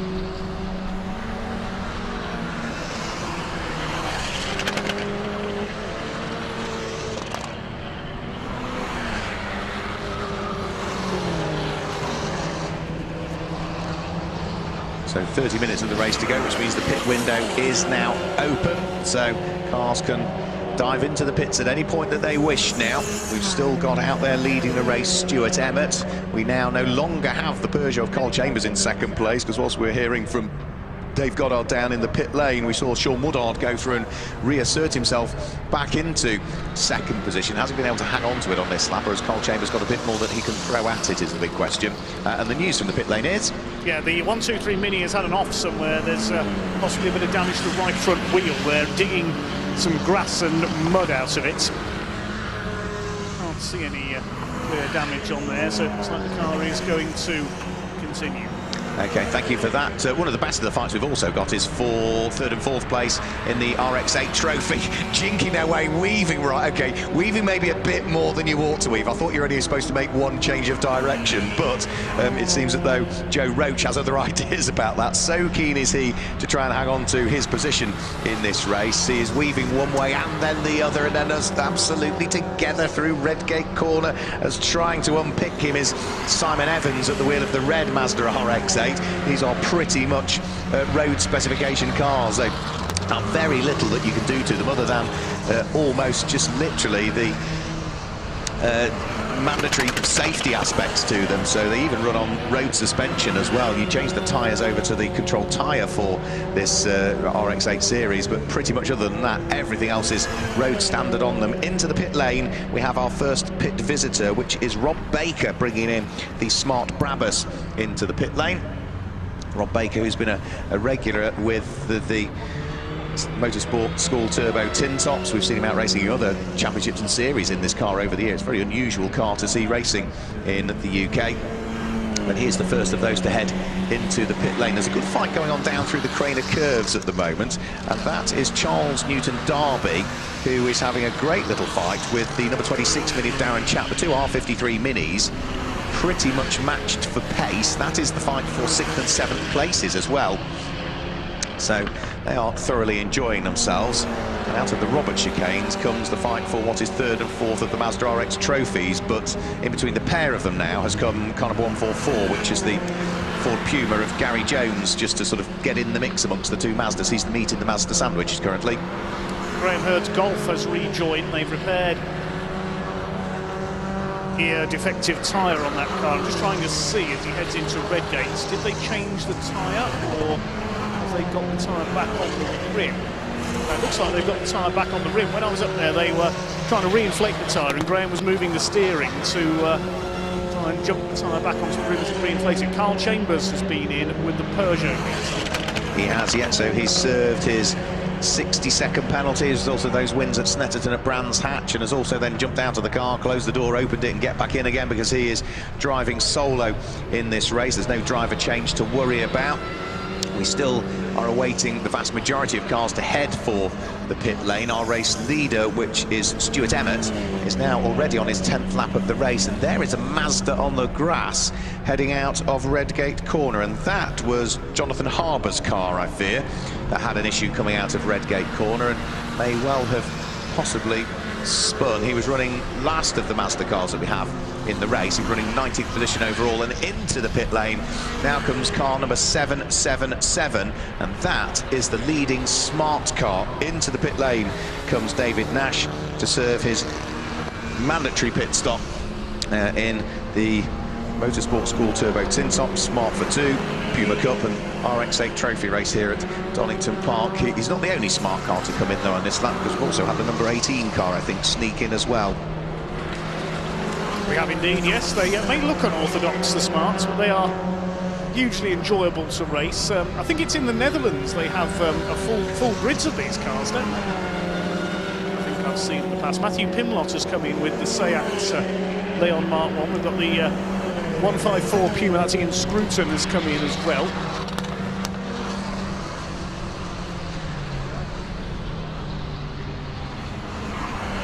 Matthew Pimlott, I think, stopped short of his pit there. Now gets out of the Seat. Is there a problem there with the Seat? Yeah, he's got some damage to the front end. The front splitter is broken, so Matthew has had an off somewhere. I think he's literally ripping the front splitter off the car. It didn't look overly effective, but it was. Yeah, stamping on it to get the front splitter out of the way. Yeah, rather destructive behaviour there from the. At least it's his car. He can do what he wants with it. Yeah, absolutely. It's his toy. He can play with it how he wants. And I think that the amazing thing is he'll probably be back in the car and strapped in, not that much slower than some of the other people conduct their mandatory pit stops. It was a fairly robust, wasn't it, approach to it. And there's what's left of the front splitter. I've got myself a souvenir here. So we'll wait to see Graham Hurd's Golf's back in. I presume that's for his mandatory stop. Yeah, may well be, because of course he came in before the pit window opened. The pit window has now been open for 5.5 minutes. The racing's still continuing. We've still got Stuart Emmett leading the race. There's still some other good battles going on, not least of which is still Charles Newton Darby fighting away with Darren Chatt. So those two cars about to head over the start-finish line now. The number 5 Mini is now up into 4th position. The number 26 Mini of Darren Chatt is now up into 5th position, a result of pit stops for others. They've got cars to try and work their way past as they head up towards Redgate Corner. The yellow Puma stays neatly out of the way, which I think is John Glover's car, so he stays out of the way and lets the two R53 Minis work their way through and pass. They're also now got one other car that they need to try and work their way through and pass, and that is the car that came into the pit lane, the number 123 Mini, with problems with Paul Clothier sharing that car with Glenn Copeland. So hopefully that will stay out of the way, because as another R53 Mini, it's already had a few little issues in this race, so just needs to blend off the throttle and let the cars that are fighting for position work their way through, which they might be able to do on the run up in towards Coppice Corner. Yeah, they're both safely through there, so sensible driving there. Jonathan Harbour 197 brings his Mazda RX-8 in. One feature of the RX-8's trophy is that all the cars have to have a current MOT, so they're all road legal. I don't know though if any of the drivers actually drive their cars on the road to the events. Well, I know David Smitheram, who of course developed this series and built his own car for it, and as a consequence, because he works for the club, has to race it in other things. I know he's driven his on a few occasions. Problems for Darren Chatt, that was, outbraked himself heading in towards the Robert chicane. All of the hard work to try and keep up with Charles Newton Darby have come unravelled a little bit there, so made a mistake, the number 26 car, and that has really dropped him back there. How much time did that cost him? Well, that cost him the best part of 7 seconds there, Darren Chatt, that small mistake. Outbraked himself into Roberts, and rather than head to the gravel, he did a full 360 turn, rejoined the circuit, but the damage is done, I'm afraid. That will drop him well and truly down through the order. Volkswagen Golf is being jacked up again by the look of things, isn't it, down there in the pit lane. Graham Hurd back out of the car again and looking to try and assist. Yeah, they're looking underneath the car, so whether he's been off again, I'm not sure. Yeah, such a shame for him. He's got to dodge out the way because we've got a smart coming in. That's the number 3, James Palmer.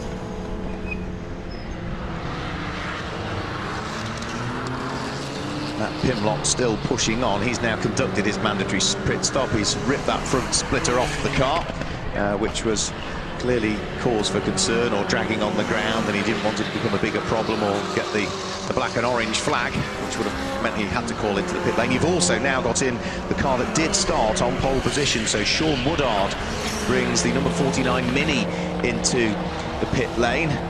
We've also got the number 13 Mazda coming in, which is Ray Collier's car, heading into the pit lane. Number 47 comes in, which is Joe Roach, ready to hand the car over to the car's owner, which is Simon Hans, former Lotus racer, for part 2 of the race. So the pit lane starting to fill up again at this stage. Still leading the race, but as yet to pit is Stuart Emmett. As the leading Puma still as yet to pit is number 133, which is Luke Johnson. The leading Mazda that we've got to pit at this stage is just going to be in the pit lane at the moment, which is Ray Collier, has inherited the lead of the Mazdas, because the car that had been leading the Mazdas has already pitted, which was the number 20 car of James Brodie. Number 49 car leaves the pits. Good stop there for the BMW Mini. Sean Woodard handing over to Shields Bergstrom, the man from Wisconsin, USA. Learn very quickly in British racing. We'll try and have a word with Sean in a moment. You've got the race leader in, so Stuart Emmett brings the car into the pit lane. Good stint from him, just took a lap or so to pick up the lead of the race, but he hands the car over to what I think is the car's owner, isn't it, Dan Ludlow, for part 2. So through goes our Puma Cup racer leader, which is car number 133. Former Porsche racer Luke Johnson heads up towards the braking area for Redgate Corner. Into the pit lane comes one of the couple of the Sussex Road and Race cars that we have in the field. That's the 81 car, which is Keith Issat, I think. It is for part 1 of the race, yet Josh Fulbrook will take over for part 2. In comes number 75 as well, Simon Evans at the wheel of his Mazda. So pit lane filling up. Keith Issat, as he got out there to hand over to Josh Fulbrook, took some of the padding that they have to use on their seats with drivers of different heights, flung it over the roof of the car. It was expertly caught by one of the mechanics there. Nicely done.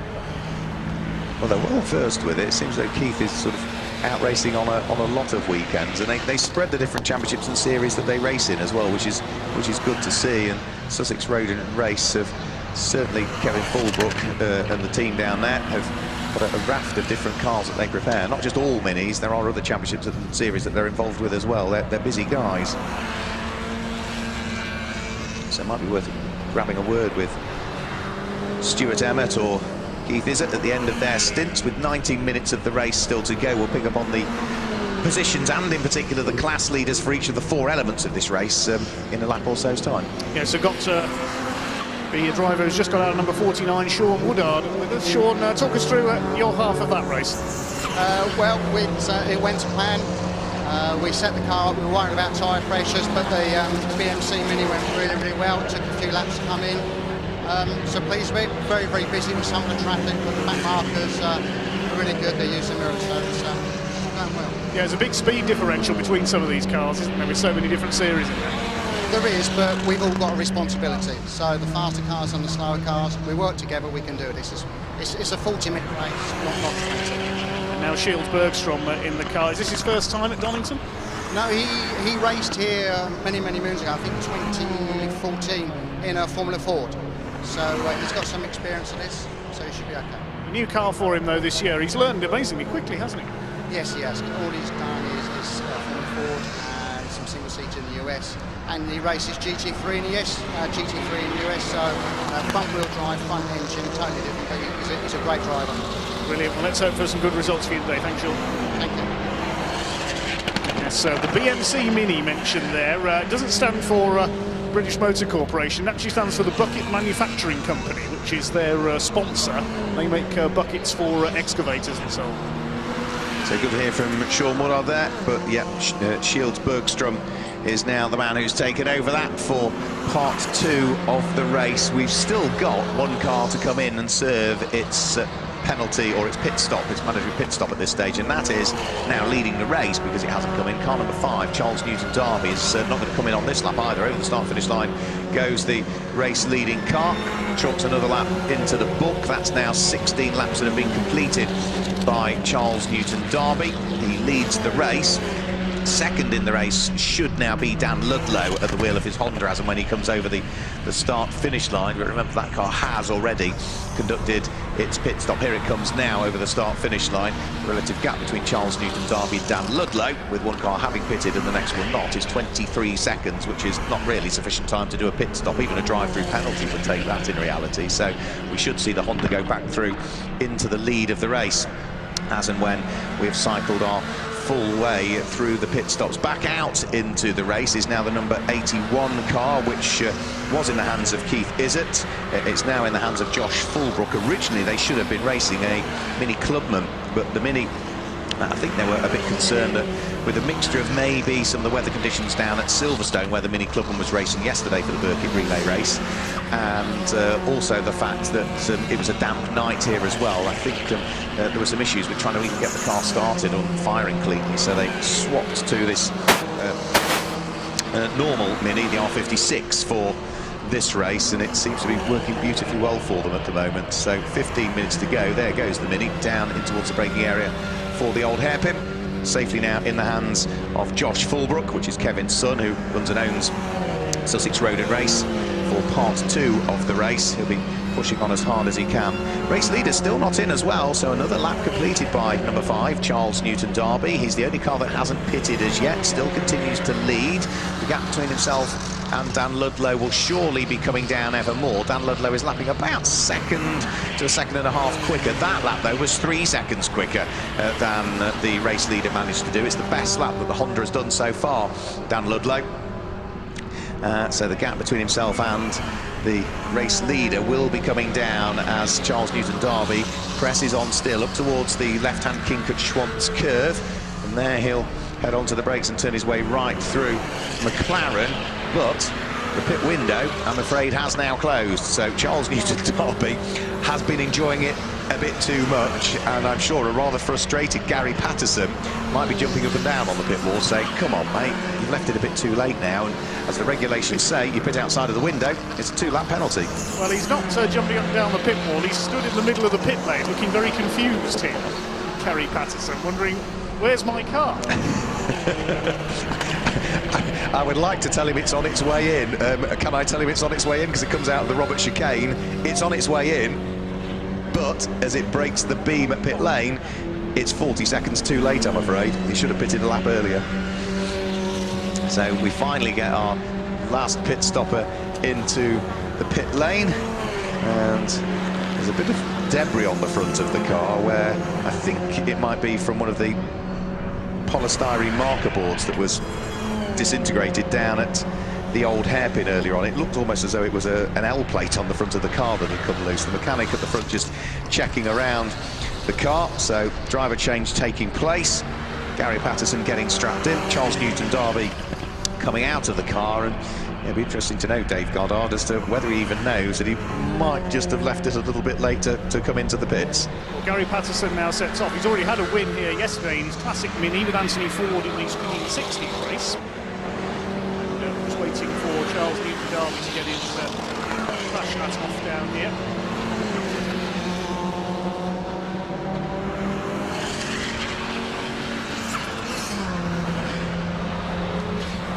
I've got Charles Newton-Darby with me. Charles, good first stint, but we think you came into the pits a bit too late. A bit too late? Well, I didn't see my pit board. I was thinking around, I thought I must be at a pit now. Not 3 laps to even see a pit board. Well, apart from that, a good run for you. Thank you very much. Yeah, it's a bit tricky out there. I had a bit run off from that, but it seems to be okay. After all the rain we've had over the last couple of months, we have to say, it's a little bit slippery out there. Yeah, it's obviously a lot of oil's gone down over the day, and sort of you can see mud dragged all over the place. And,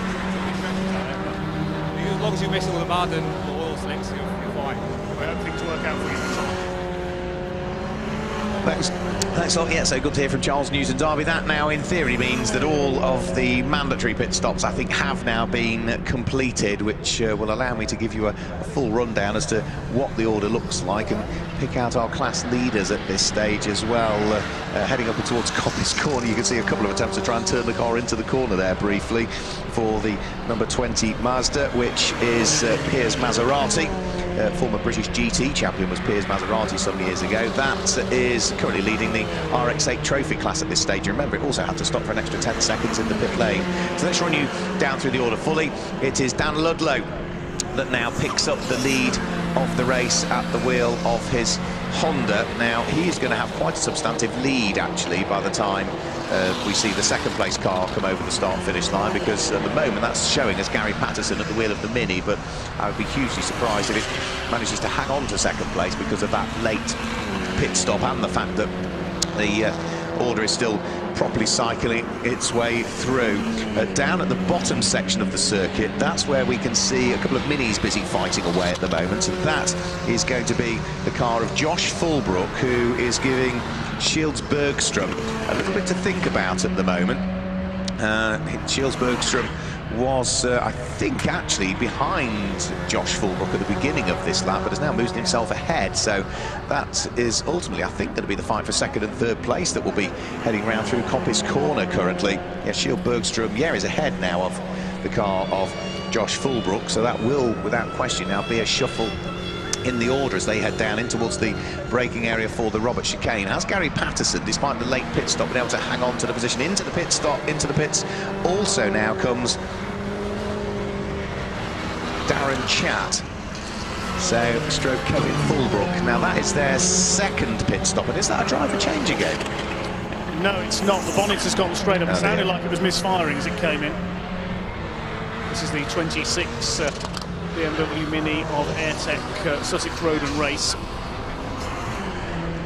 Yeah, bonnet up straight away. That car had And the mechanics walk away. This looks like a retirement. Oh, that's such a shame. I mean, the car had a hard day yesterday. It's a little bit beaten up on the front corner as a result of the Burkitt relay race at Silverstone yesterday, and maybe it's just been a too tough a weekend, really, for that car, which was out for, what was it, 6 hours, wasn't it, yesterday at Silverstone. Right, OK, we've got more issues at the Roberts chicane. That is because plopping itself into the gravel trap has gone the number 18 Smart 4.2 of Alistair Woodhead, who is getting out of the car now, but unfortunately what he's done is he's made contact with the rector cell barriers, and the rector cell barriers, which are right on the apex at the turning points of that corner, are now slap bang in the middle of the circuit, creating an extra chicane at what was already a chicane. So that is going to need a little bit of sorting out by our marshals. The smart car shouldn't be too bad to get out of harm's way. It's a fairly light little thing, but as for what they're going to do with the rector cell, we shall have to wait and see. There was also quite a lot of smoke up at Redgate Corner, because I fear we've got a car limping its way around the circuit that might have a problem, and it's one of the Mazdas that's got the problem, and it is the Mazda that was leading the category. Piers Maserati has got smoke coming from the Mazda, and I think might be destined for the pit lane at the end of this race. Well, I've got Kevin Fulbrook with me down here in the pit lane, just retired, the number 26 BMW Mini. What happened, Kev? Just suddenly lost power going down through trainers, and what it is one of my boost pipes has actually burst apart and blown apart, so that's it, we're out. Must be a bit of a scary moment in the Craners. It was a bit, yeah. Maybe jumped a little bit, but it's part of it. It's a bit of a letdown for us. We did so well yesterday at Burkitt, and then coming here with high hopes, we knew we could do quite well. So.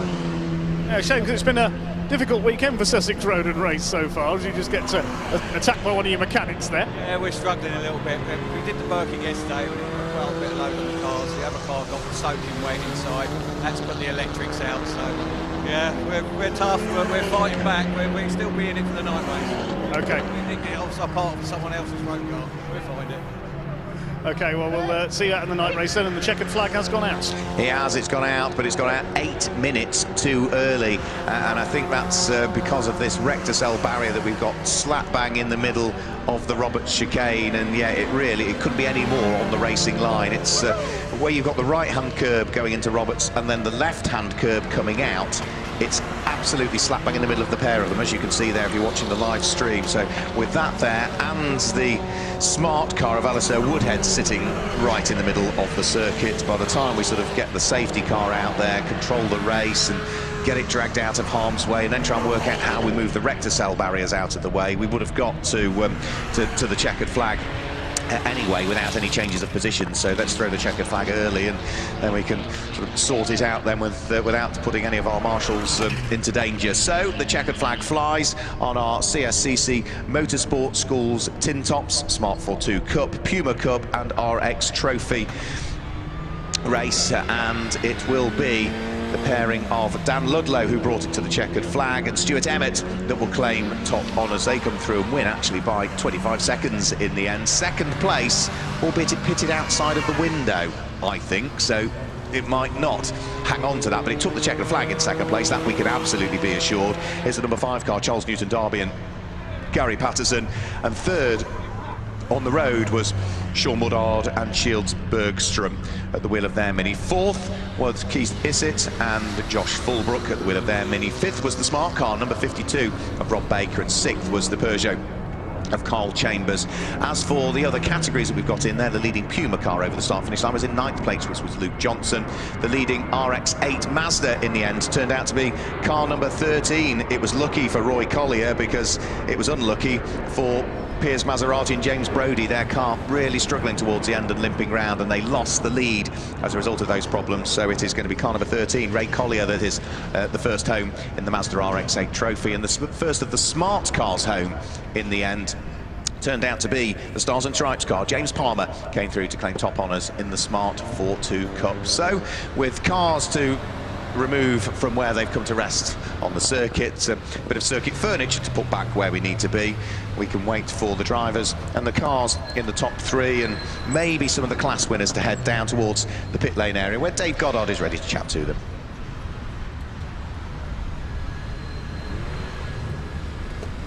And in fact, out on circuit by the look of things. We're now getting a split screen on our live stream. You've got the winner down with you, but stopping on the slowdown lap out on circuit is Piers Maserati in his Mazda, and I've just spotted another car in the gravel trap up at McLean's Corner that I think has also come to grief, potentially on the slowdown lap, Dave.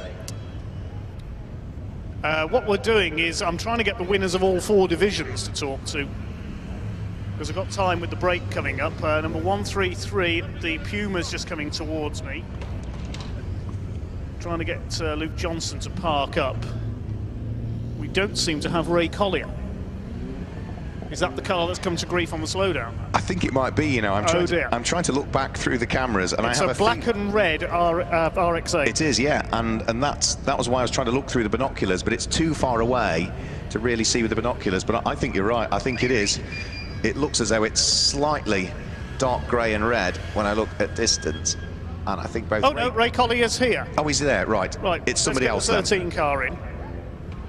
So we've got a nice busy little car park down here. We can do a few interviews before we head into this break.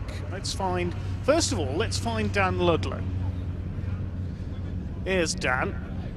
Let's have a word with our race winner then. Well, Dan, you debuted the car fairly recently, and it's on top here at Donington. Tell us about the car, first of all. It's an ex-Synchro Motorsport car. Me and Stuart purchased it in February. We had a few problems with it, which has prevented us from racing it for most of the year. First time we raced it was at Thruxton last month, and yeah, second time out this weekend. And yeah, it was good, wasn't it, Stu? Very good. Yeah. You used to compete with an MG ZR. How does it compare? Oh, don't get me started on MGs. It's completely different. The MG's it's got half as much power, but it's quite light. It's a lot of fun to drive, but this is just completely different league. It certainly was, and Stuart, some excellent early pace in there from Stuart as well. Yeah, I managed to pass the first place car towards the end of the first lap, and the Civic was really good. Open track, everyone was going well, no problems. You must be overjoyed, a win for the new car on only its second outing. Chuffed, yeah. A brilliant end to the season after a difficult 3/4 of the season in the MG. And I suppose a full campaign coming up for the Civic next year. Definitely, yeah. A little bit of work over the winter, tidy it up, and yeah, we'll be back ready for the first race next year. And you'll be back for the night race as well. I can see the extra lights on the car already in place. Yep, definitely, yeah. Got the big lights on there, so yeah, we'll give it our best shot. Right, congratulations to our winners then. Now let's go and have a word with second over the line, number 5, which is Charles Newton Derby, and a man we spoke to yesterday, Gary Patterson. You've won in both kinds of Mini this weekend. Your classic Mini yesterday in swinging 60s, and second in the BMW Mini today. Yeah, I can't complain. I've had a really good weekend. It's just been terrific here with the CSCC. They just put on such a great show and a great race. Will you be back for more events with the club next year? Yes, I definitely think we will. Charles Newton Derby got the car together for this race after we had a fire. All credit, this race goes to him, really. He put it on pole today, did the lion's share of the stint, did extremely well, and yeah, I think we're back next year. Great stuff. And Charles, tell us about your stint. There was a bit of confusion, I know, at your pit stop, but it's all come out good in the end. We did get a penalty, then I take it. Well, it's to be confirmed. Okay. Yeah, well, yeah, that's it. Yeah, no, it was just literally a late signal, and I think I missed it. It might have been me, I don't know. But yeah, it was one of those things, you know. I came in, I thought it's marginal at the time. Well, we can take some positives from the race anyway. Yeah, no, it's a great race. Oh, it's a great battle with Darren. It was brilliant. We was really, like, literally neck and neck the whole way until I think there was some sort of thing with the chicane or. Yeah, great. Okay, that's our second place crew now. Sean Woodard and Shields Bergstrom took the third place there. Sean, first of all, you must be very pleased with the efforts there. Oh, we're absolutely delighted to get a class win in the BMC Mini with our 30-second penalty as well. Everything just went right for us today. The team did a great changeover. Shields, in the seconds, absolutely spot on. Straight out of the box, he was on it, putting in real PBs. So we're delighted. What a great way to finish the season. Let's have a word with Shields Bergstrom, all the way from Wisconsin, USA. Shields, you've not raced at Donington for quite a few years, I believe. Yeah, it's been quite a while. 05, I was here in a Formula Ford. It's good to be back. It feels like a second home. The track is absolutely fantastic, and thanks to WRO, the Mini was just as tight as a drum, and we could pretty much put the car anywhere we wanted on the track. It was great. Will you be continuing with the series next year in the UK, or perhaps moving up through the ranks of UK saloon car racing? Well, we're still trying to figure that out, but hopefully I'll be able to come back with you guys. I've enjoyed every single race that I've had with you, so it's been a real pleasure for sure. It's been a real pleasure to have you over from the US as well. Thank you very much. That's Shields Bergstrom, all the way from Wisconsin. That's our top three. Now let's have a talk to our other classes as well. We don't seem to have our Ford Puma. Let's have a word with number 13, Ray Collier, the winner of the Mazda RX-8 Trophy. Ray, a terrific looking car, I have to say, with the red and black wrap on it. Is it your first season of racing this year? This is the first time out in this car, so I've not driven it until today. The wrap's actually a bit of a nod to the day job. I do tyre development on prototype cars, so that's where the black and reds come from.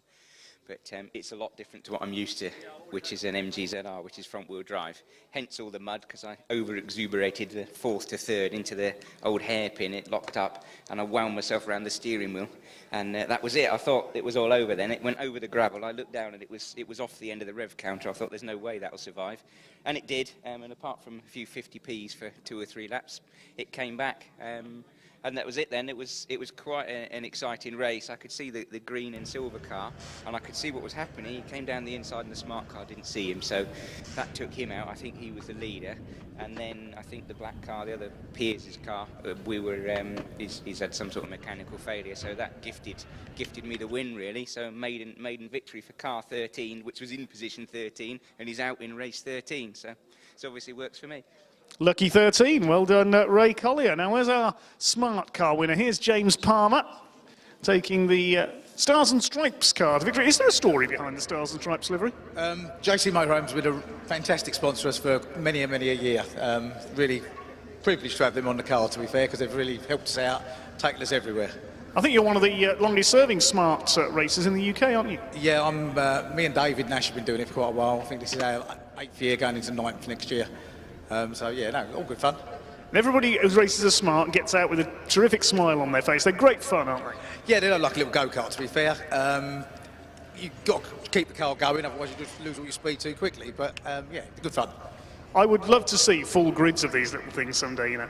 Well, we've tried. It's hard, isn't it, this day and age, trying to get a lot of cars together. I think the best we had was 21 around Spa, which was the best we've done. Well, that's brilliant, and congratulations on your win. How many wins is that this year?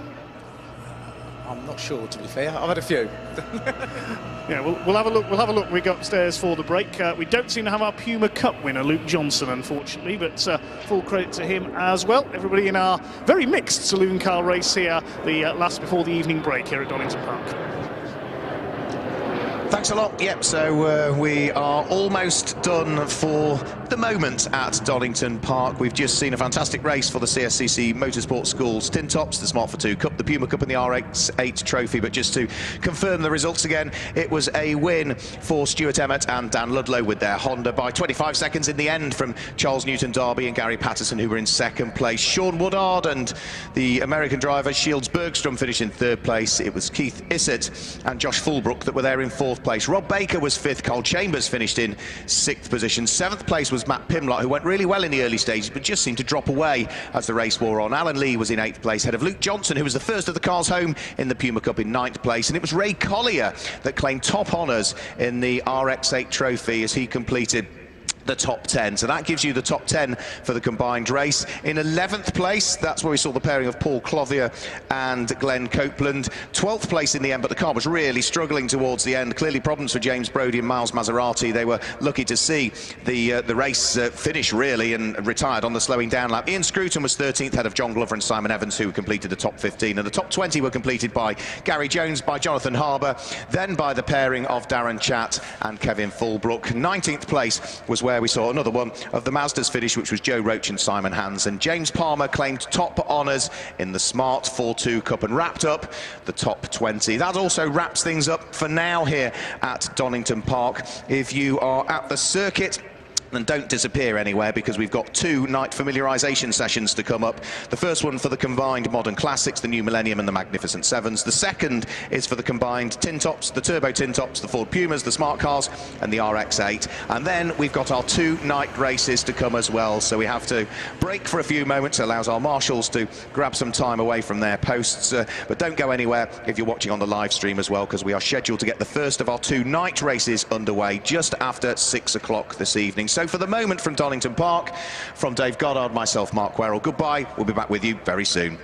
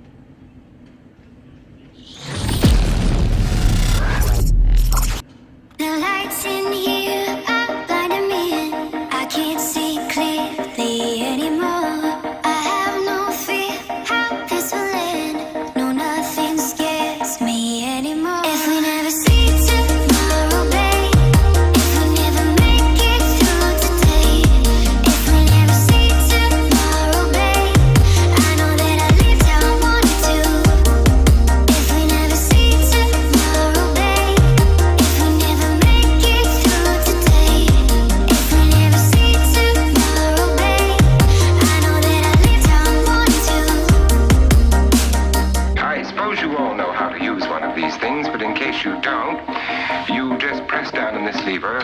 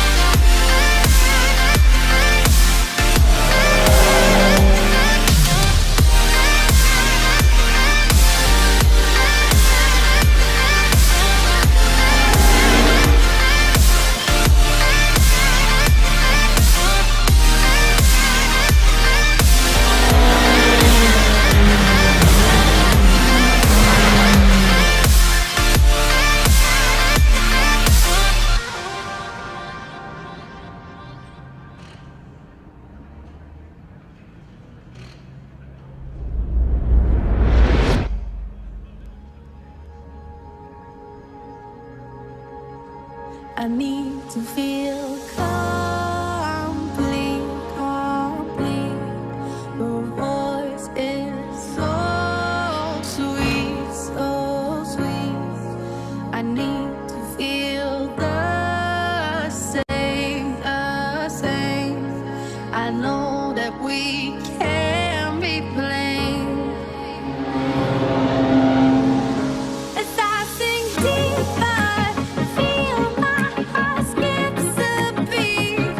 Will we keep this secret? As I feel my soul flee deeper, feel my heart skips a beat. Will we keep this secret? As I feel my soul flee.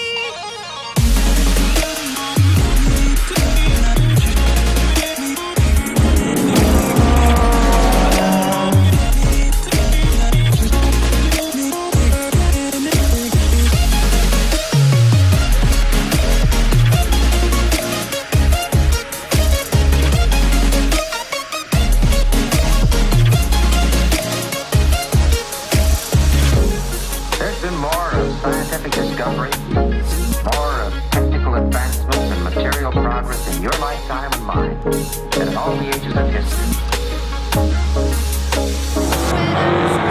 I scream your name, I shout so loud so we can claim our flame, our flame, our flame, our flame. As I sink deeper, feel my heart skips a beat. Will we keep this secret? As I feel my soul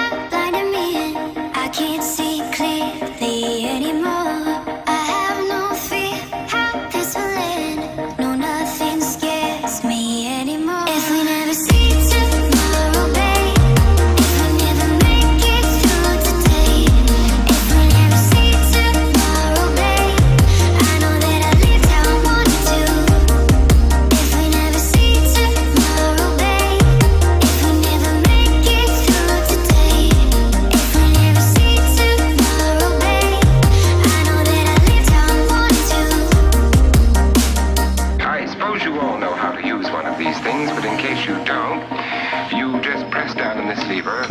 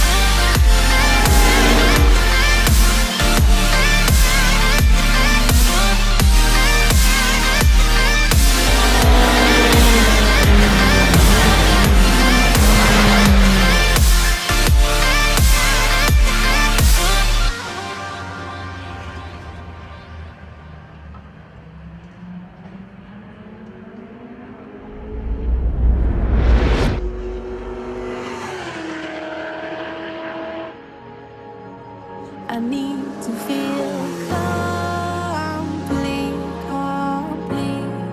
Your voice is so sweet, so sweet. I need to feel the same, the same. I know that we can be blamed. As I sink deeper, feel my heart skips a beat. Will we keep this secret? As I feel my soul flee deeper, feel my heart skips a beat. Will we keep this secret? As I feel my soul flee.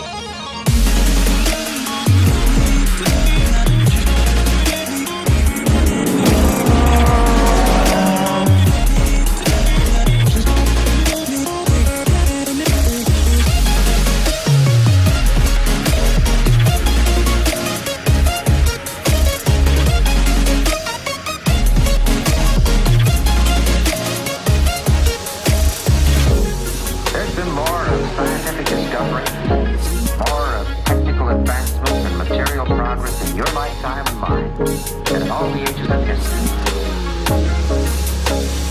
I scream your name, I shout so loud so we can claim our flame, our flame, our flame, our flame. As I sink deeper, feel my heart skips a beat. Will we keep this secret? As I feel my soul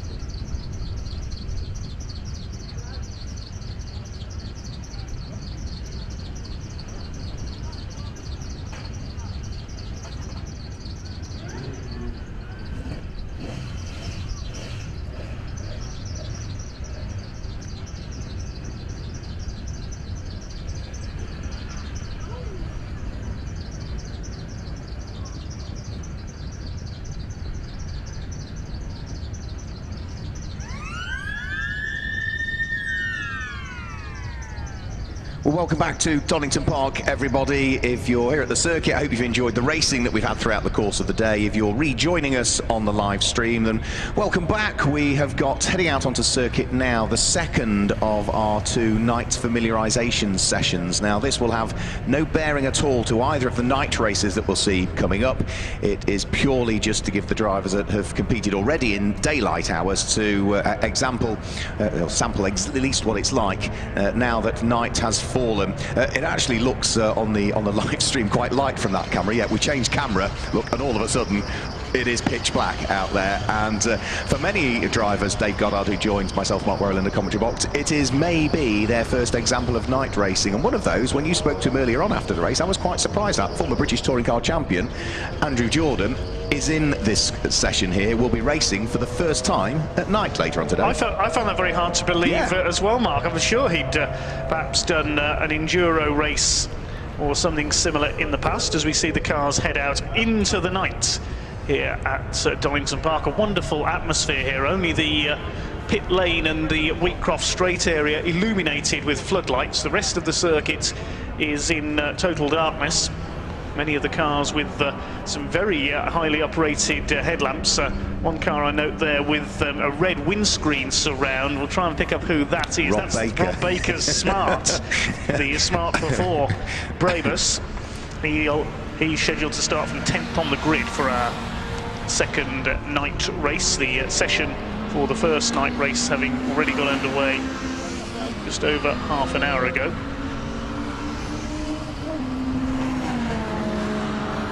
And it was, I believe it was Jasvir Sapra's BMW that was quickest in that one. But the times set in this session do not decide the grid or anything like that. This is purely a familiarisation session to let the drivers get their eye in, quite literally, into driving in the dark.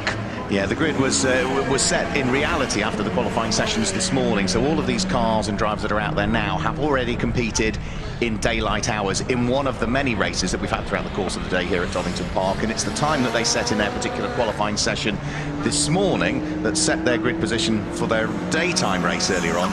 We look at all of those times that have been set by all of the drivers in whatever session they were in, and whoever was quickest goes onto the front of the grid. And it actually makes the grid order quite handy as well. So whoever was quickest in their qualifying session at the front of the grid, they also take the #1 car and put it to the #1 spot for qualifying, which means that alongside them on the grid is #2, who set the second quickest time out of any of the cars in whatever qualifying session they were in, and so on. We worked their way through the grid. There were a few cars, though, that have withdrawn, unfortunately.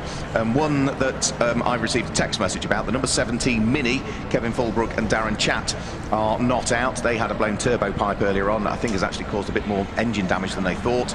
The #19 car, the Honda Civic, is not out as well, which is Manjev Patel and Tom Gannon.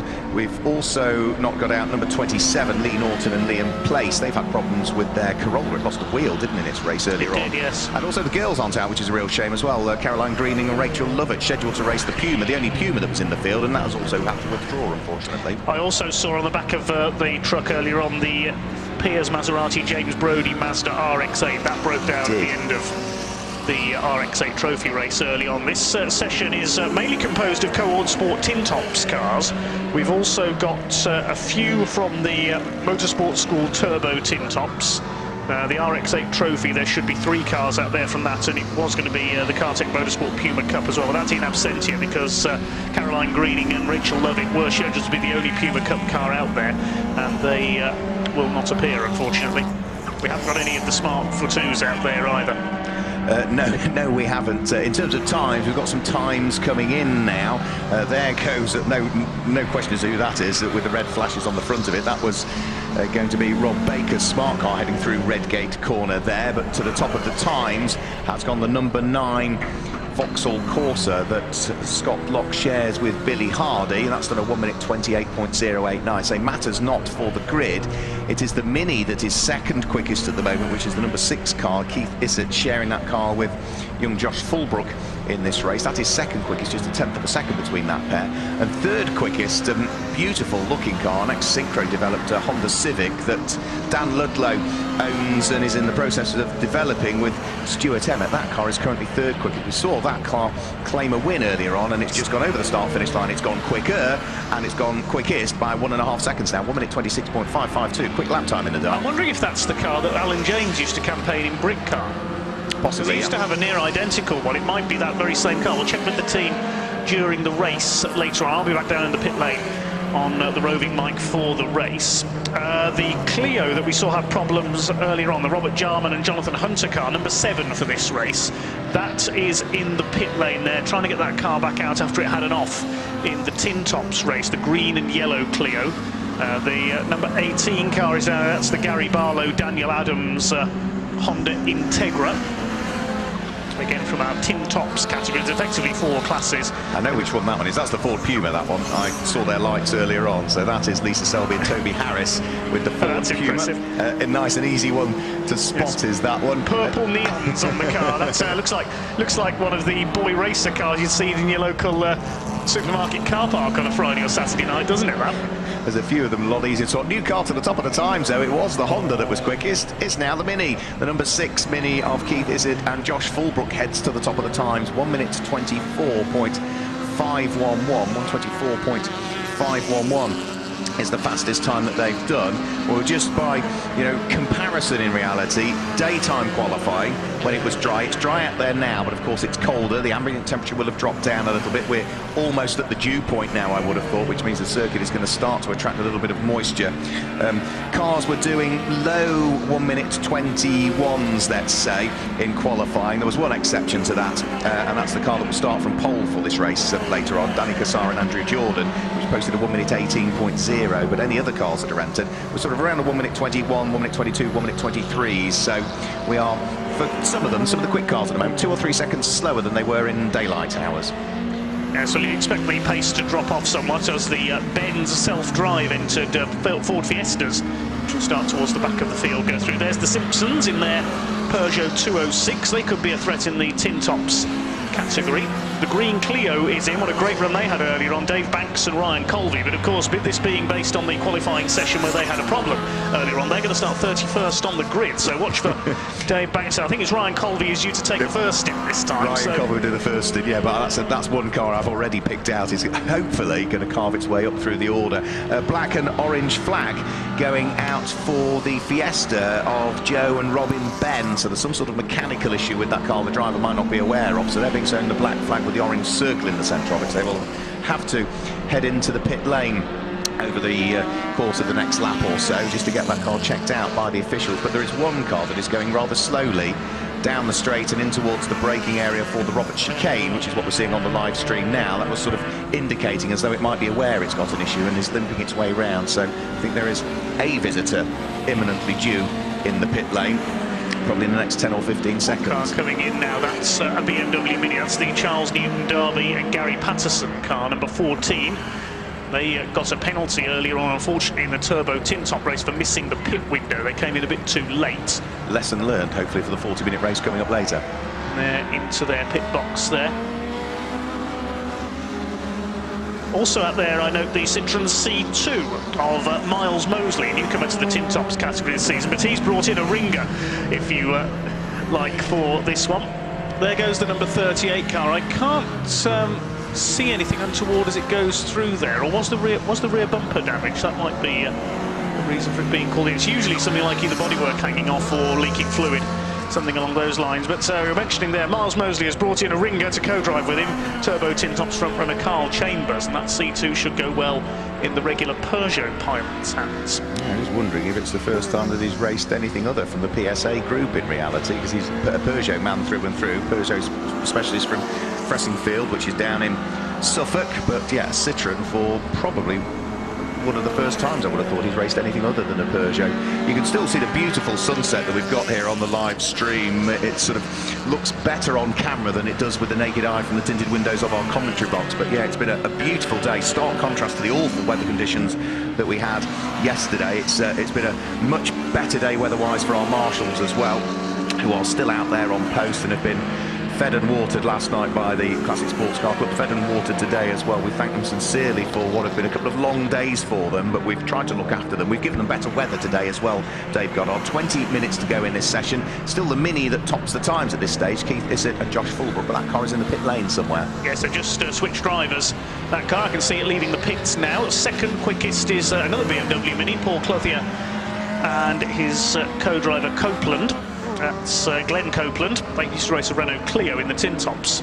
Ludlow and Emmett's Honda Civic third. Then we've got the Clio of Reynolds and Ridgeon. They had a few problems with an off earlier on in the TinTops race, and the car got absolutely covered in mud. They were trying to frantically wash the mud off during their mandatory pit stop in the TinTop race earlier on. Still haven't seen that Fiesta, number 38, coming. Here it comes. Just coming into the pit lane now. Can we see what the problem is? Nothing obvious, No, it's not obvious. I wonder if it might be damage to the rear bumper. So let's have a look where the officials are looking at. We're not going to get to see because he's ducked into the garage. Yeah, I mean, most of the cars will not do this full nighttime familiarisation session, I would have thought. Just enough. The drivers don't need to do 3 laps to qualify the car, because they've already qualified in reality, because they did that this morning in the daylight session. So it's just simply a case of getting a couple of laps, understanding where you can and can't see the apexes, where maybe you need to tread with a little bit more caution. It must be very daunting at night going down through the Craner curves. I've got to say, it's a fabulous section of the circuit in the daytime. In the nighttime, it must be rather stunning, albeit, yeah, will get your attention as we look towards the next of the cars over the start-finish line. It's going to be one of the many Fiestas that we've had out racing. It's heading for the pit lane, is it? No, it's going to continue round. Car number 34 is Stephen Routledge at the wheel of his Ford Fiesta. He heads over the start-finish line, and with the start-finish line looking fairly empty at the moment, you can see that whilst the start-finish line is illuminated, yeah, you get down towards Redgate Corner, and yeah, you're very much on your own, aren't you?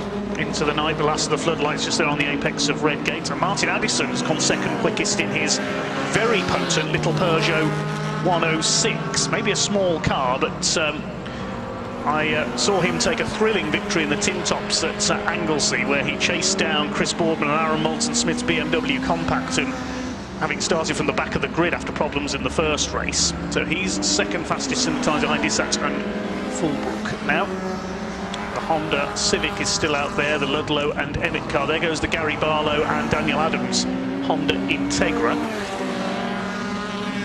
Sure if we've seen yet, though, the car that could be the favourite on paper for this one, the Cassar and Andrew Jordan Honda Integra. I don't think that's come out yet.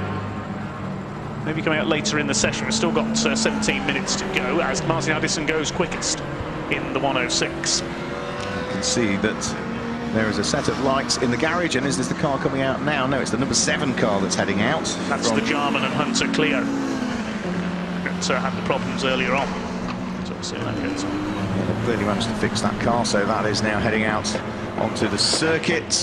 In the pit lane, we've got a driver change going on at the moment. That's the number 36 car, so that's Ben Morgan and Willie Toy, who are just in the process of swapping over drivers, and both get the opportunity to sample the Donington Park National Circuit, by the way, that we are on, if you're just joining us on the live stream for the first time.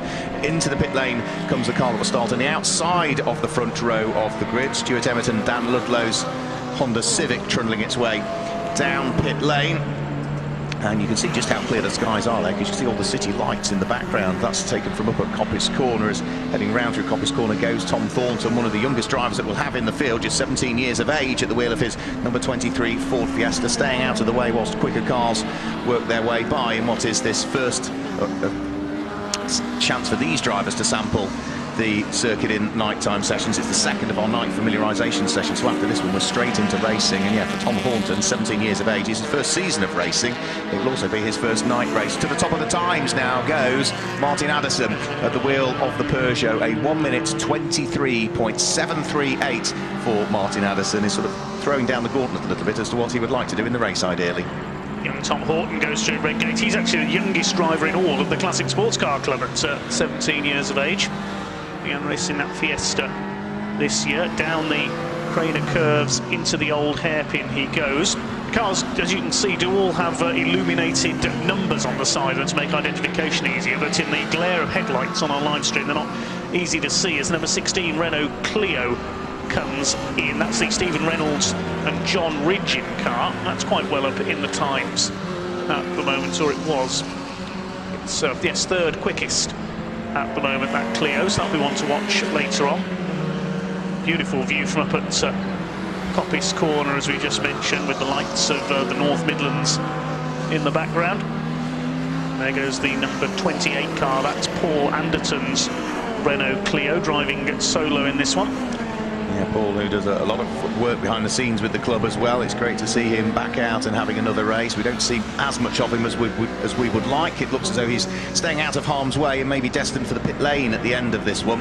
Because once the drivers are happy that they've sort of got a rough idea which way the circuit goes and where the dark and the light bits are, then they're not forced to do the whole of the session, because it doesn't count for the grid. Paul Anderson's going to continue round. He's going to do a further lap here at Donington Park with 14 minutes of the session still to go. Good place gain there, up to third place for the number 9 Vauxhall Corsa. Scott Locke and Billy Hardy sharing that car. It was 6th in this night familiarisation session. It moves up to third place. They will find themselves starting off the 5th row of the grid, and that could be, Dave Goddard, another car to watch potentially. A quick pairing.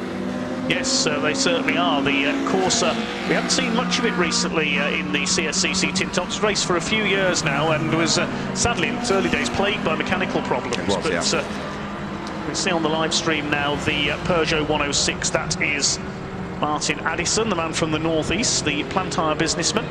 Very, very quick car. That one is. Quick family as well. His father Bill is the man with the headlamp on. Bill is a quick catering race. We've seen him racing in the Magnificent Sevens before. He's done a lot of racing up at the Darlington and District Motor Club Championship that exists largely up at Croft, but he does have a way round to the lights here at Donington Park and Knockhill and Cadwell Park. So yeah, that's a racing family, and I think conversation just going on between father and son now in pit lane before we see Martin maybe head back out onto the circuit. Up towards the braking area for the Roberts chicane, we've got another couple of cars, one of them sporting, what's it, 4 headlamps on the front of that one, so it's very well illuminated. It is one of the RX-8s. That's, I think, possibly Simon Evans' car, number 29, we caught a glimpse of there. Also been racing his classic Mini this weekend. He has been, yeah. Into the pit lane comes the number 23 car we're talking about, Tom Horton. So he comes down the pit lane. The number 28 car also follows it in, which is Paul Anderton we were chatting about a few moments ago. So there is 17-year-old Tom Horton coming to a halt in the pit lane. Followed him into the circuit this morning, actually. There is Martin Addison, and I think he is being ushered back into the garage. Yeah, Father Bill directing him back towards the garage. So I think he's happy with what he's done, and well, rightly so, because he's top of the times at the moment with 12 minutes to go. He did have a problem in qualifying this morning. A loose drain plug on the gearbox deposited oil everywhere after it set his qualifying time. And that's why we had a safety car in TinTops qualifying, if you're watching earlier on, ladies and gents, via our coverage.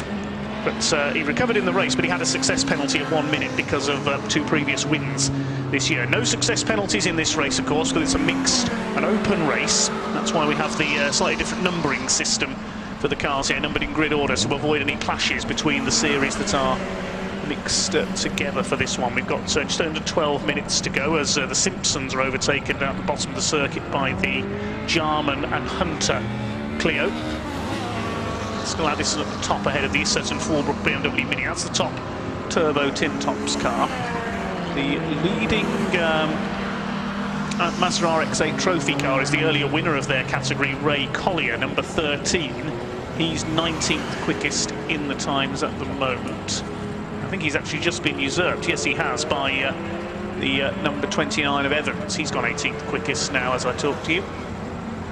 We've only got the 3 series out there, of course. We've got no Puma Cup cars for this one, unfortunately. And as you suggested earlier, no Smart 4.2 Cup cars either, so we've just got the TinTops, the Turbo TinTops, and the RX trophies. Through and over the start-finish line goes number 13, which is Andrew Wheatley's car.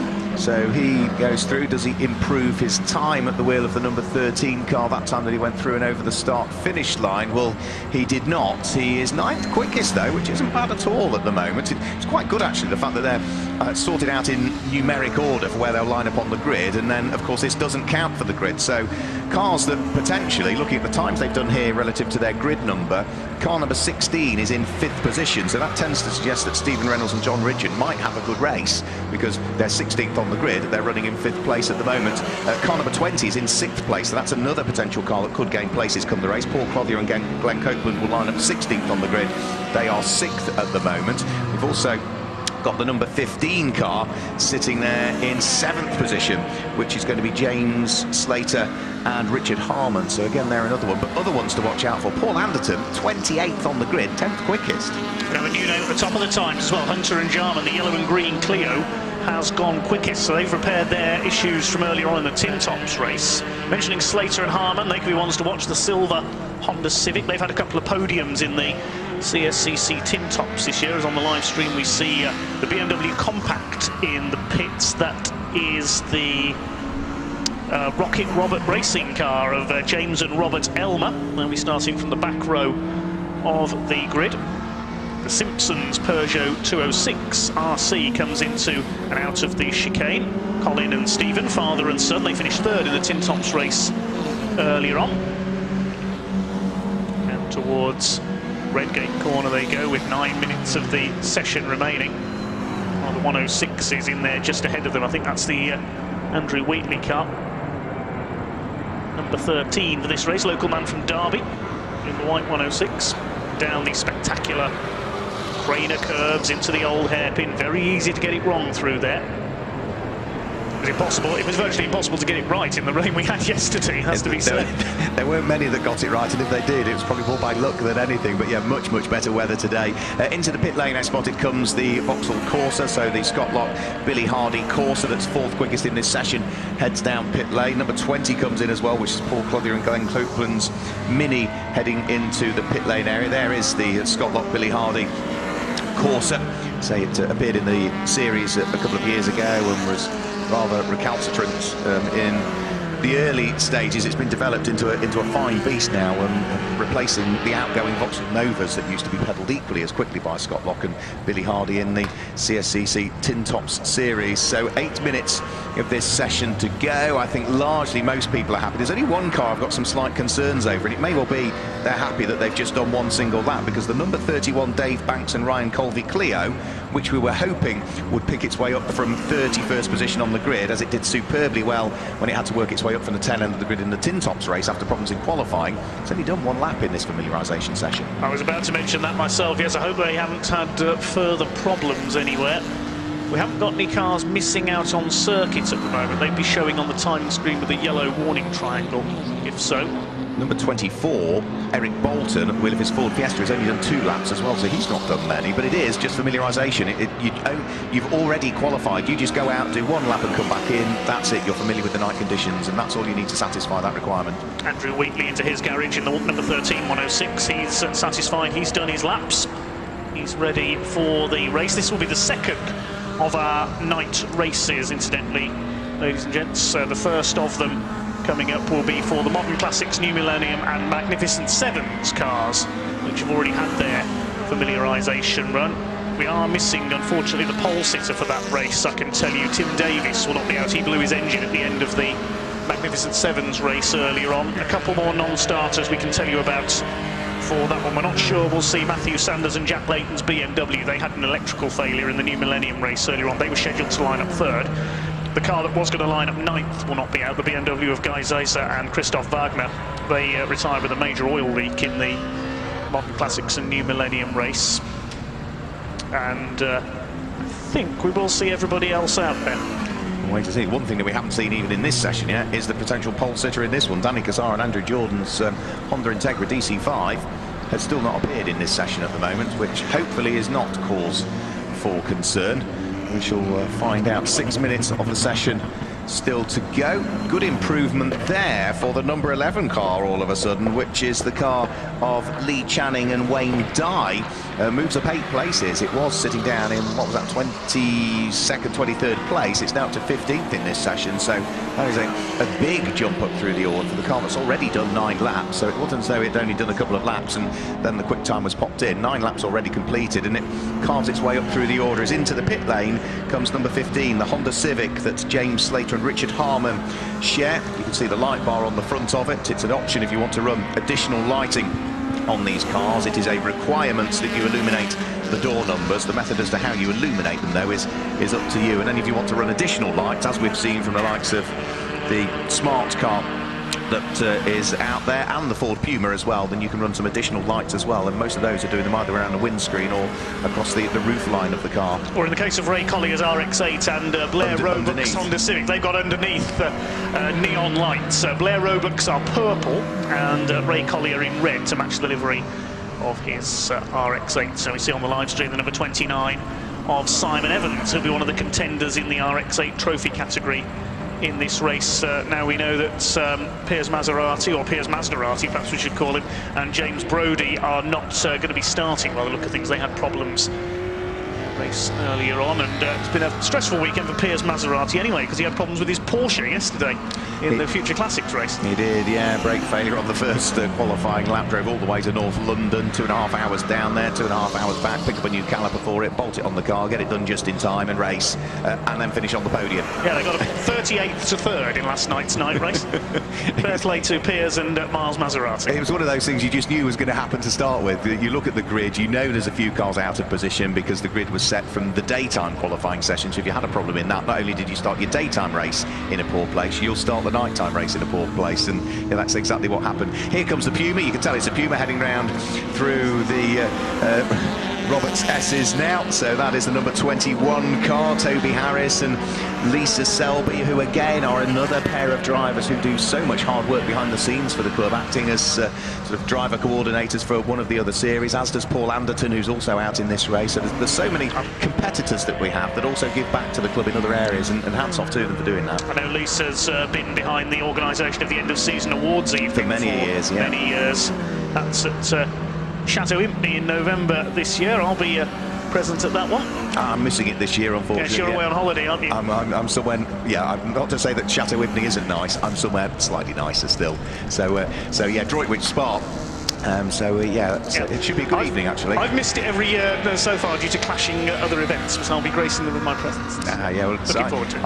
I tend to sort of, depends on what I've got on. Unfortunately, on some occasions they've organised it, but I've still got commentary dates to do, so I've been elsewhere commentating once they've had their award. The number 31 Clio I've just spotted. That's good news. It is out there, so no further problems. Have they gone any quicker? That must have been an outlap. Yeah, that was an out. So it sort of did an outlap and came straight back in. That's another outlap, so we'll wait and see. And actually, they are only going to get maybe a couple of flying laps in if they want to, but in theory they could just go out, do an outlap and straight back in with one driver, do an outlap and straight back in with another, because it matters not. There's no really need to push for a time in this one, because it is purely, it's almost like a free practice session. It has no relevance at all to the way that the grid will line up. And of course we will see these cars heading back out onto the circuit for their race, a 40-minute race. They are scheduled to be back out on circuit in about 70 minutes time. 7:10, that race should get underway.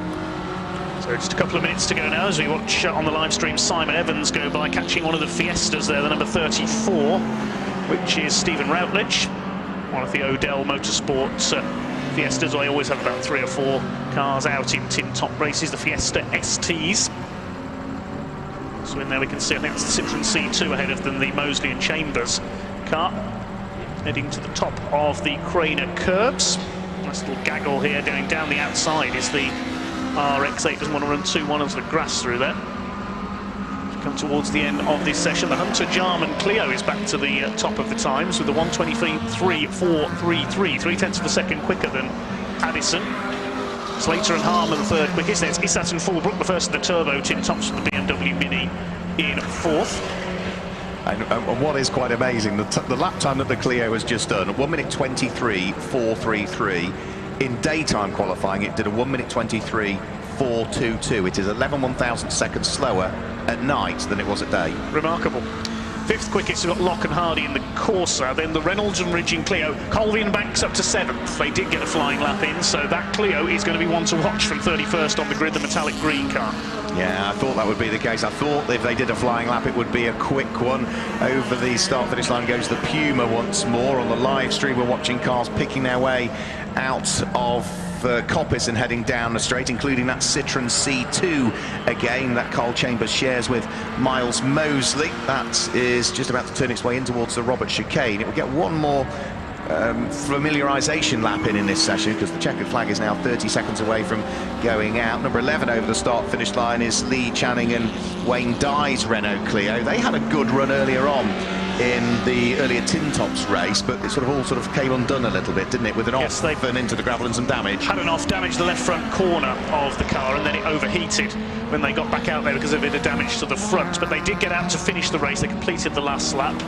Pat Banks and the Banks and Colby Clio goes over the line, goes third. Yeah, an improved time as well for the fastest time in this session. Rob Jarman and Jonathan Hunter's car goes even quicker.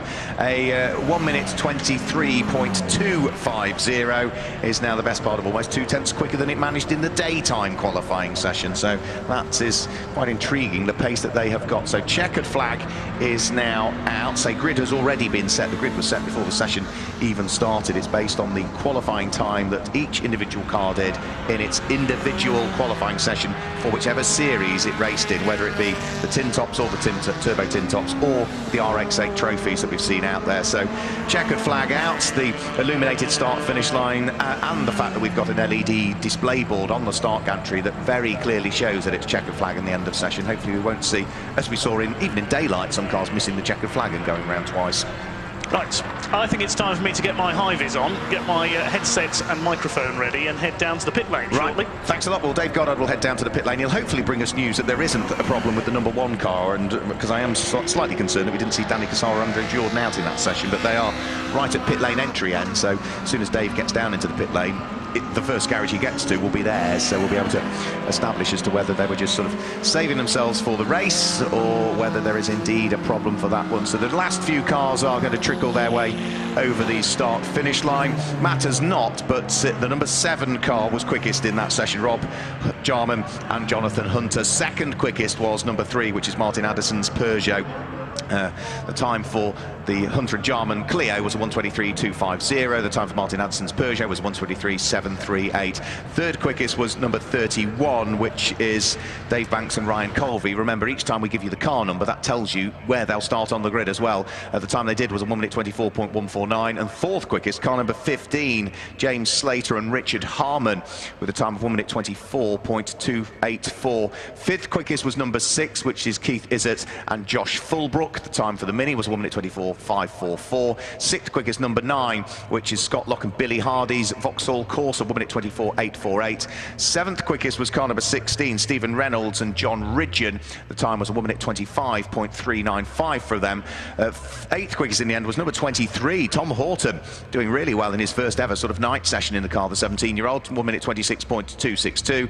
Ninth quickest is number 20, which is Paul Clothier and Glenn Copeland, with the time having been posted as a 1 minute 26.439. And just to wrap up the top 10 is the car that will start on the outside of the front row of the grid, car number 2, the Honda Civic, which is one of the few cars in the field that we don't have a starting driver for, so it's an important one to try and establish. Dan Ludlow and Stuart Emmett, so we'll try and work out as to which one of those two will start behind the wheel of that car later on. So the cars heading in towards the pit lane area, they are all of the cars that are competing in the night racing based in the pit garages, so they will back themselves into the garage. Already I can see on the Grand Prix loop that the cars are assembling now for our first night race. We didn't have the live stream running when they were out there. This is the combined Modern Classics, New Millennium and Magnificent Sevens race that will be coming up very, very shortly indeed. A 40-minute race with a 15-minute pit stop window in the middle of it between the 10th and the 25th minute, and we'll be back with those cars very shortly when they head out onto their formation lap.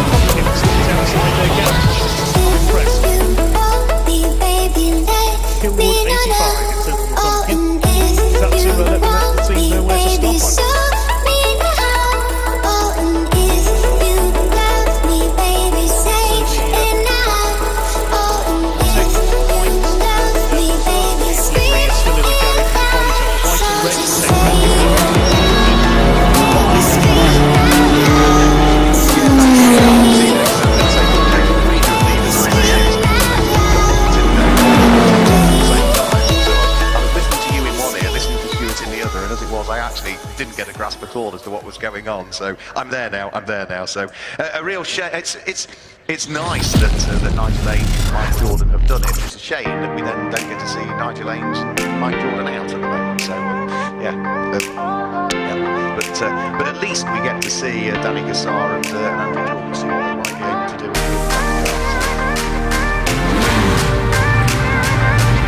Danny Cassar.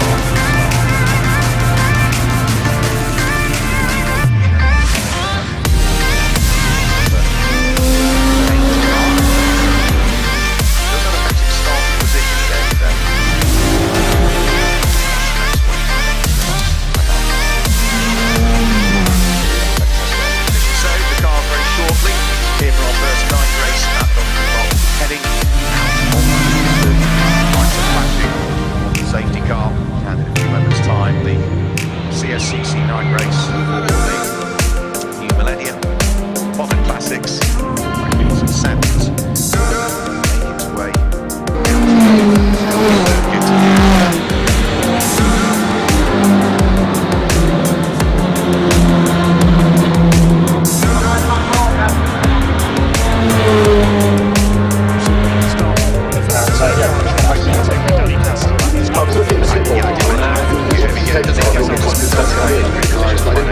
They're a bit busy in the garage because they are trying to get the other car out for the next race. They are, can't they? Yeah. I'm just wondering because they didn't qualify the car in that session, whether it then also fantastic. So the cars are just heading out onto circuit now. Formation lap, a 14-minute race coming up for the combined Modern Classics, New Millennium, and Magnificent Sevens. The first two night races for us here at Donington Park. Held over 14 minutes. So out onto the circuit they will come. We'll give you the grid in a few moments' time. We'll wait for the live stream to come back to us and then give you the full grid, or at least the first half a dozen rows of the grid for this first of two night races that is coming up. Remember the qualifying time that they set in their daytime qualifying session dictates the way that they line up on the grid. Cars are also numbered numerically as per grid order, so 1 and 2 on front row, the point missing, and therefore the higher the number, the further are you down the grid. So welcome back if you're joining us on the live stream. The first of two classic sports car races coming up here for the CSCC night racing weekend. The combined Modern Classics, New Millennium and Magnificent Sevens race. Let's guide you through the grid as they're on their formation wrap already. A gap on pole position because Tim Davies blew the engine on his Caterham in the daytime race, so he is not there for this night race, unfortunately. So on his own on the front row of the grid is his Boss Racing teammate, car number 2, Colin Watson. The grid lines up in numeric order in reality because all the cars have been renumbered for this night race. Number 2, Colin Watson on his own on the outside of the front row of the grid. Row 2 of the grid, another car that I didn't see go round. Number 3 was scheduled to have been started by Matthew Saunders, but that car had electrical gremlins, and therefore number 4 lines up on his own on row number 2, which is Mark Smith at the wheel of the BMW E36 M3. The third row of the grid is number 5 and number 6. Number 5, Lucky Kira, will start behind the wheel of the BMW, and number 6 will be started, the Caterham 7, by Darren Burke. The fourth row of the grid, of course, number 7 and number 8. Number 7 is Hugh Coulter at the wheel of his Caterham 7, and alongside is number 8, which is now going to be Danny Cassar.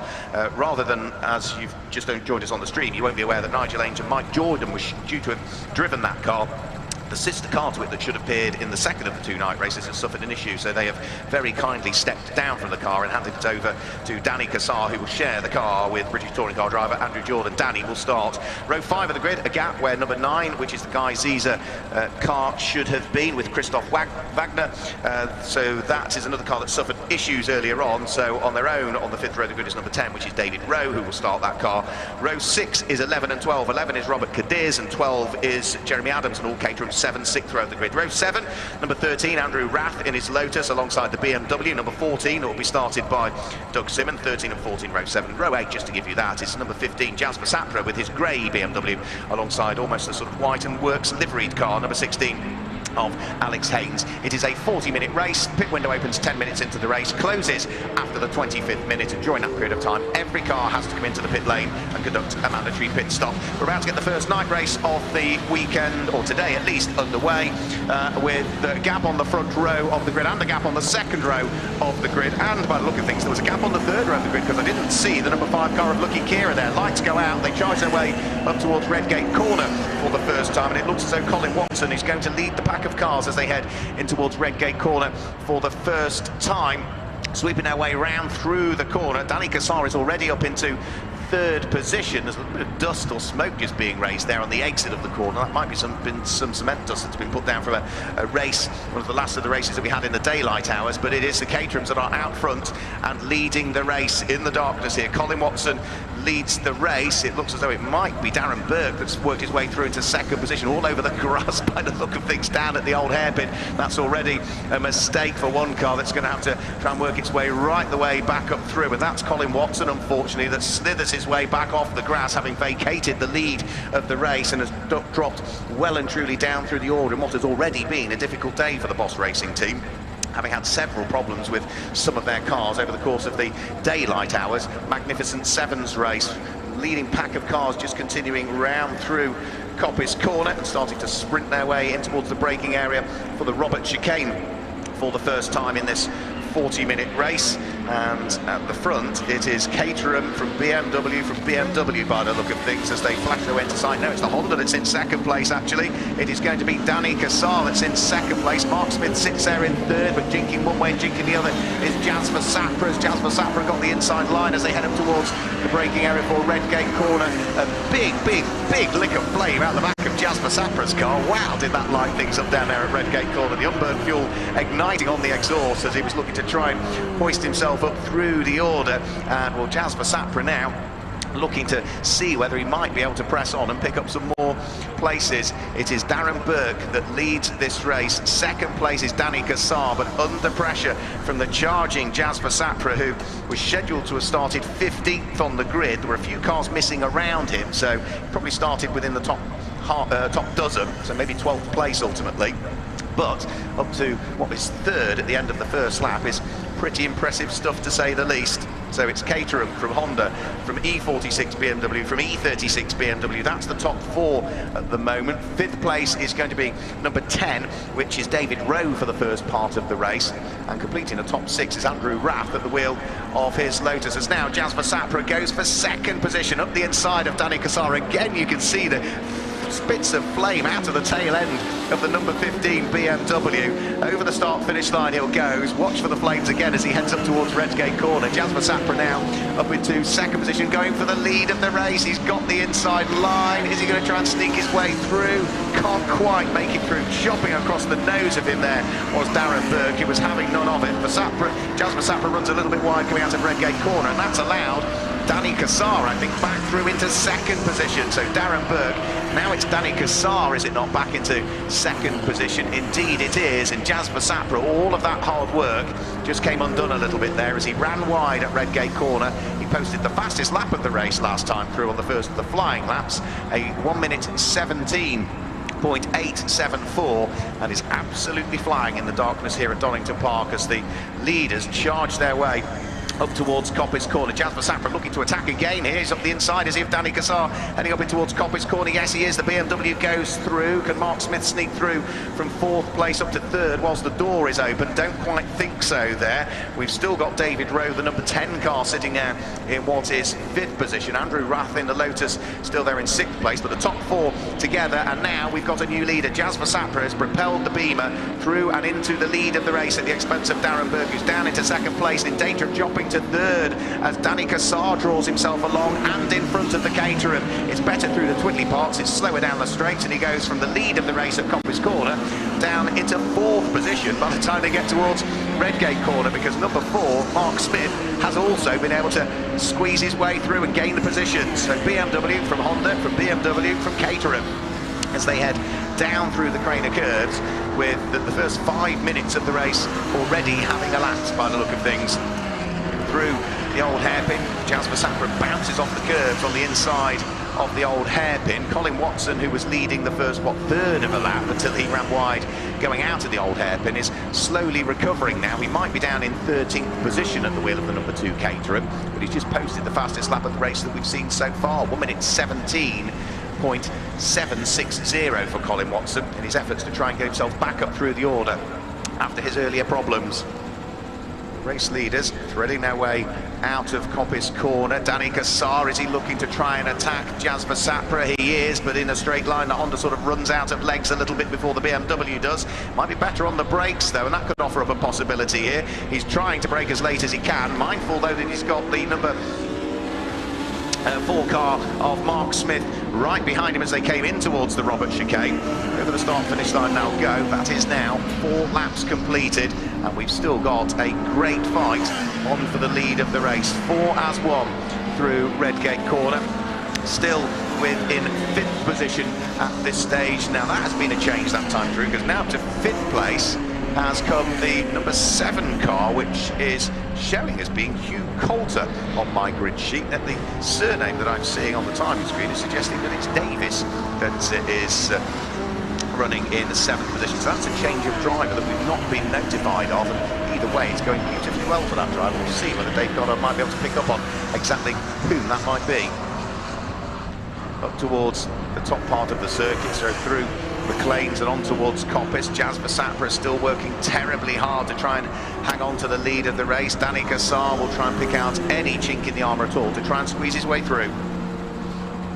Nothing doing now as they head round through Coppice Corner. Mark Smith now looking to try and get himself up onto terms with Danny Cassar. He's got a good run this time. He's on the inside line as well, coming in towards the Robert chicane. Can the BMW go through into 2nd place? He's up the inside. Danny Cassar can see him coming, and he's through into 2nd place. The Integra of Danny Cassar down into 3rd position. Compromised his exit coming out of the corner, but in a straight line again. We know that Darren Burke at the wheel of the Caterham hasn't got the legs, so he's not going to be able to do a great deal about it. Down the straight in towards the braking area for Redgate Corner, and now all of a sudden Jasper Sapra is finally starting to break away in the lead of the race. Further down through the order, there's still some good battles going on. Over the start-finish line goes the Ginetta G50 of Dylan Popovich. He has got right behind him Robert Cadiz. Nice and easy to spot Robert's Caterham, the blue car with the yellow rollover hood, but it's the LED red lights down the back of it that make it rather easy to spot. So that's one car that is in the thick of it at the moment. Cars ahead of him, cars behind him. Good little fight that's going on as they thread their way down through the Craner curves towards the braking area for the old hairpin. And then from there they'll start to squirt the throttle and head back uphill towards the area of McLean's Corner. There goes Robert Cadiz. You can see, even at this distance, the red LED lights at the back of the Caterham. Confirmation that in car number 7 it is Tim Davis. I've just spoken to Hugh Coulter down here in the pit lane, so Tim has taken over his car. Sorry for not getting that info sooner. No, that's okay. I'm not surprised I was confused, because it's Davis is his surname. It's Davies that I'm seeing on the timing screen, so that was what confused me even more. So thank you for that. So Tim Davis, let's see what he might be able to do at the wheel of the number 7 car that Hugh Coulter had very kindly vacated as well. So some very gentlemanly drivers here handing over their drives to others that have had issues. Great fight just coming through the Robert chicane at the moment. That is going to be 9th onwards by the look of things. Andrew Rath, then the number 18 car, which is going to be Alan Thompson. Alan Thompson coming under big pressure though, as Alex Haynes looks to try and get through, and I think Alex has made it through there on the brakes up at Redgate Corner. Yes, he has. So the works livery car goes through and ahead of the green BMW E36. Dylan Popovich not too far away, then Robert Cadiz, and then trying to join in the fun as well is the number 12 car, which will be Jerry Adams. New fastest lap of the race last time through for the race leader, Jasper Sapra, with a time of a 1 minute 17.737. Means that Jasper is now pulling away all of the time in the lead of the race. What was his qualifying time, Jasper Sapra? His qualifying time at the wheel of that number 15 car was a 1 minute 21. Well, he's now gone the best part of 4 seconds quicker, and this is in darkness. So impressive stuff from Jasper.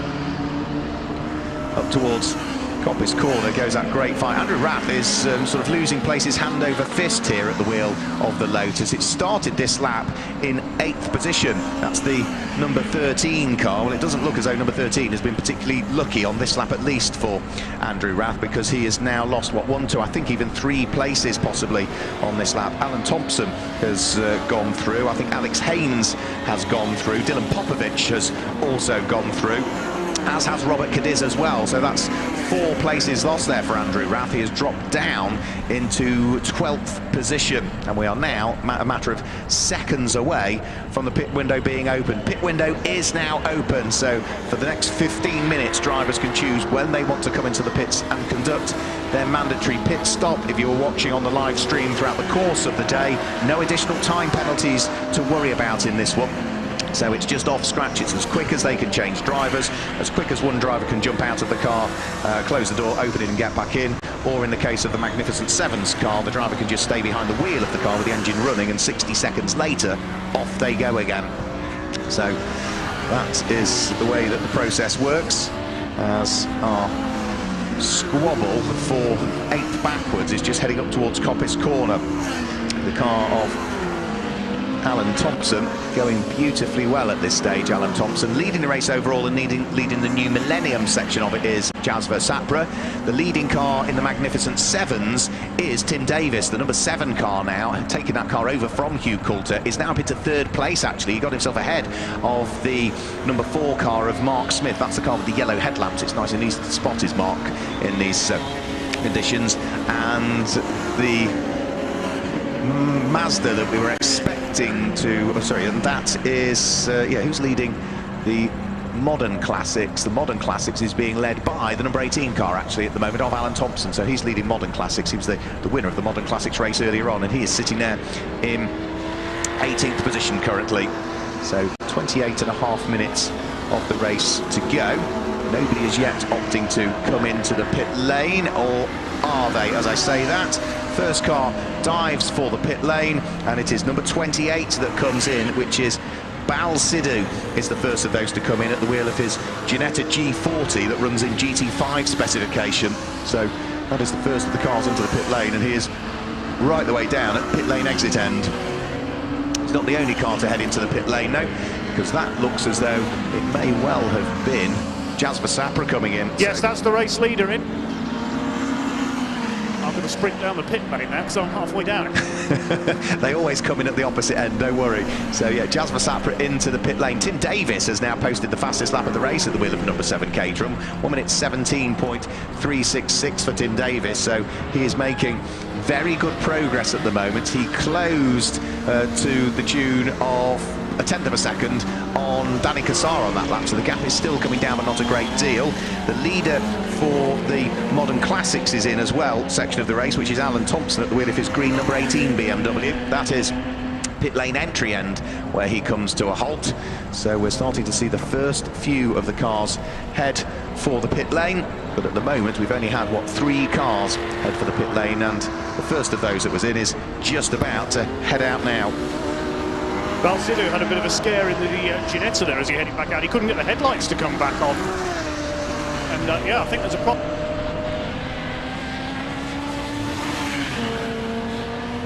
Sorry, I was at the limit of the radio mic there. The lights seem to be flickering out on the Ginetta there as he pulled away, so hopefully he won't have that problem further round.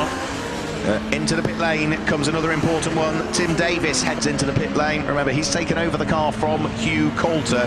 Hugh having sort of stood away because of Tim's blown engine and allowed him to race the entirety of this race. I don't think they're sharing. We've also got Sanjay Talwar is in at the wheel of his Porsche 911. He did the night race yesterday as well, so he's done a few fair miles over the course of this weekend at the wheel of his Porsche 911. So it's Danny Cassar that picks up the lead of the race. Both of the Boss Motorsport and Glow Orange Caterhams are in. The number 7 of Tim Davis and the number 2 as well, driven by Colin Watson. Thankfully no work going on the 2 cars this time. Boss Motorsport's having a quieter time of things so far in this race. Got another Caterham in as well with a very bright light bar there. That's the Gary Curtis car, number 19. Sanjay Talwar in as well, trying to get Porsche fired up again there. Another car coming in. Yeah, it's number 26 that's in this time, which is Ben Hudson at the wheel of his Holden Commodore.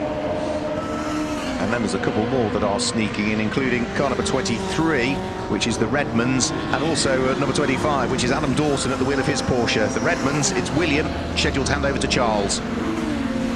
Yes, they've had a bit of an off earlier on, of course. There is the number 23 car, 4-1 earlier on. Apologies for a bit of interference on the microphone there. The beautiful number 25 of Adam Dawson. It really was a stunning car. Unfortunately, a bit muddy now after a couple of offs yesterday in the Future Classics race. Very beautiful 911 in Zuffenhaus livery. The big Holden Commodore heading back out in the hands of... Fighting away with the black and red car of Adam Howarth, so that's number 14 and number 22 that have got themselves together. Is that for position? Yes, it is. It's for 11th and 12th places. So they are fighting away for position. A few more cars still in the process of conducting their pit stops, which includes number 4, Mark Smith, who is in. However, I noticed that that car must have switched the ignition off because the car is in darkness there at the moment. A few of the drivers sort of, you've got to turn the engine off, but some of them have lights that maybe don't go off as the engine turns off. So that car is in darkness at the moment. We'll know when he restarts it up because there we go, the lights come on. So he's just fired the car back up again. Sorry, bit of a problem with my microphone there. Suzanne Williams, I can confirm, clutch problems was the reason she didn't start in her Lotus. The Etheridges are in as well, the number 21, the red BMW. Mark Smith has headed back out after a good stop by the Amspeed team. I think most of the cars have cycled through now, haven't they, their pit stops? We've still got the best part of it. It's probably 6 to 8 cars that haven't stopped as yet. So Danny Cassar still leads. Into the pit lane you now get number 22, which is Adam Howarth. So that's another pit stopper who hasn't stopped as yet. Race leader number 8, Danny Cassar, yet to stop. Second place number 6, Darren Burke, the Caterham, has yet to stop. Third place car has yet to stop as well, which is David Rowe. Into the pit lane comes number 24, Stephen Archer, ready to hand over to Felix Archer. So we're sudden stop there, nearly overshot his pit. Couldn't see the mechanics until the last moment, probably a bit disorientated in the darkness, but it's being serviced now. The black and red Howarth Homes PLC BMW, the number 24 has pulled in. That's the Archer family Boxster we've just mentioned. Driver change taking place.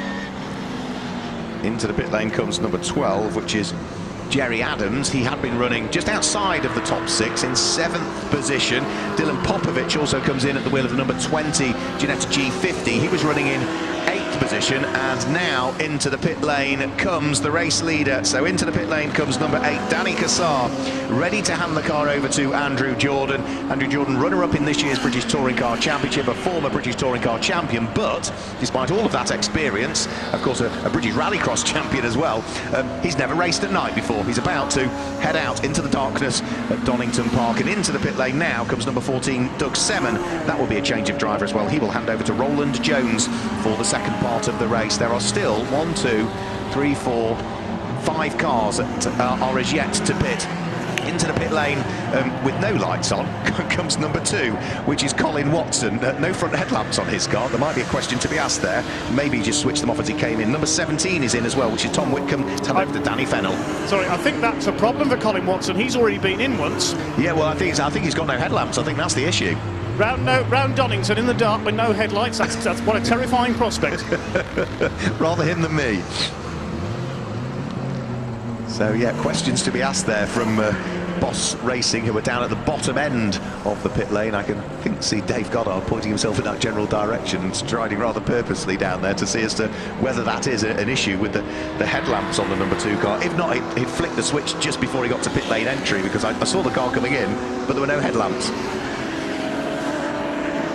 Well, you couldn't see me heading up that way because I was on the way to talk to Danny Cassar. Right, okay. I'm heading back the other way now. Fine.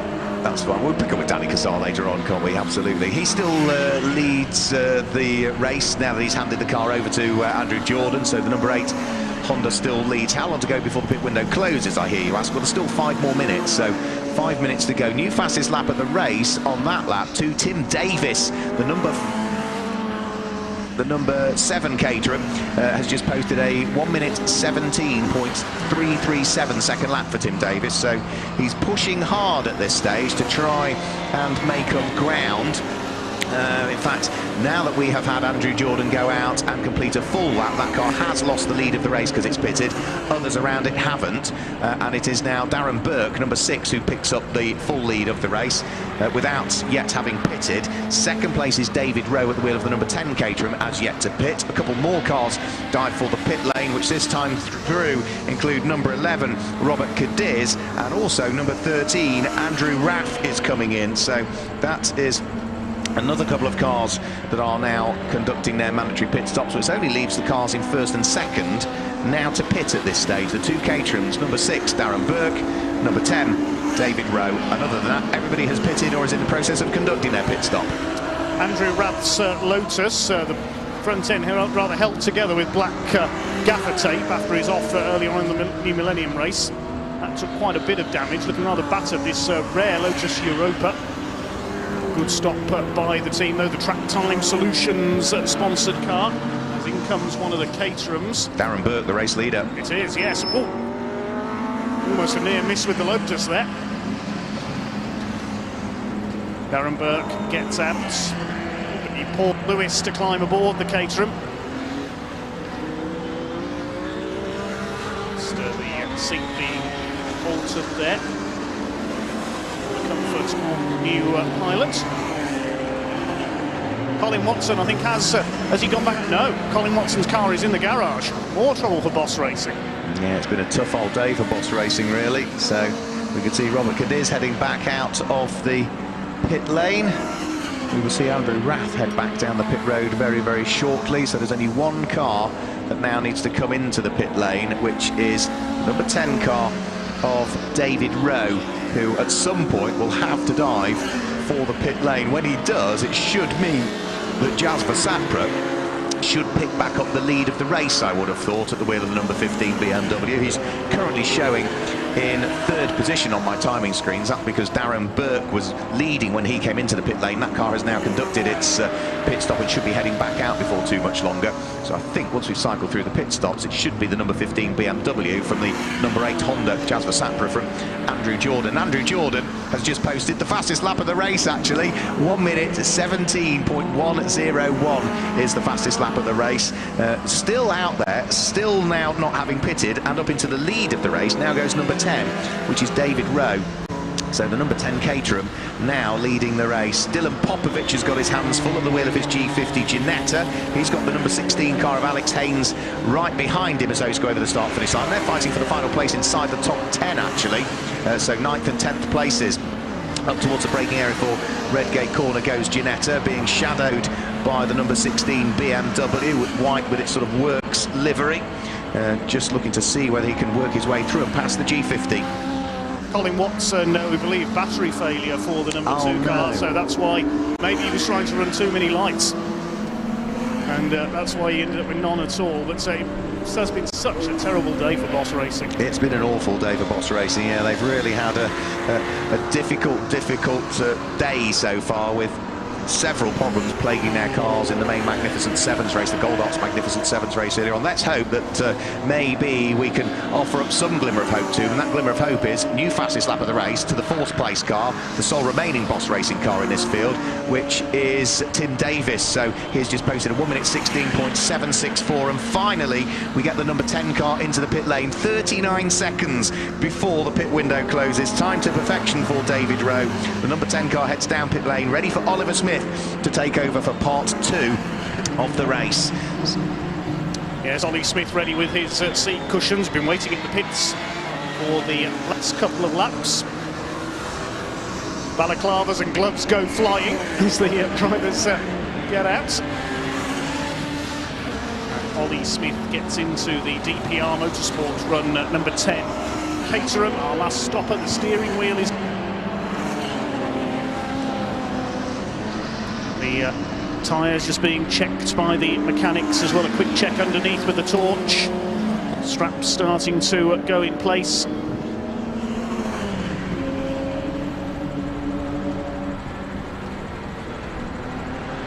It's the time being kept an eye on as well as the DPR Motorsport team do their stuff with the help of a phone torch to see to do up the straps. I think they're just about ready now.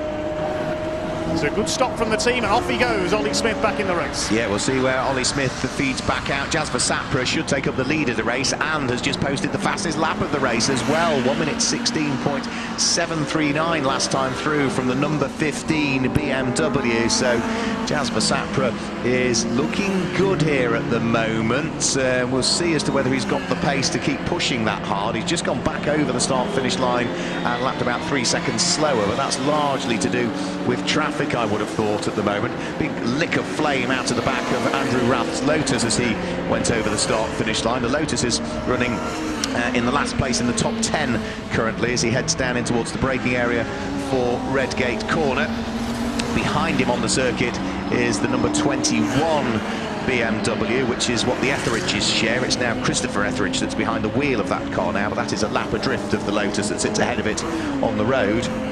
Down in towards the old hairpin, we can look through and see that that looks like Dylan Popovic's car, is it? Yeah, he is at the wheel of the Ginetta, still managing to just keep himself ahead of, well, that's Andrew Rath's car actually, so that's probably a shuffle in the order maybe that next time through.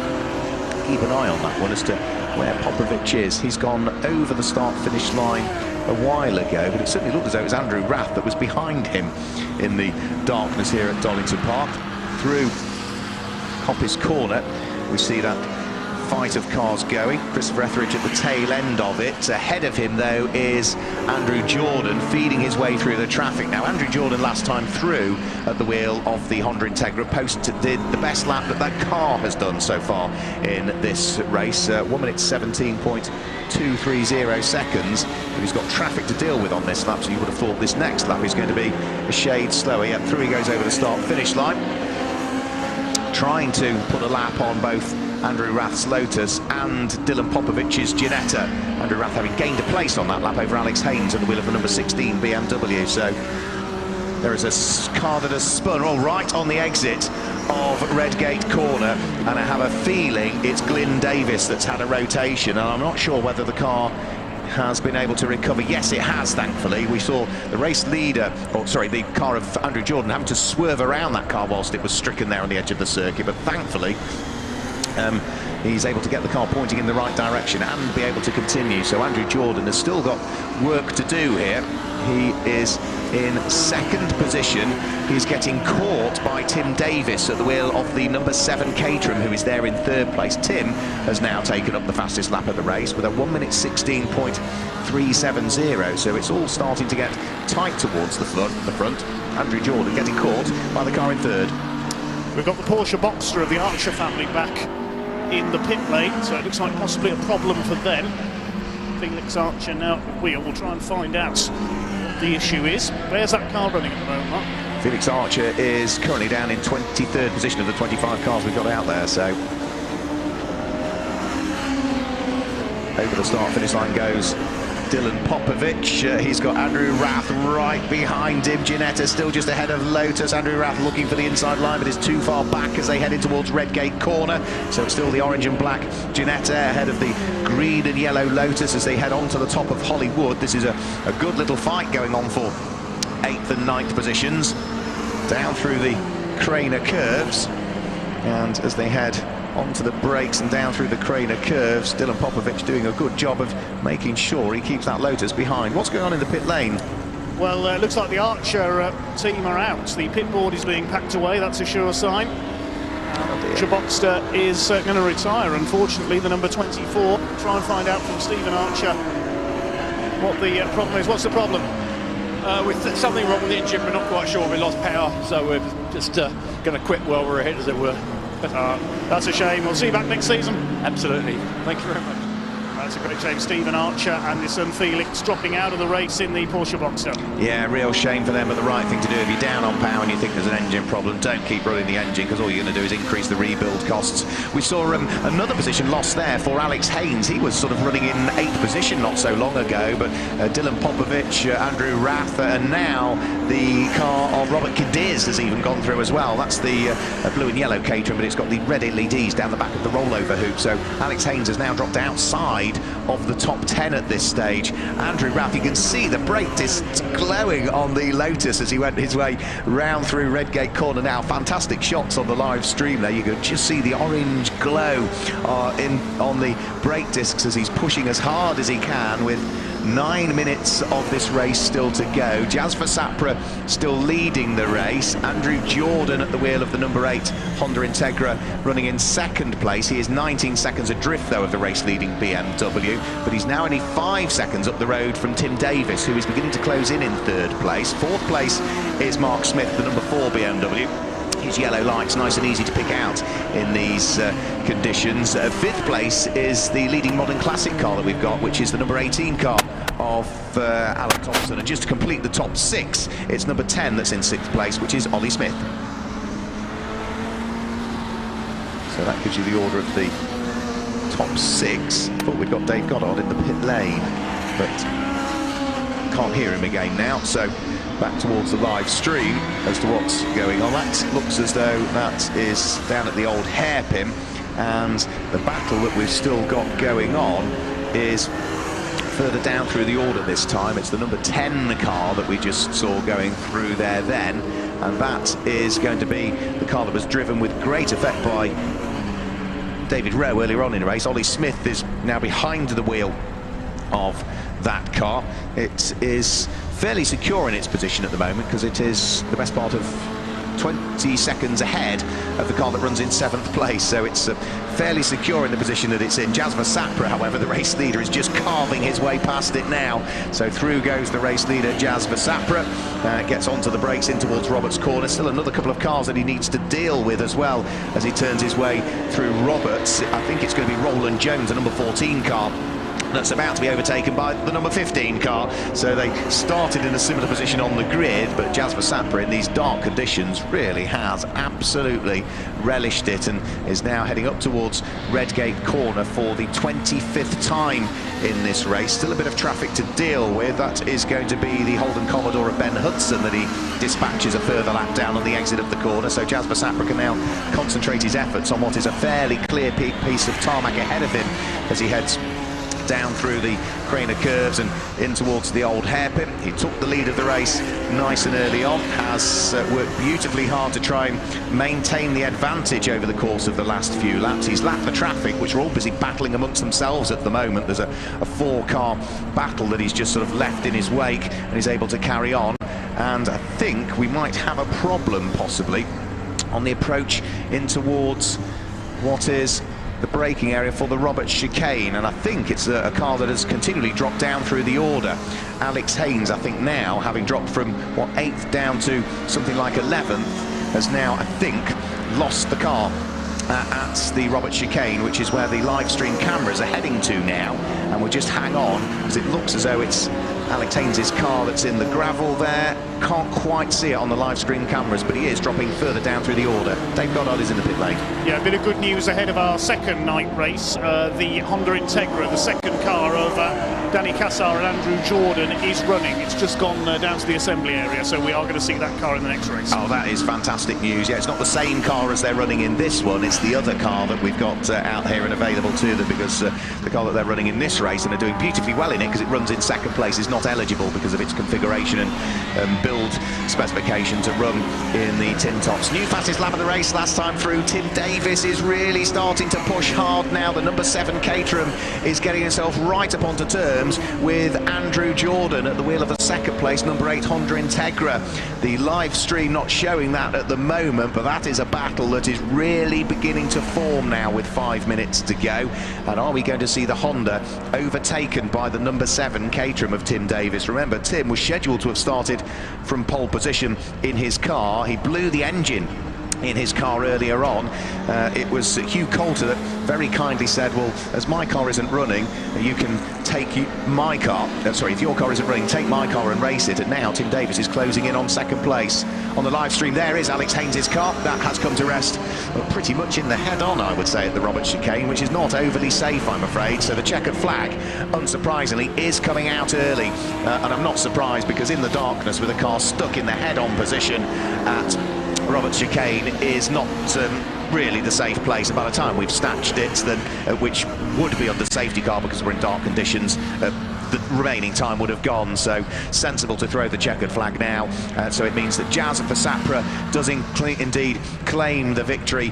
Tim Davis did do it on the final lap. The checkered flag might have come out early, but Tim Davis did overtake Andrew Jordan on the final lap, as it was, of the race. He probably thought he got a bit more time to do it. It's a good job he did it when he did, because he now finishes in second position, and it is going to be the number 8 car of Danny Cassar and Andrew Jordan that finish in third place. Mark Smith at the wheel of the number 4 BMW finishes in 4th place in the end, and 5th place should be the leading modern classic car home, because Jazz Versapra wins the New Millennium and wins the race overall. Tim Davis finishes in second and claims the Magnificent 7 section of the race, and we wait the arrival of what is probably going to be almost the last car to take the checkered flag. The number 18 BMW of Alan Thompson is going to be the leading modern classic car home in 5th position, and I think he will be the last of the cars that remains on the lead lap. There he goes now over the start-finish line, and that is, 5th position for the car of Alan Thompson. 6th place will go the way of the number 10 Caterham of David Rowe and Ollie Smith. So unfortunate that the checkered flag came out early, but you can totally understand it with the stricken car of Alex Haynes there, which was off the circuit. It wasn't in the gravel trap, but it was right at the very edge of the gravel on the last little bit of tarmac that would have sort of kept him there, and it was absolutely in the firing line in the dark conditions, and clearly must have been some sort of problem, because he got out of the car and walked away, and with the car stricken where it was, very little choice but to throw the checkered flag that little bit early. So into the pit lane come the cars for our first of 2 night races for the Modern Classics, for the New Millenniums and the Magnificent Sevens. Jazz Versapra, Tim Davis, and the pairing of Danny Cassar and Andrew Jordan, your top 3, and hopefully they will make their way towards the top of the pit lane, where I think Dave Goddard is ready to chat to them.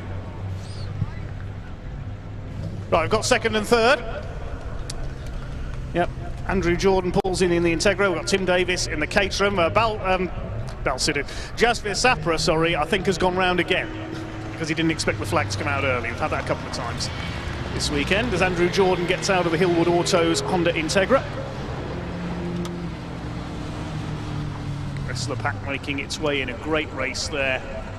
Our first of 2 night races.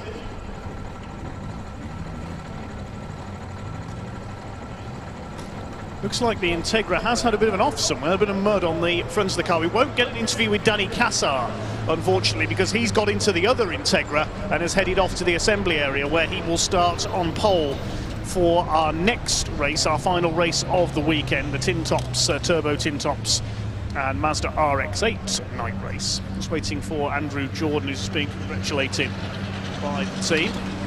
Have we got Jazz Versapra at the moment from Coventry? Just coming into the pit lane. Yes, he's coming in now. So if we could pull up his BMW, please. Yes, here he comes.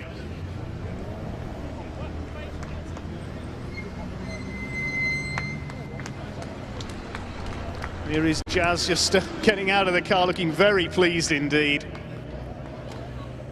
Let's wait for him to get his crash hat off, and then we'll have a word. He's won his class championship in the Kumho BMW Championship as well with this car this year. Jazz Versapra, brilliant pace, especially early on there, very spectacular. Yeah, I just went for it.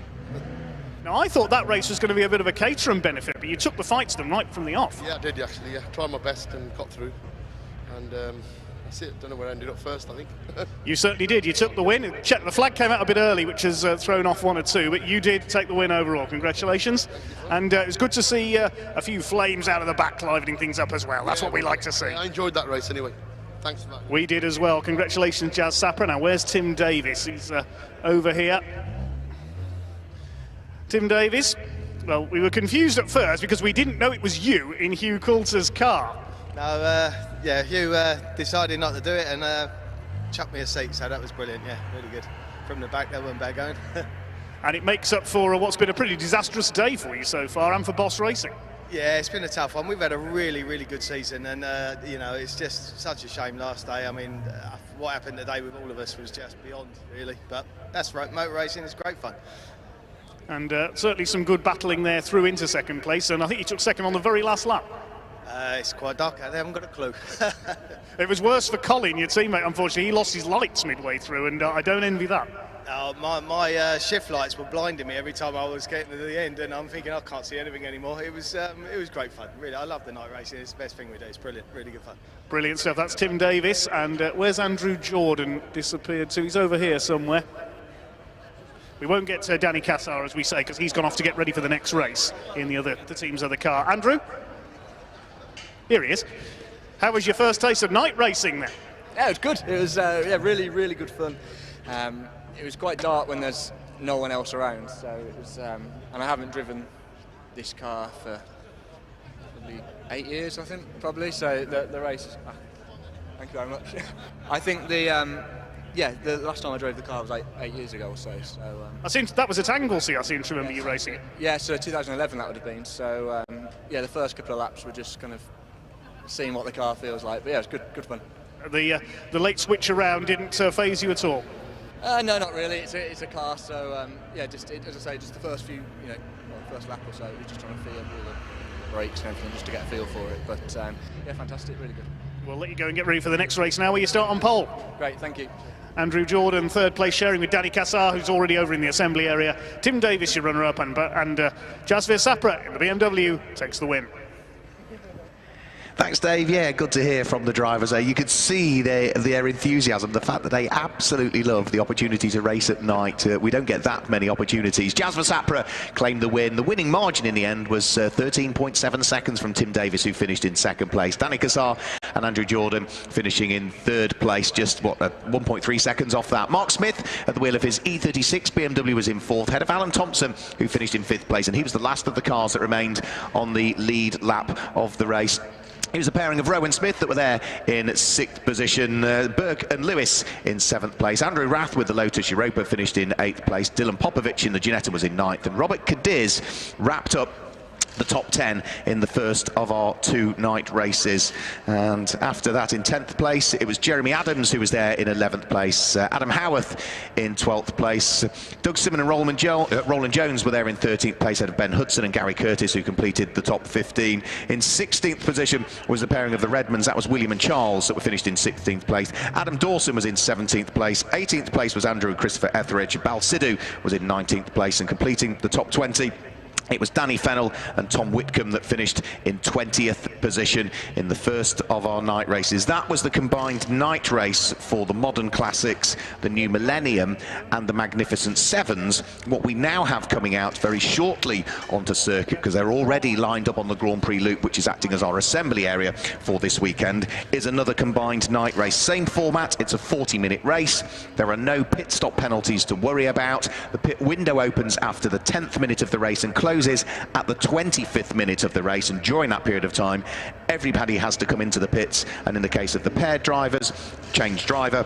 In the case of the single drivers, out of the car, close the door, open the door, back in, and off they go. Again, the qualifying times are as per their qualifying times from the daytime session, and the way that they lined up for what is now a combined race for the TinTops, for the Turbo TinTops, and for the RX8 trophy cars are as follows. Again, the grid is in reality in numeric order. Down in the pit lane, Dave? Yeah, just letting you know, if you're missing any starting drivers, I've managed to get, I think, all but one. Oh, right, okay. There are a couple that I'm missing, so as I go through the grid, you might be able to sort of chip in with who it is. Okay, so in reality, front row of the grid, car number 1 and car number 2. Simple as that. Danny Cassar starts on pole position. Alongside is number 2, which is Dan Ludlow. Thank you very much indeed. The second row of the grid, number 3 and number 4. Number 3, Martin Addison. Number 4 is now Steve Simpson, going on his own in this race, I gather. It was scheduled to have been Colin Simpson starting. Okay, I hadn't got that, thank you. Right, okay, that was an amendment that found its way to me. The third row of the grid, 5 and 6. 5 is Tom Mensley. Number 6 is Keith Issat. The 4th row of the grid is car number 7 and car number 8. Number 7 will be started by Jonathan Hunter. Number 8 is Blair Roebuck. The 5th row of the grid, 9 and 10. 9 will be started by Scott Locke. Number 10 is Rob Baker. And row number 6 is 11, which should be started by Wayne Dye, alongside car number 12, which is Graham Hurd.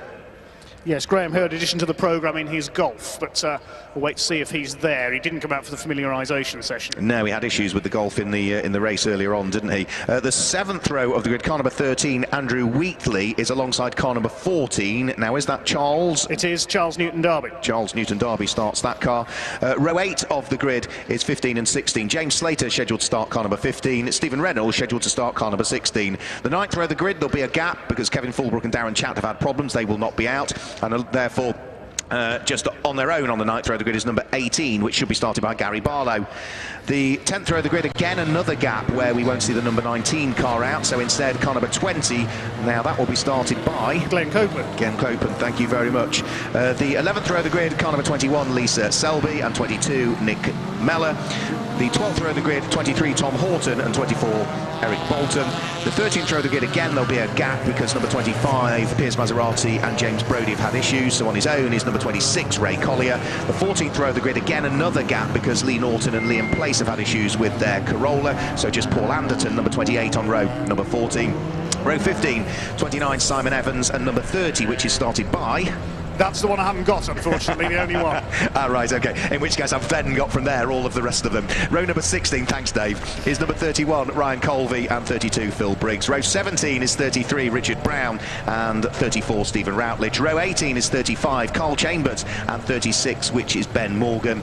Row 19, there'll be a gap again where Caroline Greening and Rachel Lovett should have started their Puma, but they have again had issues and have withdrawn the car. So number 38 on its own will be started by Joe Ben, and the 20th and final row of the grid, if they're all there, this is car number 39, James Elmer, because there might be another couple of cars that we were expecting that perhaps have had issues. So the safety car heading around the circuit for hopefully the final time over the course of what's been a busy weekend for the Classic Sports Car Club. If you've been watching the stream over the course of the weekend, thank you for joining us on the first ever live stream for the Classic Sports Car Club. We will be providing some television highlights for this race meeting, for which on social media, when they'll be broadcast, will be notified in due course. But it will be a great summary of what has been a busy weekend and a fantastic season closer really for our Donington day and night race meeting as it's been badged.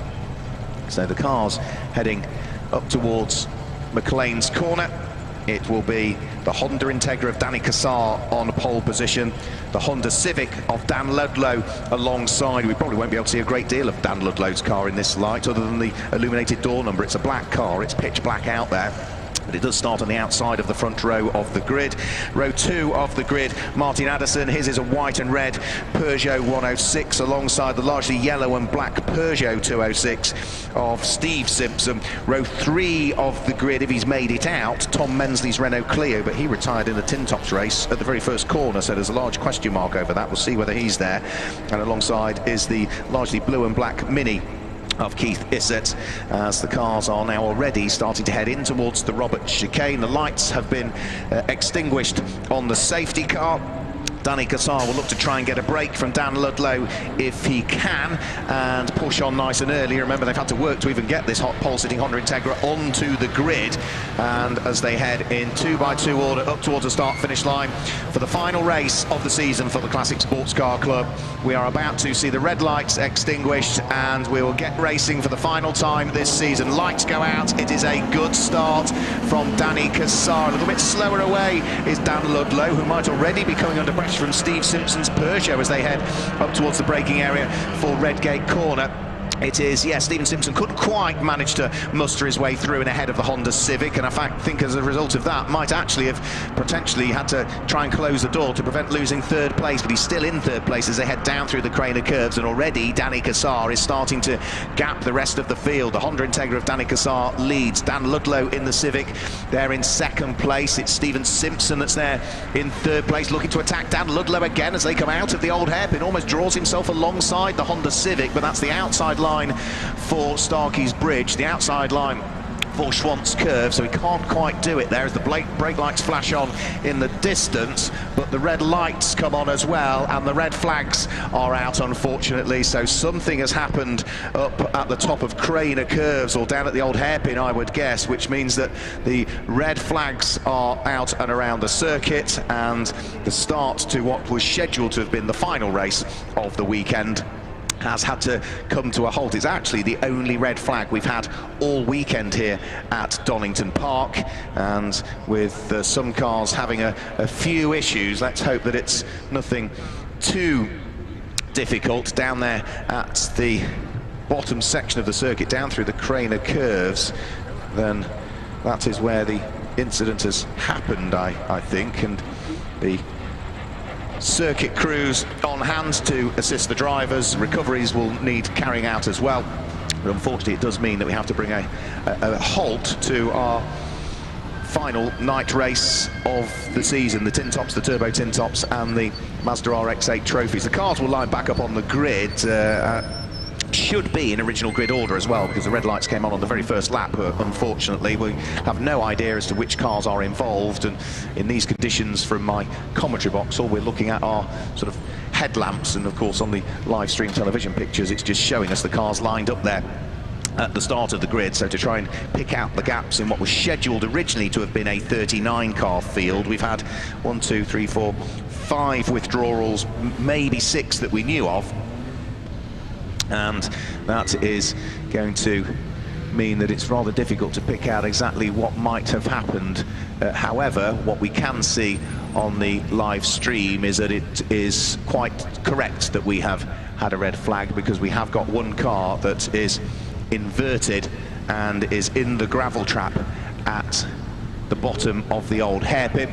The driver is out and okay, I am delighted to say, but unfortunately it is Charles Newton Darby's Mini that has ended up on its roof down at the bottom section of the circuit. Charles is fine, he's out of the car, he is absolutely fine, but unfortunately that is the reason why the red flags have come out, and that will just take a while to right the car and then get it out of harm's way. There is one car, I noticed, Dave Goddard, that has found its way into the pit lane as well, and just can't quite spot whom it is. All the rest of the competitors are waiting rather patiently for further instructions from race control as to where they need to line up again, ready for some sort of restart, whilst the car of Charles Newton Darby, which was scheduled to have been taken over by Gary Patterson, who's had a great weekend, Gary Patterson, here, and unfortunately it's ended in the worst possible fashion for them, with that car retiring on the very first lap. It just now needs to be ushered back onto its wheels, which is what the superbly well-versed officials are doing down there at the bottom of the old hairpin. So rather than sort of plonk the car right back onto its wheels, they tie a strop to it and then slowly and very methodically rights the car back onto its wheels so that it's not going to suffer any further damage. As I say, Charles was out of the car straight away, Charles Newton Darby straight away out of the car and with the marshals, and it's such a shame for their weekend. The rest of the cars, though, now being ushered forward, so the grid will start to form up again. It should be in the original grid order, so Danny Cassar and Dan Ludlow working their way forward, Martin Addison and Stephen Simpson working their way forward. Tom Mensley, who say didn't even get to the first corner in the tin top race, whatever the problem was, they sorted it, the Mensley Motorsport team, so that is there. As is the number 6 car in the hands of Keith Izzard. And down in the pit lane, Dave Goddard. We've got Andrew Wheatley's Peugeot 106, the team checking the wheel nuts on that car. So whether Andrew's reported a wheel coming loose, I'm not sure. They were looking under the back of the car as well. Now looking at the rear wheels and wheel hubs. So whether he's reported feeling a wheel come loose or some suspension damage, I'm not sure. Yeah. But the car is being checked over. Hopefully he'll be able to go back out. Well, let's hope so, but I do fear that it'll have to be a pit lane starter if that's the case. That's a number 13 car, so in theory should have been lining up on the 7th row of the grid. Now, we've got the first 9 cars have been brought into position. We can see on the live stream what's going on down at the old hairpin, that Charles Newton Darby's car has now been righted, is back on its wheels. We can also see on the split screen that, as reported by Dave Goddard, Andrew Wheatley's car is sitting in the pit lane receiving attention. Also coming in, Rob Baker's Smart Brabus. That's why I said only the first 9 cars have been ushered forward, because I was wondering where Rob Baker's car was, and you have, yeah, well done, Dave, shed light on where he is. He's in the pit lane, going right the way down towards pit lane exit, and turning left into the paddock by the look of things. So well, his garage is somewhere down there, so we'll go and find out. Oh, right, OK, so he may well be down at that section of the circuit. So we now need to start to usher the next of the cars forward. So in theory, the next car forward should be Wayne Dye's Renault Clio, and possibly, if it even made the original start, the Volkswagen Golf of Graham Hurd, but that's another car that suffered problems in its daytime race earlier on. As for the recovery down at the old hairpin and the bottom of the Craner curves, Charles Newton Darby's car is now being dragged back out of the gravel trap, and it looks as though the car is almost now fully out of the gravel trap. Our hard-working marshals have had a long day already. It's coming up to 7:10 here in the UK if you're watching abroad at the moment via the live stream. Number 14 car out of the gravel trap. It will then need popping onto the recovery unit. The next cars being ushered forward are cars number 15 and car number 16. So that tends to suggest that Graham Hurd didn't make the original start. Maybe Lee Channing and Wayne Dye didn't either. We know of Andrew Wheatley's car, because that's in the pit lane, so that will, if it gets going again, start from the pit lane. We know of the number 14 car, so that sort of makes sense that 15 and 16 are potentially the next 2 to come forward. Number 17 we know didn't make the original start, so number 18 is now being pulled forward, which is Gary Barlow's car. You can still see them on the live stream that we've got the front of the grid for, but there's another big batch of cars at the back towards the screen that need ushering forward. So the next one should be number 20, which will be Glenn Copeland's car, because we know the number 19 car didn't make the original start. That now comes into position. So next up should be the number 21 Puma with its purple lights across the roofline, which is Lisa Selby for the first part of the race, and the Peugeot 205 of Nick Mellor. So here comes the Puma with its illuminated door numbers. Peugeot 205 should be the next one, but it's not. It's Tom Horton's car that is the next that's coming up, which is the number 23 car, but he's sticking on that side of the circuit, which suggests Nick Mellor is on his way. Indeed he is. Here he comes, and bringing with him the number 24 car of Eric Bolton. So that gets us our 12th row of the grid fully formed. There'll be then the next car should be number 26 Ray Collier, because the 25 car didn't make the original grid, which was Piers Maserati and James Brody's Mazda RX-8, because that had engine woes towards the tail end of the daytime race that it was in, and actually retired on, I think, what was a slowing down lap. And further updates in the pit lane. Yes, Rob Baker will not be restarting in the Smart Brabus, unfortunately. Possibly some slight issues with the car. He's elected to save that because he's got other events he's entered for this year, so right. He doesn't want to risk the car too much. OK, thank you very much for that, Dave Goddard. So such a shame for Rob Baker. Went beautifully well in his race earlier on today. So the number 26 car is next up, but he probably needs shuffling to the opposite side of the grid, I would have thought. We shall wait and see. The number 28 car comes up as well, which is Paul Anderton, which makes sense because we know Lee Norton and Liam Place at the wheel of the 27 didn't take the original start.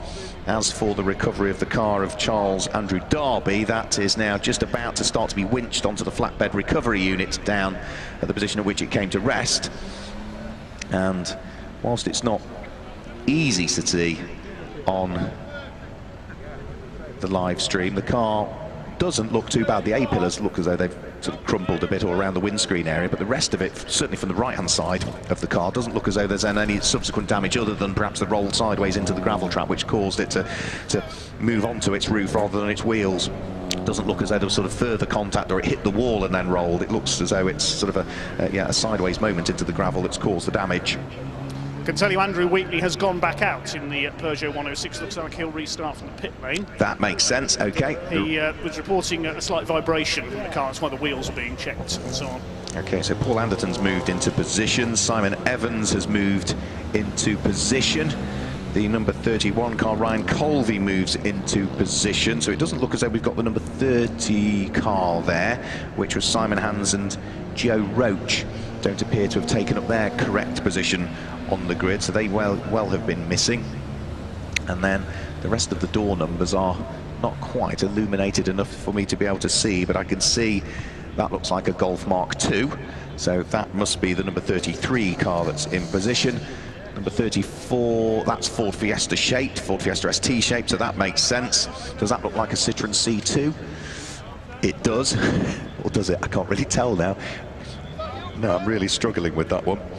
And then the back end of the field, I just can't see. The lights are too bright. They are sort of shining into my eyes, which allows you not really to see the silhouette of the car. So we're not that far away from getting this restart of this race underway. It's still for the moment showing that there are 40 minutes scheduled for this one. This race should have got underway at 7:10. Well, even with the delay, we are only now at 13.5 minutes past 7. So we did start this race a little bit early, which was a good thing to do, bearing in mind that we've just had to bring it to a controlled status with that red flag.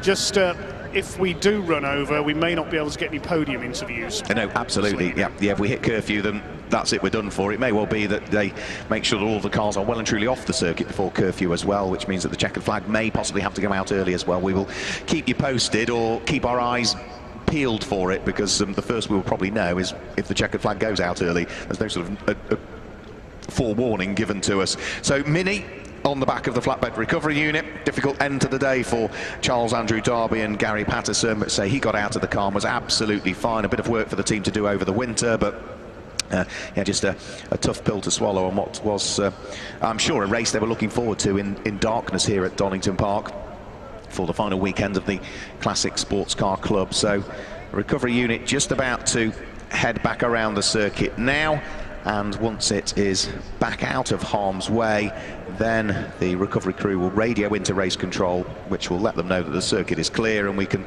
start to head off on another formation lap for this final race of the weekend. So there goes the recovery unit back around the circuit, and now I can finally pick out exactly where it happened. It was, yeah, it was midway down through the Craner curves, I think. So that is where the incident happened. As onto the grid, we can start to see the cars are ready. Car that sits there on pole position, Danny Cassar's car. The white car with the teal blue flashes to the bodywork, the all-black car of Dan Ludlow. We should hopefully have the circuit clear before too much longer, which means that the lights are on the safety car, which is the indication we're about to get the rolling lap back underway. So the field of cars, the engines fire into life, and then we will get the 1 minute board being held aloft, and then we can get the rolling lap back underway, hopefully without any further problems in this final race of the season for the Classic Sports Car Club. Remember, it's the TinTops, the Turbo TinTops, and the RX8 trophy that we have out there. So it's a pole position for one of the TinTop cars outside of the front row of the grid for one of the Turbo TinTops cars. And as for the RX8 trophy, well, the car that would be on pole in the RX8, if it is out there, should be Ray Collier's car, the number 26 car, and indeed he is there. Yes, he's there, just gone past me on the pit wall. What a brilliant sight as they move off for their rolling lap.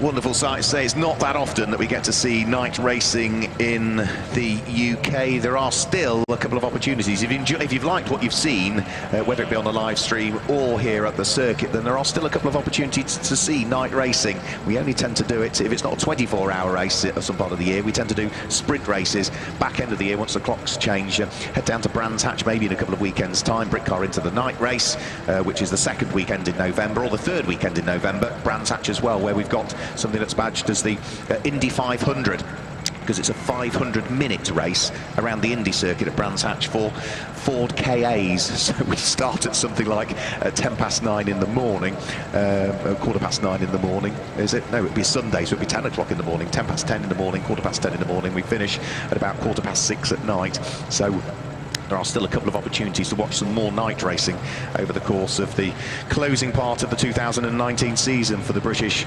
motorsport club racing scene. So cars on their final formation lap, with the lights illuminated on the pace car as it heads out of McLean's and up the hill in towards Coppice Corner. Danny Cassar got a good start last time through. It was not a bad start from Dan Ludlow, but he was being put under pressure from the Peugeot of Steve Simpson on the run up towards Redgate Corner. The Peugeot was pretty much alongside, but as he was on the outside line heading in towards the braking area, had to tuck himself back in, so the top three ultimately ended up in the same order as they headed down towards the Craner Curves and the Old Hairpin on the first attempt to get this race underway. Are we going to see the same this time through? It's two Hondas on the front row of the grid, the Integra on pole position, the Civic that sits alongside. Row 2 of the grid is an all Peugeot affair, the 106 of Martin Addison alongside the 206 of Stephen Simpson. So here we go for the hopefully final time this weekend. The red lights will go out and not come back on, which means we're about to get our last race of the day back underway.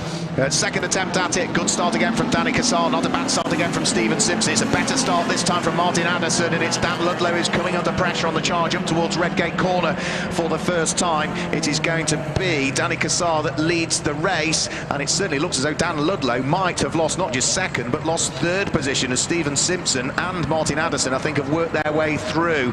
Bit of car hopping over the grass there to try and make sure that they sort of don't rejoin in a strange fashion. So just letting the car run out wide and eventually rejoining the circuit having run wide. But it's Danny Cassar that leads the race. It looks as though it is Stephen Simpson potentially that's there in second position, but difficult to tell when the headlamps are shining towards the television cameras.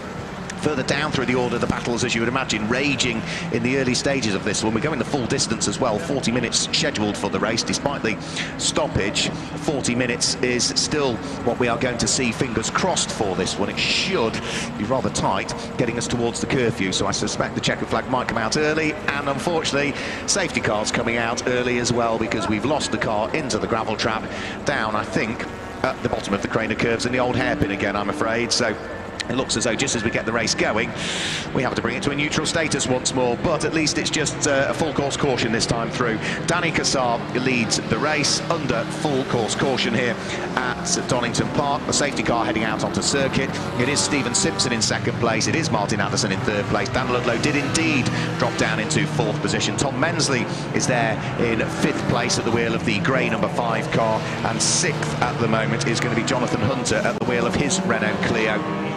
So that is the order. Cars that are dropping down through the order, I'm afraid. I can see that. Who is it that might be in the gravel trap? I have a feeling, it might be poor old number 31, Ryan Colvey, because the other cars we can sort of account for. We knew of the number 14 car because that brought about the red flag. Also, number 24, Eric Bolton, has not come through as well. Right, no, it's actually Eric Bolton that I think hasn't come through, and also the number 31 car of Ryan Colvey hasn't come through. So there are two cars there I can't quite account for. They've got a Rob Baker showing at the bottom of the screen. We know of him because he came into the pit lane and into retirement. Charles Newton Darby showing at the bottom of the screen. We know of him because he brought about the red flag, but I don't know quite why Eric Bolton or Ryan Colvey did not come through. And looking on the live stream pictures, that looks like Eric Bolton's car that is in the gravel trap there, and that looks as though that is at the Old Hairpin where he's gone. Yeah, bottom of the Old Hairpin. So similar place, I suppose. We've just had the red flag, so safety car out there on circuit. The yellow flags displayed all the way around the circuit, and the FIA flashing lights as well, which are far easier to spot than any flag signals that would need to be shown in these dark conditions here, which means that after the red flag we now get the safety car, and we get the field all sort of bunching up again to clear the incident, to try and have another go at getting things underway. The circuit's still looking as though it's reasonably dry out there. Certainly it has chilled off today. It's been a fine weather. There is Eric Bolton's car. It was the number 24 car of Eric Bolton that unfortunately disappeared into the gravel trap. That is down towards the bottom of the Craner Curves. The course vehicle, I think, is going to try and get that car out of harm's way as quickly as it possibly can. The Ford Fiesta being dragged backwards through the gravel currently, and well, over the start-finish line comes the train of cars behind the safety car. Frustration really for the drivers that are out there as well. In what are better conditions today than we had last night.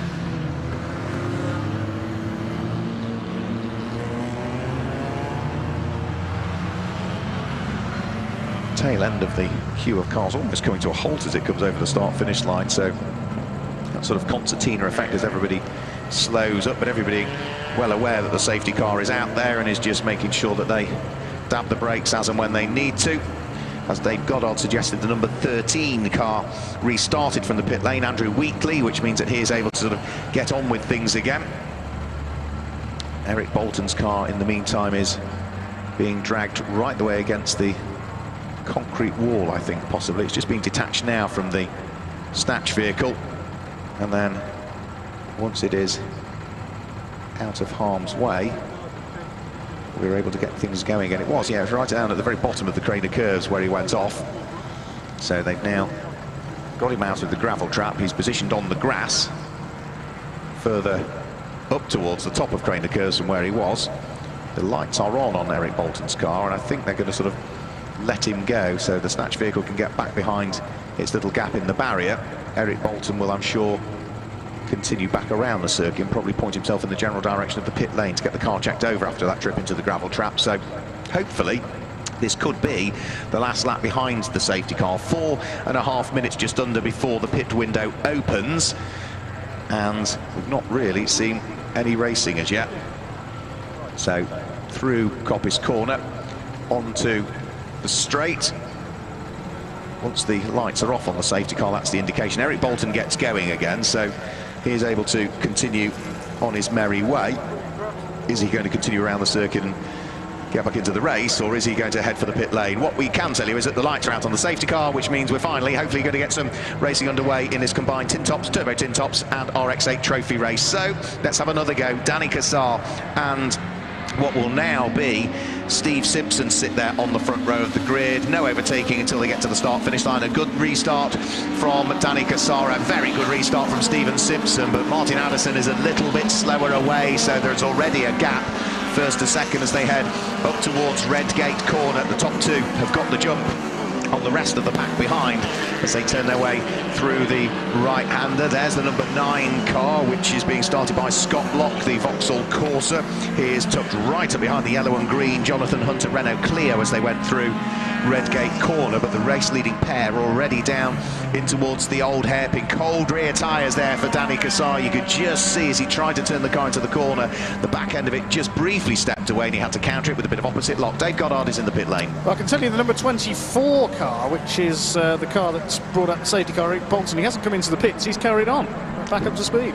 So he's continued round Eric Bolton. He's enthusiastic. He's probably not raced at night before. He wants to crack on with it. We'll wait to see whether the officials like that same idea. Nose to tail for the lead of the race as they head round through Coppice Corner. Look at the train of cars now heading up towards Coppice. It's a fantastic fight, and this is for 6th, 7th, 8th, 9th, 10th, 11th, 12th, 13th, 14th places still pretty much all together. Race leaders are already, though, flicking their way through the Roberts chicane, about to head over the start-finish line and complete another lap. Through goes Danny Cassar from Stephen Simpson. Some of the drivers already suited and booted and ready to go in the pit lane because the pit window is only a couple of minutes away from opening, and it may well be not the next lap round but the one thereafter where the first few might feed their way into the pits. Martin Addison was delayed on that lap. He's lost quite a few places. Where's he come through? He wasn't third. No, he came through in 8th position that time round. There's no obvious signs as to where it happened for Martin Addison. We didn't quite pick up on it on the stream, but 5 places lost there for him, which means that is going to drop him down to 8th position in total, whilst out front Danny Cassar for the first time pops in a flying lap, 1 minute 20.216 for the race leader, opening up what is a gap of just under a second. Martin Addison is now starting to try and pick off a few more cars again. Blair Roebuck's Honda he was having a nibble at as they went up towards McLean's Corner. Not quite sure that he would have made it through though at McLean's. He might do it by the time they get towards Coppice Corner. This is the white and red Peugeot 106 of Martin Addison, who has done great things in TinTops this year. He's already claimed 2 wins, and yeah, he's through and past Blair Roebuck's car. We can tell Blair's car because it's got the purple lights underneath the front bumper of it. And now he's having a go at Scott Lock, Martin Addison, who seems to be slowing a little bit the Corsa in a straight line. Doesn't seem to have the grunt of everybody else. Martin Addison is on it, up towards the braking area for the Robert chicane. Scott Lock tries to brake as late as he can at the wheel of the Corsa, but Martin Addison is already through. The Corsa of Scott Lock loses a place, now needs to try and prevent the black and yellow Honda of Blair Roebuck working his way through. So over the start-finish line goes that great train of cars up towards the braking area for Redgate Corner. Tom Mensley turns his way into the corner, followed by Martin Addison, then Scott Lock, Blair Roebuck, and then the next of the cars is number 6, which is Keith Issat at the wheel of the blue Mini with the black roof, but he's still got another couple of cars behind him as well, so it's a great fight that is going on. And now Martin Addison is trying to pick another place off. Scott Lock has already lost out. The next car that he's trying to squeeze his way through and past, I think Martin Addison, who is heading down in towards the braking area for the old hairpin. Did he make it through? Not quite sure he did on that occasion. 30 minutes of the race to go, which means that the pit window is now open. The last time through, Danny Cassar popped in the fastest lap of the race leader with a 1 minute 18.102, which means the lead advantage grows to 3.2 seconds now here at the last race of the season at Donington Park for the Classic Sports Car Club. There's Blair Roebuck. Look at the brake discs glowing again on that car. We've seen a few that are glowing at night. Fantastic sight it makes. Blair Roebuck looking to try and hang on to the position if he can. He started this lap in 8th place at the wheel of car number 8 and is right in the thick of it as he heads in towards the braking area for the Robert chicane. He's got a couple of cars queuing up behind him, but Blair Roebuck this time heads for the pit lane. So the first of the scheduled pit stoppers, number 8, Blair Roebuck, heads into the pit lane, which could be a sensible stop, Dave Goddard, because he was sort of in the mix of traffic and they would have been slowing each other up. Yeah, this is going to be a car to watch later in the race. He's had some strong performances this year, particularly at Anglesey. Look at the brake discs. In North Wales, yes. Matching the purple lights under the car. They are great effect on this car. Orange, aren't they? That front left brake light is front left brake disc is absolutely orange. I can see the smoke coming off. It'll need to be careful here over the next few laps there. Complete with his purple neons under the car. Good stop by the Recycle Racing team. Off he goes. Next into the pits, who have we got here? That looks like Gary Barlow's car to me, the number 30. It is, yeah. Into the pit lane comes Gary Barlow. Dan Adams scheduled to take over that car. So Blair Roebuck exits the pit lane. We can see on the live television screen, which means that there's just one car in the pit lane at the moment. 28 minutes of the race to go. The brake discs have just cooled down enough now, so as he heads around through Redgate Corner, you can't see them growing cherry red. But I noticed the other car in the pit lane has a bonnet up. Yeah, whether this is just a check or whether there's a problem here. It's an alternator problem, we're told, with the number 18 car. That's being frantically worked on by Gary Barlow's team, the DHD Motorsport squad. And there's apparently an alternator problem. I noticed the headlights were dimmed on the car as it came in. Dan Adams has, I think, got in the car. My view of the driver change obscured by the bonnet, unfortunately. We've probably got a better angle from the TV camera that is, was showing what was going on with the drivers and is now showing us exactly what's happening with the bonnet on that car. But in the engine bay, they're still busy working away. That car dropping like a stone down through the order, I'm afraid, at this stage. The driver not in the car. The bonnet is going down, his head's being shaken. It looks like the number 18 car is going to be a retirement. Into the pit lane comes car number 26, Ray Collier at the wheel of his Mazda RX-8. He was leading the Mazda charge in this field, and he's going to have to give that up now, which means that the leading Mazda will now be the number 29 car, which is Simon Evans. It's just the two of those that are fighting it out. More glowing brake discs. This is heading through the Robert chicane. Dan Ludlow under pressure at the wheel of the Honda, and right behind the Honda it was the number 7 Renault Clio that's in the hands of Jonathan Hunter.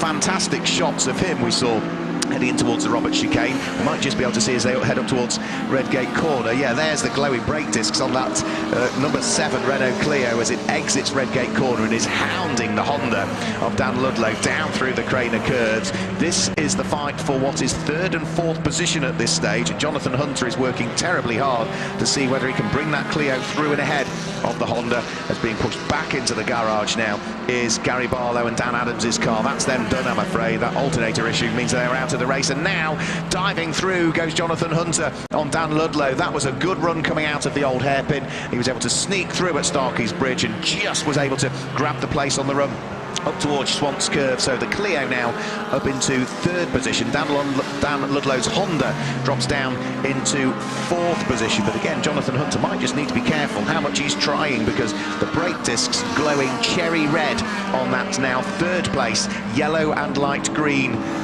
Clio. As into the pit lane for his scheduled pit stop comes Andrew Wheatley. So the Peugeot heads into the pit lane this time through. Yes, Tom Mensley's been in as well with his Clio. Also coming in, who we got here? I think that's the Stephen Simpson car. Yes, in comes Stephen. Colin ready to open the door. Floodlights in position. Stephen Simpson jumps out. Door closed, door open. Back in. It really is remarkable when you watch a pit stop up close in motorsport, how frantic but how well drilled the teams can be. Belts are done up, the door is closed, good stop by the Simpson team. Away goes Stephen Simpson in the Peugeot. Yeah, if it's a good pit stop, you physically can't see everything that's going on in time, particularly when it's, say, some of the endurance races where they change wheels and tyres at the same time. Your eyes and your brain can't take in all the information that's, that you're being given, and by the time you know it, all four wheels have been changed in some cases, or the driver change has taken place and the car is back down pit lane. It's amazing how quick they do it. And if you're in, for example, my position now, and as a reporter or anything like that, don't get too close or get in the way, because you will be shoved to the ground. Absolutely, yeah. You've got to pick your spot and know where the cars are coming in and stay well and truly out of the way to make sure that yeah, let the teams do their work. The pit lane is not a safe place to be, even if you're very, very careful. Into the pit lane comes Eric Bolton, so he has now opted to come into the pit lane. He was the car that brought about the safety car period, having deposited in the gravel. Out of the pit lane, we've just seen one of the cars now having completed its pit stop with 24 minutes just under of the race to go. Number 3, Martin Addison, heads over the start-finish line on the grass. All four wheels on the grass was Phil Briggs at the wheel of the Seat Leon as he went over the start-finish line. There was no element of the rubber on all four corners of that car that were on the tarmac. All four of them were on the grass as he went over the start-finish line. So at the moment we have Danny Cassar, number 1, leading the race by 30 seconds now from the number 7 Renault Clio of Jonathan Hunt, who's put in a really good stint, I've got to say, and has worked those brakes hard. Dan Ludlow, number 2, is there in 3rd place. Martin Addison is in 4th place. Into the pit lane comes Ben Morgan to hand the car over to Willie Toy, and that is another visitor for Dave Goddard. Quick stop for the Corsa. Oh, he stalled it. Just as I said, he made a quick stop. Billy Hardy stalls it, leaving the pits. Got it going now. A frantic stop there by the Auto Tech team. Scott Locke looking exhausted, but quite happy at the same time. I'll have a word with Scott in a moment. Yeah, we've got another pit visitor coming in, and it's the number 28 Renault Clio of Paul Anderton that heads down the pit lane this time through. As we can see on the live stream, the pit stop that's going on at the moment for the number 38 car, 36 car rather, which is Ben Morgan, giving way to Willie Toy. Doors close. Driver heads back down pit lane. 22.25 minutes of the race still to go. Some of the battles still being picked out on circuit over the start-finish line. Back into the pit lane. Now this is number 34 again, which is Stevie Routledge actually. It's the similarly liveried Ford Fiesta, but it's heading down pit lane to conduct its mandatory pit stop. Also down pit lane comes James Slater's number 15 car. That will be Richard Harman that will take over for part 2 of the race. Yeah, don't worry, I always get the Odell Motorsport Fiestas mixed up as well. They do look similar. Well, at least in the daytime you can tell the black ones from the blue ones. At night time you can't at all. Slater and Harman swapping over in front of me. This is the number 15 race leaders Honda. James Slater getting out. In gets Richard Harman. The race leader is indeed in at the top end of the pit lane. Yeah, the live stream pictures picking up on that, cleaning the windscreen. Danny Cassar already out out of the car, and we can already see that Andrew Jordan is being strapped in. Danny walking away, already taking off the gloves. It's been a good stint from him, just checking the tyre pressures as well on this car whilst the strapping in is being done. Door closes, engine fires up, and we should see the Hillwood Autos Honda Integra head back into the race now in the hands of Andrew Jordan. Let's see what they might be able to do in this one. It was a great stint from Danny Cassar. We didn't catch up with him after they won the race earlier on. Let's see as to what they might be able to do in this one. I'm sure Dave Goddard now might be able to grab a quick word with Danny Cassar about the previous race that he's just won and how that stint went in this race as well. Yeah, I certainly can. Let's grab Danny. Podium earlier on, perfect stint in the lead so far in this one. Yeah, the car's sort of spot on. I know we're a little bit tight on fuel, especially with a restart, so that's why I sort of made a little bit of a gap and then tried to back off a little bit and try and save a bit of fuel. Well, fuel mileage always important in endurance racing. Yeah, and the car's quite thirsty and it's got quite a small tank, so we can make a 40-minute race, it's not a problem, but we're starting to be a bit close with a restart. Well, hopefully you've drummed the basics into Andrew and he'll be able to conserve it to the flag. Yeah, I don't think Andrew knows slow, so it'll be interesting. So hopefully we can take this win for Nigel at Hillwood, and that's the goal. There's Nigel looking quite relaxed in the garage there. I have to say, Nigel Ainge, the team owner. Yeah, it's Nigel's two cars. He puts a lot of time and effort into them, so it's great that we can hopefully pull off a couple of wins and a podium in New Millennium for him. Brilliant stuff, thanks Danny. That's Danny Cassar, just got out of the leading car as in comes the number 7 Clio. The front brake discs are red hot on that car. The Robert Jarman, Jonathan Hunter car. Jonathan gets out. Robert Jarman puts the seat cushion in, dives in. More cars in, young Thomas Horton with his Fiesta. He's had a great weekend. The Mark II Golf was in as well. Here comes Lisa Selby in that neon illuminated Puma. The Briggs Seat Leon is in as well. We saw that on the grass a few laps ago. Well, it's congested here now. The number 6 Mini, the Isaton Fullbrook cars, had a good run so far. They're in. The BMW Compact is in as well. Well, this is frantic down here, and the atmosphere is absolutely buzzing down here in the pit lane. It's fantastic, isn't it, night racing? Cole Chambers brings the Citroen C2 into the pit lane. The Peugeot 205 of Nick Mellor also heads down pit road as well. There was a slight delay for Tom Horton's Ford Fiesta, as we saw on the live stream, as they were ripping some of the front bodywork off that one, so that slightly delayed him. And only now leaving the pit lane is number 7. That's a slow handover, isn't it, Jonathan Hunter to Rob Jarman? Yes, slightly slow there, and Nick Mellor nearly missed his pit there. He was sideways coming into his pit box. John White will get him. We'll get a word with Nick, hopefully, in a moment. And so John White is strapped in. I think through all of this, picking up the lead of the race now will be Martin Addison. The Peugeot 106 will be leading. He heads over the start-finish line, and the reason he's leading, he's the only car that hasn't now stopped Dave Goddard. Yeah, we'll wait for Martin to come in. His young family are looking on from in the pit garage. As John White getting strapped in here, they're taking a while to get the belts done up here on the 205. What's going on, says Nick Mellor, throws his hands in the air. There's smoke coming off the brakes of this 205. I don't know what the problem is here, getting the co-driver strapped in. This is a long stop for the Peugeot 205, number 22. Now the doors are closed, the Peugeot fires up. That's a disappointing stop, unfortunately. Away goes John White in the 22.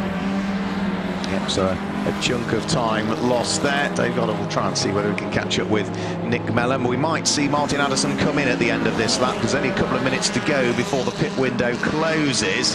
And as things stand, he leads the race, but not by a huge margin, actually. He is leading the race, and if he doesn't come in this time through, he's got to come in the next time through, otherwise he'll be too late in the race. And down in the pit lane, Dave Goddard has managed to catch up with Nick Mellor. Nick, bit of a troublesome stop there. Yeah, the girls couldn't see very well, no lights inside the car and stuff, so they tangled the belts and got it all askew and stuff, so we couldn't send in. So just had to go back and sort it out properly. But a good stint for yourself so far.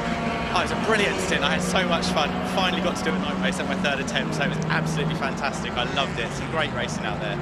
The first one, though, the first start, I made up about 5 or 6 places, and then they re-gridded us, didn't they, for the in our original order. So I was gutted. But no, brilliant. And tell us about your season in general as well, because it's been a very emotional year for you, racing in memory of Jake. Yeah, it's a funny situation, really. Funny, a bit sad, but yeah, he passed away this time last year, so it's kind of changed my life a lot. We try and think of it in a positive way, and we've done fundraisers, we've done some positive things around people who've had counselling us and all those kind of things. So it's really nice, and a few of the guys have stuck some stickers on their cars, a little missing piece emblem, with the heart with the cutout, so that's lovely for everyone. So yeah, just nice to be part of the club who does stuff like that. Yes, and fair play for you to focus on racing this year with the CSCC. Thanks very much, cheers. Thanks. Yeah, nice to hear from Nick Mellor, and it's great to see a smile on his face after what, without question, must have been a very, very difficult period of time for the family. But he's enjoying his racing, and as he said, he's putting something back in, doing some fundraising as well. Martin Addison has not as yet pitted, but here he comes down pit road. So this is the final pit stop to take place. Martin Addison will be assisted by Father Bill. I'm sure the car comes to a halt down the pit lane, but I don't think he'll have enough in hand to maintain the lead of the race. Well, I'm not sure Bill was quite ready there. He came sprinting across from the pit wall. The rest of the family were down here. Martin's young family watching from in the pit garage. As the belts are done up on the number 3 Peugeot 106, the Addison plant car. They were setting up the suspension geometry on this car ahead of the race earlier on. He's determined here. Good stop by Martin Addison, Bill and the team, and he heads back out. So he heads back down pit road, but where is he going to feed back out is the big question. Andrew Jordan has now gone through to take up the lead of the race. Is Martin Addison going to feed back out in second position?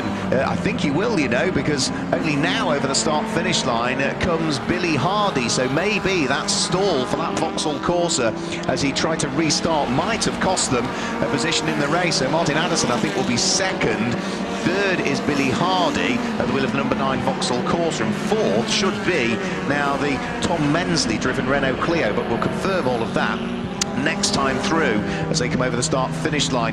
Fourth, I think, at the moment is going to be Stuart Emmett at the wheel of the car that he's taken over from Dan Ludlow. That's a number 2 Honda. And sixth is going to be car number 7. That was delayed in the pit lane because it was quite a slow handover, wasn't it, as Jonathan Hunter handed over to Rob Jarman. So 13 minutes and 3/4 of the race still to go. Whether we get them all in just before we get to 8 o'clock, we shall have to wait and see. I'm prepared to keep my eye towards the checkered flag in case it comes out that little bit early. But what we do know is that that car there on the live stream, number 1, heading up towards McLean's corner now, is leading the race. Andrew Jordan himself and Danny Cassar already having claimed to win in the first of the night races when they were racing the other Honda Integra DC5 that they had at their disposal, thanks to Nigel Ames and Mike Jordan for stepping away and allowing them to race that, because there were question marks and big question marks as to whether that Honda would be repaired for this race, and indeed the team working hard in the earlier race to get it ready for this race. The second car down and in towards the braking area for the Roberts chicane, flicking their way out. There over the start-finish line goes number 7. Their brake discs still glowing away on that number 7 car, and it is about to be lapped actually by the race leader. So Andrew Jordan now puts a lap on the car that's running in 6th position. The Honda goes through and ahead of the Renault Clio,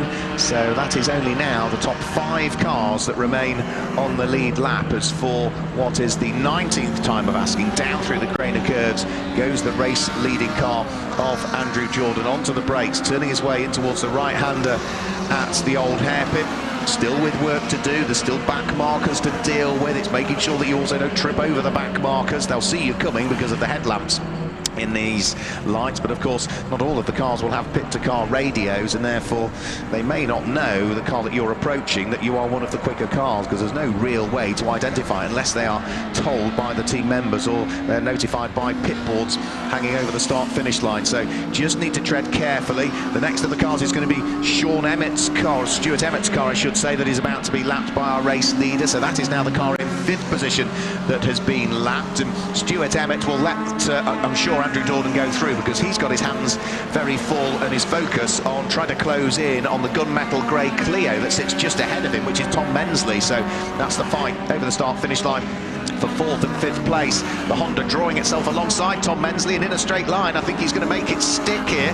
He's, I'm sure, going to go through and take the place away as they head onto the brakes. No, Tom Mensley brakes as late as he can, and despite the fact that Emmett was all the way alongside Stuart Emmett and had almost got his nose in front coming over the start-finish line, he couldn't quite make it stick because Tom Mensley just dived onto the brakes so late as they went up towards Redgate Corner. So it's Mensley still in 4th place, and Stuart Emmett, still rather frustratingly as far as he's concerned, down in 5th position with now just a little over 10 minutes of this race to go. Out at the old hairpin, up towards Schwantz Curve they will have gone already. Just going through on the stream is the Volkswagen Golf, which will be in the hands of James Barnes at this point of the race. It was Richard Brown that drove the Mark II Golf GTI in the first part of the race, but Coppice Corner, there goes Tom Mensley. There, bouncing over the curbs, goes Stuart Emmett in his efforts to try and put a lap on one of the Mazda RX-8. I think that was Ray Collier's car, the number 26 car, that he put a lap on there. Who is leading the Mazda RX-8 section of the race? It is the number 26 car of Ray Collier at this stage. So leading the TinTops is the overall race leader, Andrew Jordan. Leading the Turbo TinTops at the moment is Stuart Emmett at the wheel of that number 2 Honda, who is having another nibble here over the start-finish line at Tom Mensley. Tom Mensley takes a defensive run in towards Redgate Corner. There's traffic just up the road as well, so Mensley looking to try and still hang on to it. He needs to try and work his way past the number 34 Ford Fiesta of Stephen Routledge as well, so they've got traffic to deal with. They deal with it at the top of Hollywood and then start to dive down through the Craner curves,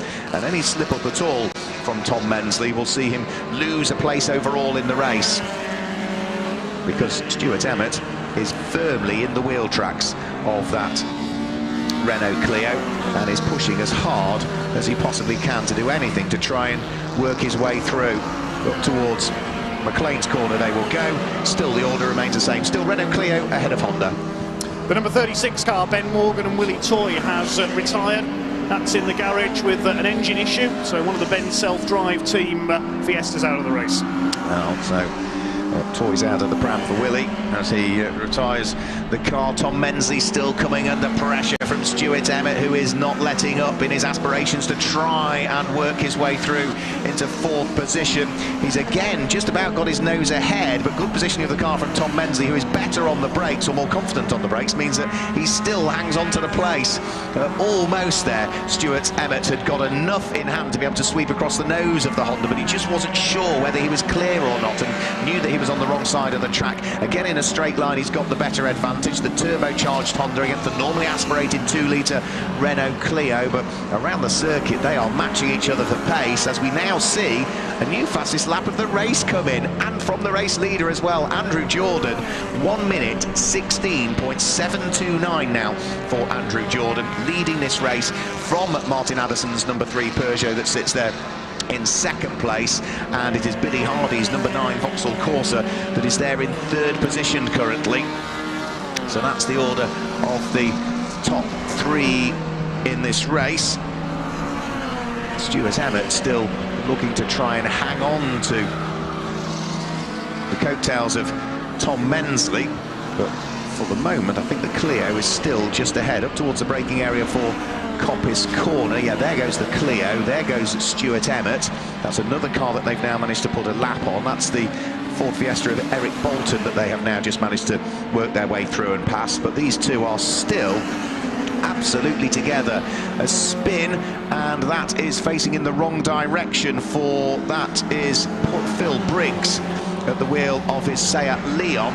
That would be on the exit of Redgate Corner, where there are briefly yellow flags. He gets the car pointing in the right direction and will be able to continue. He had a moment over the start-finish line, didn't he, a few moments ago, where he had all four wheels on the grass, but that was just a harmless spin-up at Redgate Corner.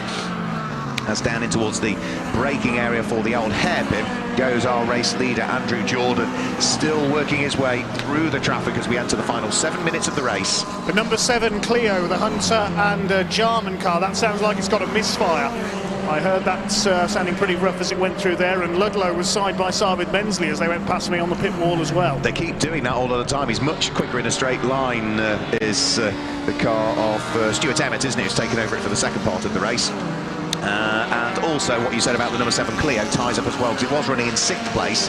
It's lost 2 places on that lap, and its lap times have dropped by a full 10 seconds to what it was doing earlier on. So I agree with you. I can't hear it from my commentary box, but yeah, the number 7 Renault Clio clearly has some sort of misfire issue, which is going to hamper it for the final 6 minutes of this race. Over the start-finish line goes our race leader. He has now put a lap on the 3rd place car as well. So Billy Hardy's Vauxhall Corsa has now been lapped by Andrew Jordan, which means that it's only 1st and 2nd places that now are on the lead lap, because that number 9 Vauxhall Corsa is now off the lead lap, having just been passed by the race-leading Honda Integra.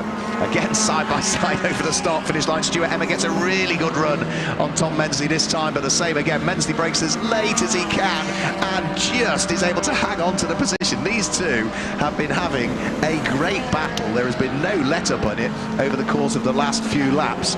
And I'm sure for the final 5.5 minutes, the same is going to be the case as well. They'll just be heading down through the Craner curves and in towards the braking area for the old hairpin, I would have thought at the moment. And into the pit lane does come, unfortunately, the number 7 Renault Clio. It had been a really good run from them, but it looks as though that misfire means that they've had to bring the car into the pit lane, I'm afraid. And yeah, it comes to a halt. Gesticulation from the driver inside, which is Rob Jarman. The bonnet is being lifted up, and well, they'll wiggle the wires. They'll have a look at the plug leads and see if they can cure the problem, but I'm afraid the damage is already done, isn't it, with that car in the pit lane. It will again drop down through the order.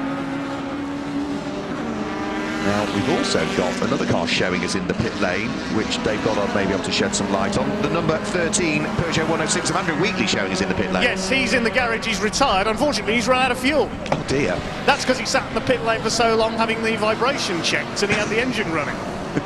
What a mistake of a maker. Well, you'd have thought that would cook less fuel than being out there on circuit running it flat out. So I think they've certainly miscalculated on that one. We are coming up to 6 minutes to 8 o'clock. There are 4 minutes still showing on the clock, so it's going to be nip and tuck stuff towards getting this in before 8 o'clock, which means we might not get those interviews in. No, I don't think we're going to get the pit interviews in, because it'll take them a couple of minutes to get into pit lane, so we're not going to do any pit lane interviews for this one. Apologies there.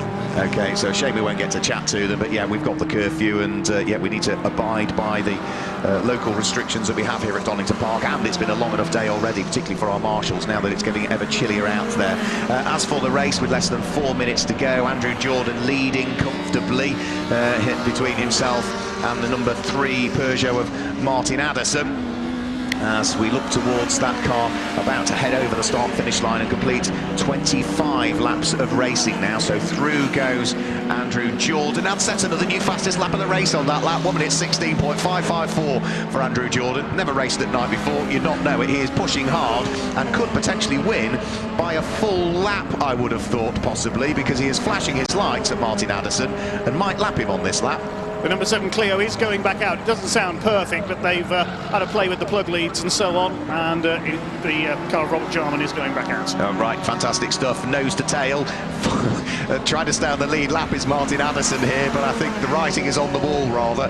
Through the Schwantz curve they will go absolutely together. That new fastest lap of the race for Andrew Jordan last time through brings him right into contention to win by a full lap, possibly, as they head round through Coppice Corner very shortly. Into the pit lane we've got Tom Horton, unfortunately this time at the wheel of the number 23 Ford Fiesta, but are we going to see Andrew Jordan claim victory potentially by a full lap here? I think he should be able to work his way through and past Martin Addison over the course of this particular lap, and if that's the case, then they're then on course to win by a full lap. They're just going through the Robert chicane now, just going to hang on Dave Goddard and see, has he been able to lap Martin Addison's Peugeot?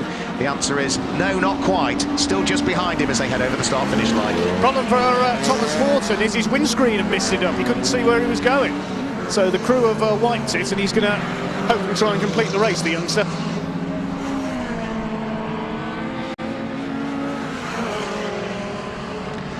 So over the start-finish line, they have got 1 minute and 50 seconds to go. Keeping an eye towards the pit wall, which will have the checkered flag on. We might be able to get the interviews, Dave Goddard, for the live stream, because at 8 o'clock the amplifiers for the circuit commentary will go off, but we might be able to hang on to grab a quick chat to the drivers using the equipment that you've got down there, but only for the live stream it will go out. So I think we should be able to sneak them in with 1.5 minutes to go. Andrew Jordan and Danny Cassar are on for the top step of the podium again, and are just heading round through the top part of the circuit. Up towards Coppice Corner goes the race leader, Martin Addison, now down into a position that sees him off the lead lap of the race, and it means that Danny Cassar and Andrew Jordan are on for a full victory by a lap. Checkered flag is being readied this time through, I think, as well. We've got a yellow flag at Redgate as well. Can't see the reason. There's a car pulled off right on the approach on the left-hand side. So checkered flag is being readied. What is the clock going to say as they come over the start-finish line? 50 seconds to go. So onto the last lap of the race goes Andrew Jordan. As I say, we will be killing the live stream once we've done the interviews, but the circuit PA will have to be switched off in 2 minutes' time. So we'll say our goodbyes and thank yous to everybody now, including the marshals, Dave. 2 minutes to go before we kill the circuit PA. Yes, thanks very much everyone for listening as a car comes into pit lane. It's Martin Addison. Oh, it's Martin Addison. Martin Addison comes into pit lane. The car that was running second in the race heads into pit lane. So right at the very end of the CSCC season, there's still another twist in the tail. That's now going to move Billy Hardy and the car of Scott Lockup into second position, and should move Tom Mensley up into third position. So disaster for Martin Addison at the very tail end of the race. The clock has ticked to 0. Dave Goddard on hand to bring us an update if we can do it in the remaining 1.25 minutes of circuit PA. Yeah, Addison Senior's just sprinted out the back of the garage. I don't know what the problem is. It looks like it's end of race for Martin. Oh no, that is such a shame. You were going to say goodbye on the circuit PA. I think we'll have to leave that because we're about to see the car come out. Looks like same as the other 106, he's run out of fuel. Oh dear, oh dear. Checkered flag taken. Danny Cassar and Andrew Jordan claim the win in the final race of the weekend. We've got about 45 seconds to wrap it up for the circuit PA, Dave. It's been a great weekend, hasn't it? It's been a stunning weekend despite the rain yesterday. Thanks to everyone for listening, and thanks to everybody for their interviews down here in pit lane. That's about all from me. Thank you for listening. From me, Dave Goddard. Over to you, Mark, for the final words on the circuit PA. Thanks a lot. Final words on the circuit PA. It's been a fantastic weekend. It's been a fantastic season with the Classic Sports Car Club. Loved every minute of it. If you've come along to any of the meetings, thank you for joining us. Come and join us next year as well, because the calendar is shortly to be announced as well. But the final thank you really ought to go to all of the marshals. It was a horrible wet day for them yesterday. It's been a cold but a long day for them today. We couldn't do it without you guys and girls. Thank you very much. That's all from the circuit PA here at Donington Park. But on the live stream, then we still have things to say, because we've just seen our final checkered flags being taken. Danny Cassar and Andrew Jordan claiming the win by a full lap in the end from the number 9 car of Scott Lock and Billy Hardy. Finishing in third place was Tom Mensley with his Renault Clio. Slightly fortuitous, really, because of that. Such a bitter pill to swallow at the tail end of the season. Martin Addison running out of fuel at the very tail end of the race. Up to fourth in the end, and the leading Turbo TinTops car home, because the top 3 were all normal TinTops. Turbo TinTops, the first of the cars home, was Dan Ludlow and Stuart Emmett at the wheel of the Honda. They had a really good race as the way. They must have loved the squabble that they were having with Tom Mensley. Right the way towards a checkered flag. They were still only separated by around about a second. And finishing in 5th place in the end was car number 15, which was James Slater and Richard Harmon. Wrapping up the top 6 in the end was number 16, Stephen Reynolds and John Ridgeon. And the leader of the RX8 trophy was car number 20.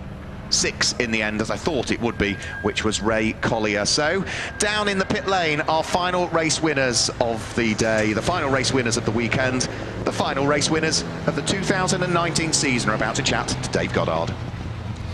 Yes, the race winner in the Integra, Andrew Jordan, has pulled up down here.